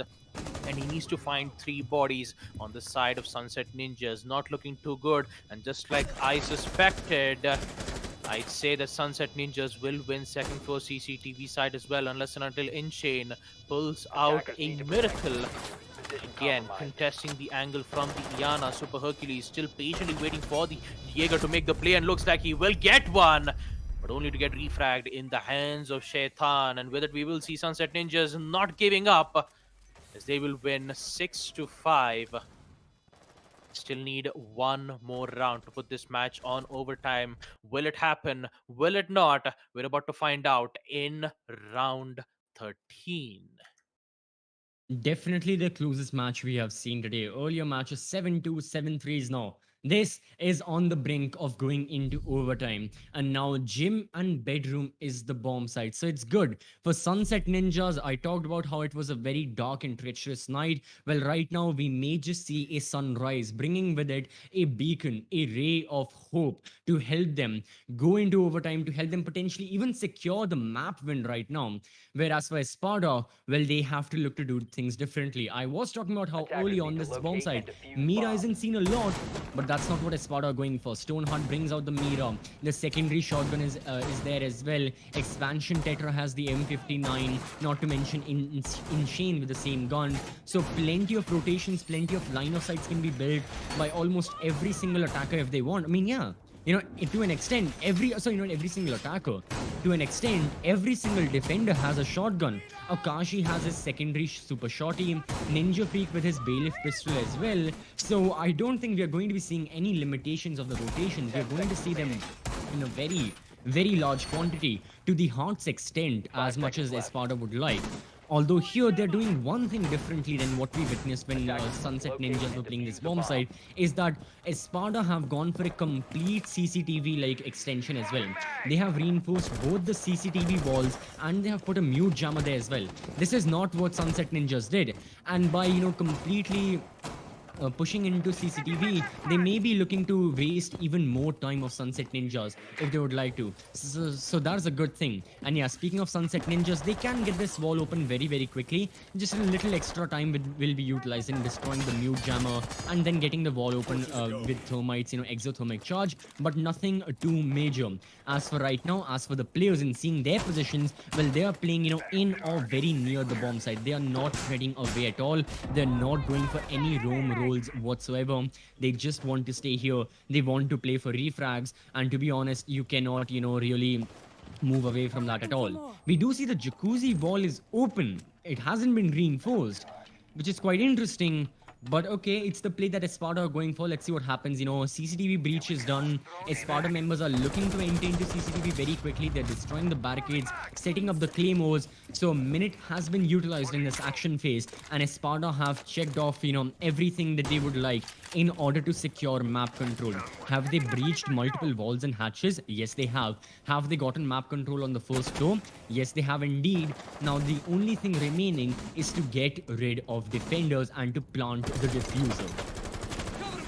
My main concern would be the cash room, but Lefty is on point with this frag grenades. And so does the second kill from Zayn, taking out Ninja Freak. Oh, 3v5. Sees the leg. Shaitan sees the leg. Come on, see the leg. He will see it. Also the confirmation. Mute runs away in succession. He survives that.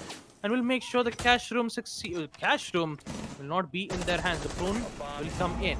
Going so aggressive. So does the smoke gas canisters go so aggressive. Switch out from the SMG-11. He gets the kill. Takes out Shaitan. He needs to be worried about the CCTV angle yet again. But now Espada is in so much big trouble because Hercules is on his way from the cash room. Takes out Expansion Tetra. 2v4. Insane still has one smoke gas canisters, but so has Stoneheart. He's a bit worried about that logistics has because the proximity mine is giving so much information for the attacker's push. Looks like Lefty is gone down, but not for long. Stoneheart will confirm it. 2v3. 30 seconds left for Sunset Ninjas to make their play. Talking about Insane using his shotguns to make a quick rotate. To quickly fall back at the right time, but it's just a trap for Zayn as he takes out Insane. 1v3. Stoneheart needs to clutch this one out, or else you're going to give Sunset Ninjas a chance for overtime. Will it happen or will it not? The C4. He still has a C4 in hand. Throws it out. Will it succeed? No, it does not. He has to go in for the push now. He needs to worry about one of the players. He gets one. He needs to find two more. He will get the planter as well. Switches out, but it's too late. Super Hercules will come in at the right time and will deny the clutch being made from Stoneheart. And with it, ladies and gentlemen, we all know what's going to happen because get ready to feel the heat. It is overtime as we proceed to round 13. Espada on defense, Sunset Ninjas on attack. The site will be on basement church and hustle room. What is going to happen next? Let's find out.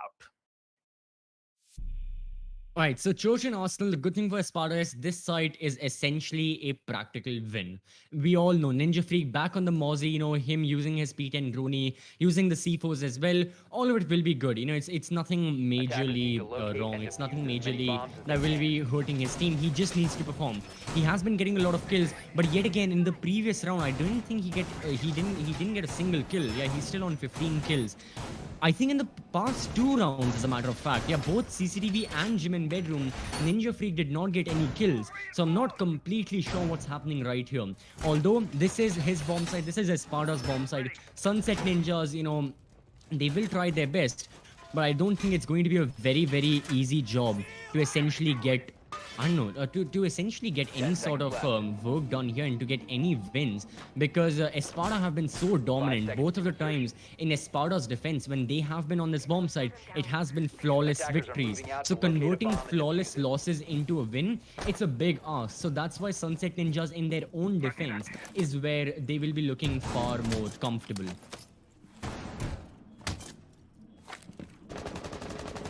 Well, oh boy, Sunset Ninjas, they definitely made sure they brought it back. But will they survive again? Sunset Ninjas being on attack, they have to succeed on opening up basement church and Arsenal room, which is in fact not a good way, and the Mozzie just in time to fall back from the main stairs. Keep that in mind. Espada's only defensive win was on basement church and Arsenal room. And now I really don't think that the C4 will, catch up one of the players, because that C4, if it hits again, that's going to be the 3rd time where Ninja Freak has succeeded in claiming those Nitro Cell kills. Oh boy, Sunset Ninjas, they made it back, and they need to make it happen, or else Espada, who are so close, talking about numerous amount of, tournaments that they attended in the Esports Club League, they haven't even qualified, nor even got a chance at the quarterfinals. And this is it. They have a chance But Sunset Ninjas also wants the opportunity too, because it is so huge and intense, epic both at the same time, and we still have yet to figure out who will claim it once and for all. Talking about the attackers' placements and Ninja Oh, Freak no. being downed. Oh no, not too good, because Super Hercules, he is back on track with Ninja Freak taken care of. That's an early kill coming in from Sunset Ninjas. Espada is feeling a bit of problems. And talking about problems, it is a lot. Lefty comes in, dealt a lot of damage to Akashi. Not a lot. As of now, it's just a minute left. The attackers still figuring out a way to destroy so much utilities in their hand, and I believe they won't succeed in taking out the Banshee deterrent. Again, very unfortunate, and they only have 55 seconds left to make their push. Zane, again, using the vertical lines of sight so well, make sure that most of the utilities will be taken care of, and looks like Shaitan will get that huge break. Expansion Tetra goes down 3v5, 2v5 as Lefty comes in right from the main stairs to take out Stoneheart. Now in Shane and Akashi, the only two operators left on the side of Team Espada. What once was a huge win on this site is now going down in the favor of Sunset Ninjas. What just happened, ladies and gentlemen? Espada, amidst two successful wins on Basement Church and Arsenal Room, suddenly they have shattered. Suddenly they fall down, and now we will see Sunset Ninjas on overtime match point.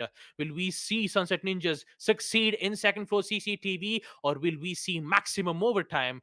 We will, though, but a pause timer will be asked for the side of Sunset Ninjas, so we are stuck with a total of a minute or 2 seconds. Maybe try to have a deep discussion here, because Espada really needs to take their time.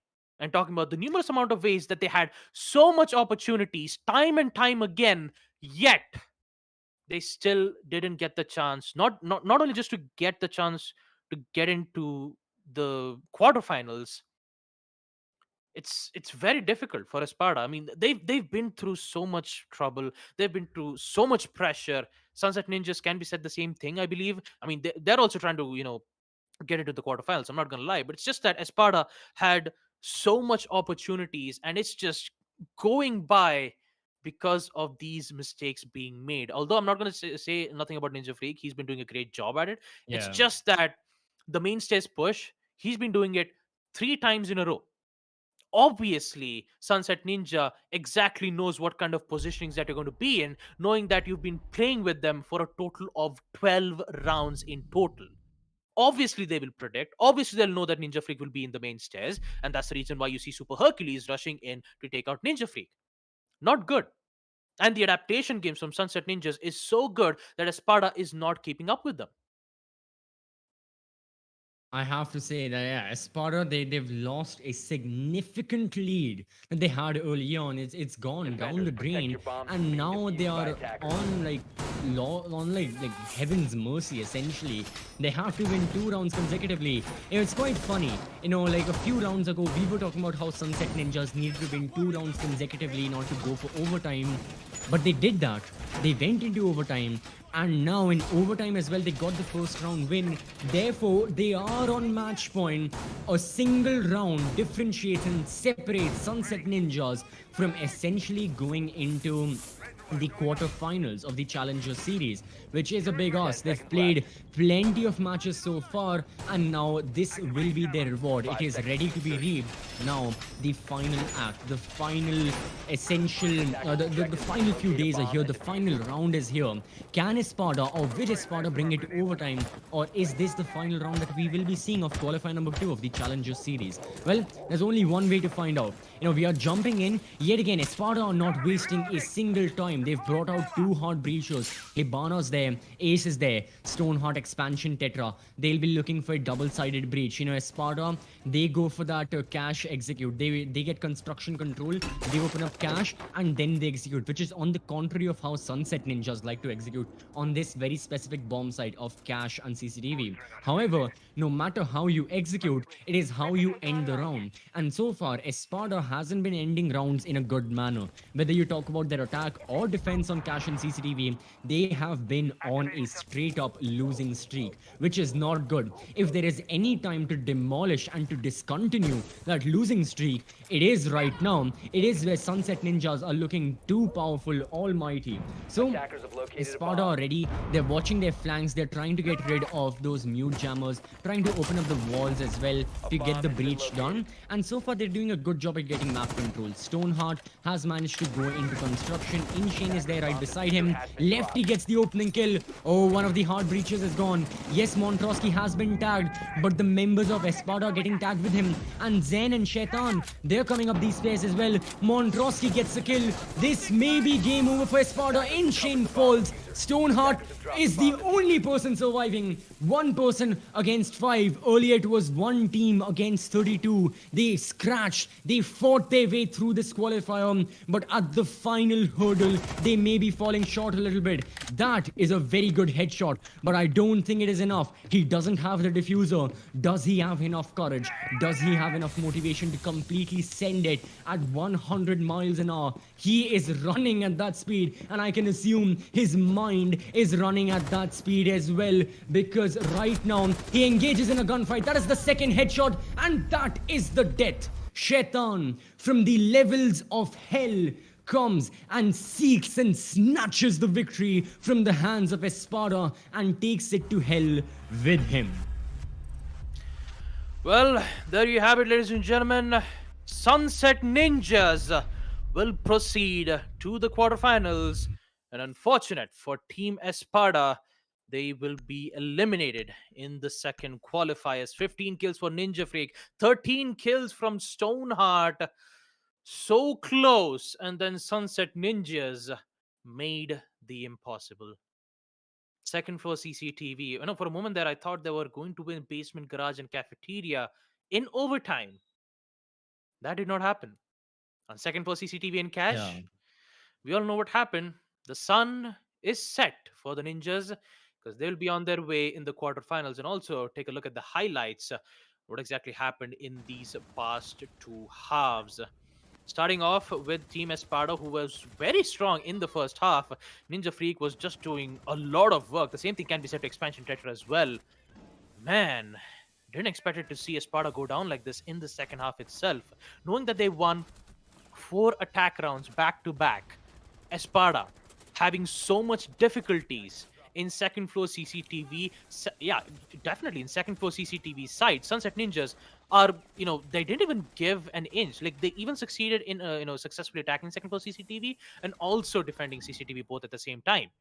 And Sunset Ninjas, they've made a miraculous job on making this comeback happen. Although amidst the numerous amount of, plays that Stoneheart, Expansion Tetra, Ninja Freak, who made so much important kills, early kills at that, it didn't work out in the end, CCV. Second half, something happened.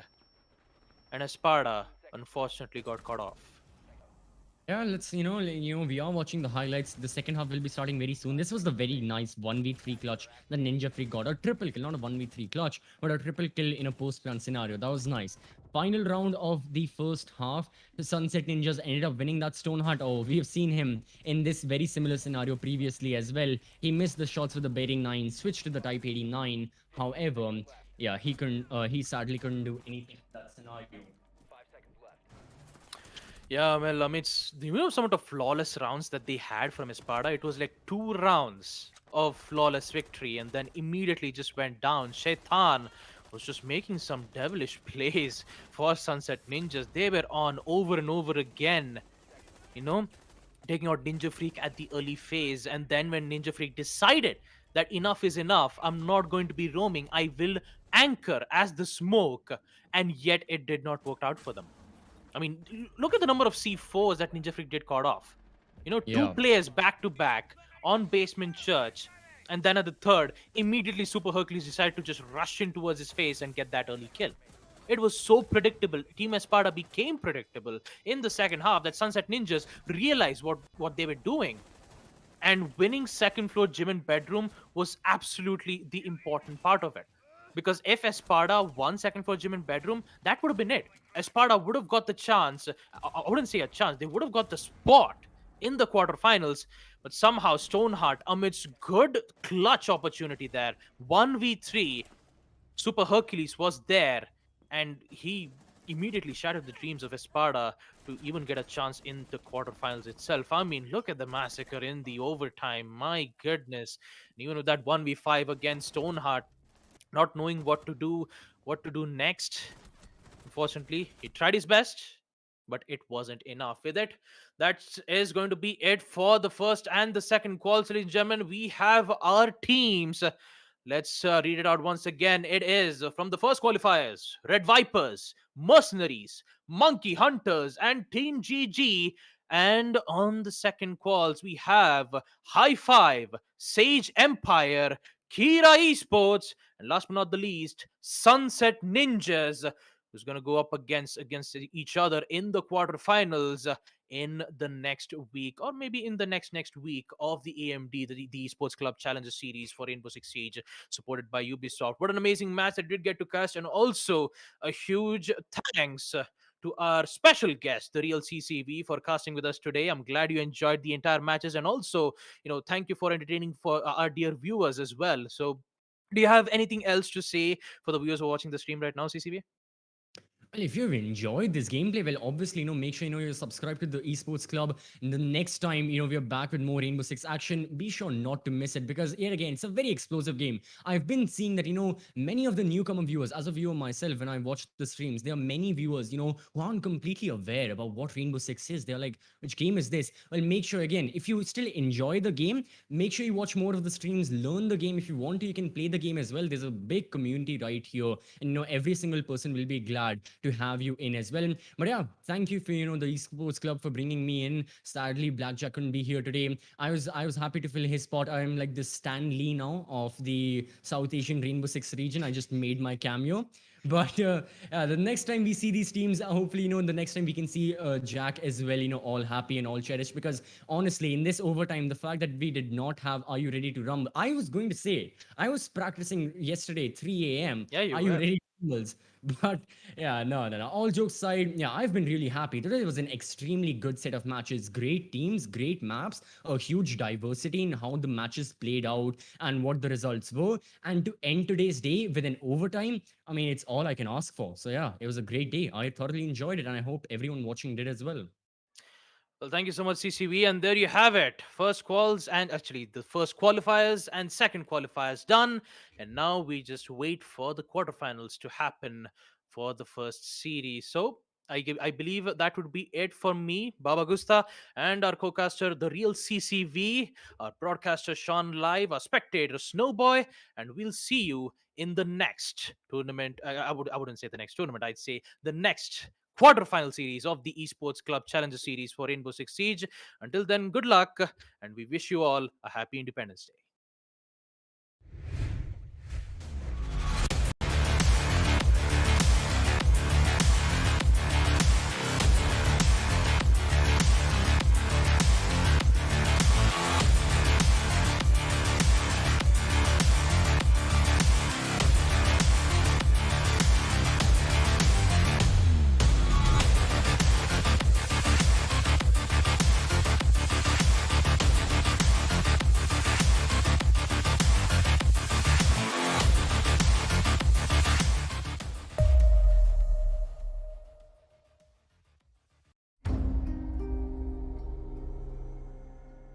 The partnership with AMD has been great. In Far Cry 6, the team has built the most ambitious open world in franchise history, filled with lush tropical environments and decaying urban landscapes.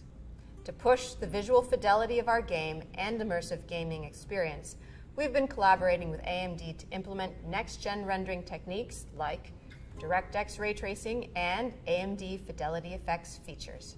When implementing these next-gen features, we were challenged because we want the majority of players to have an enjoyable, smooth experience without having to turn their settings down. Using upscaling technology like AMD Fidelity Effects Super Resolution helps us address this problem because it means more players can enjoy Far Cry 6 with their graphic settings cranked up and without compromising frame rate. FSR is a cutting-edge spatial upscaling solution. It's easy to integrate into our development pipeline, and it delivers substantial performance boost while retaining excellent image quality on the highest quality setting. Additionally, we believe AMD's GPU Open and the support for open standards and platforms drive innovation forward. We can't wait until October 7th when players will finally get the chance to see all the hard work we've put into Far Cry 6. It's very exciting that we're getting closer to showcasing to players the game, powered by the latest AMD technologies.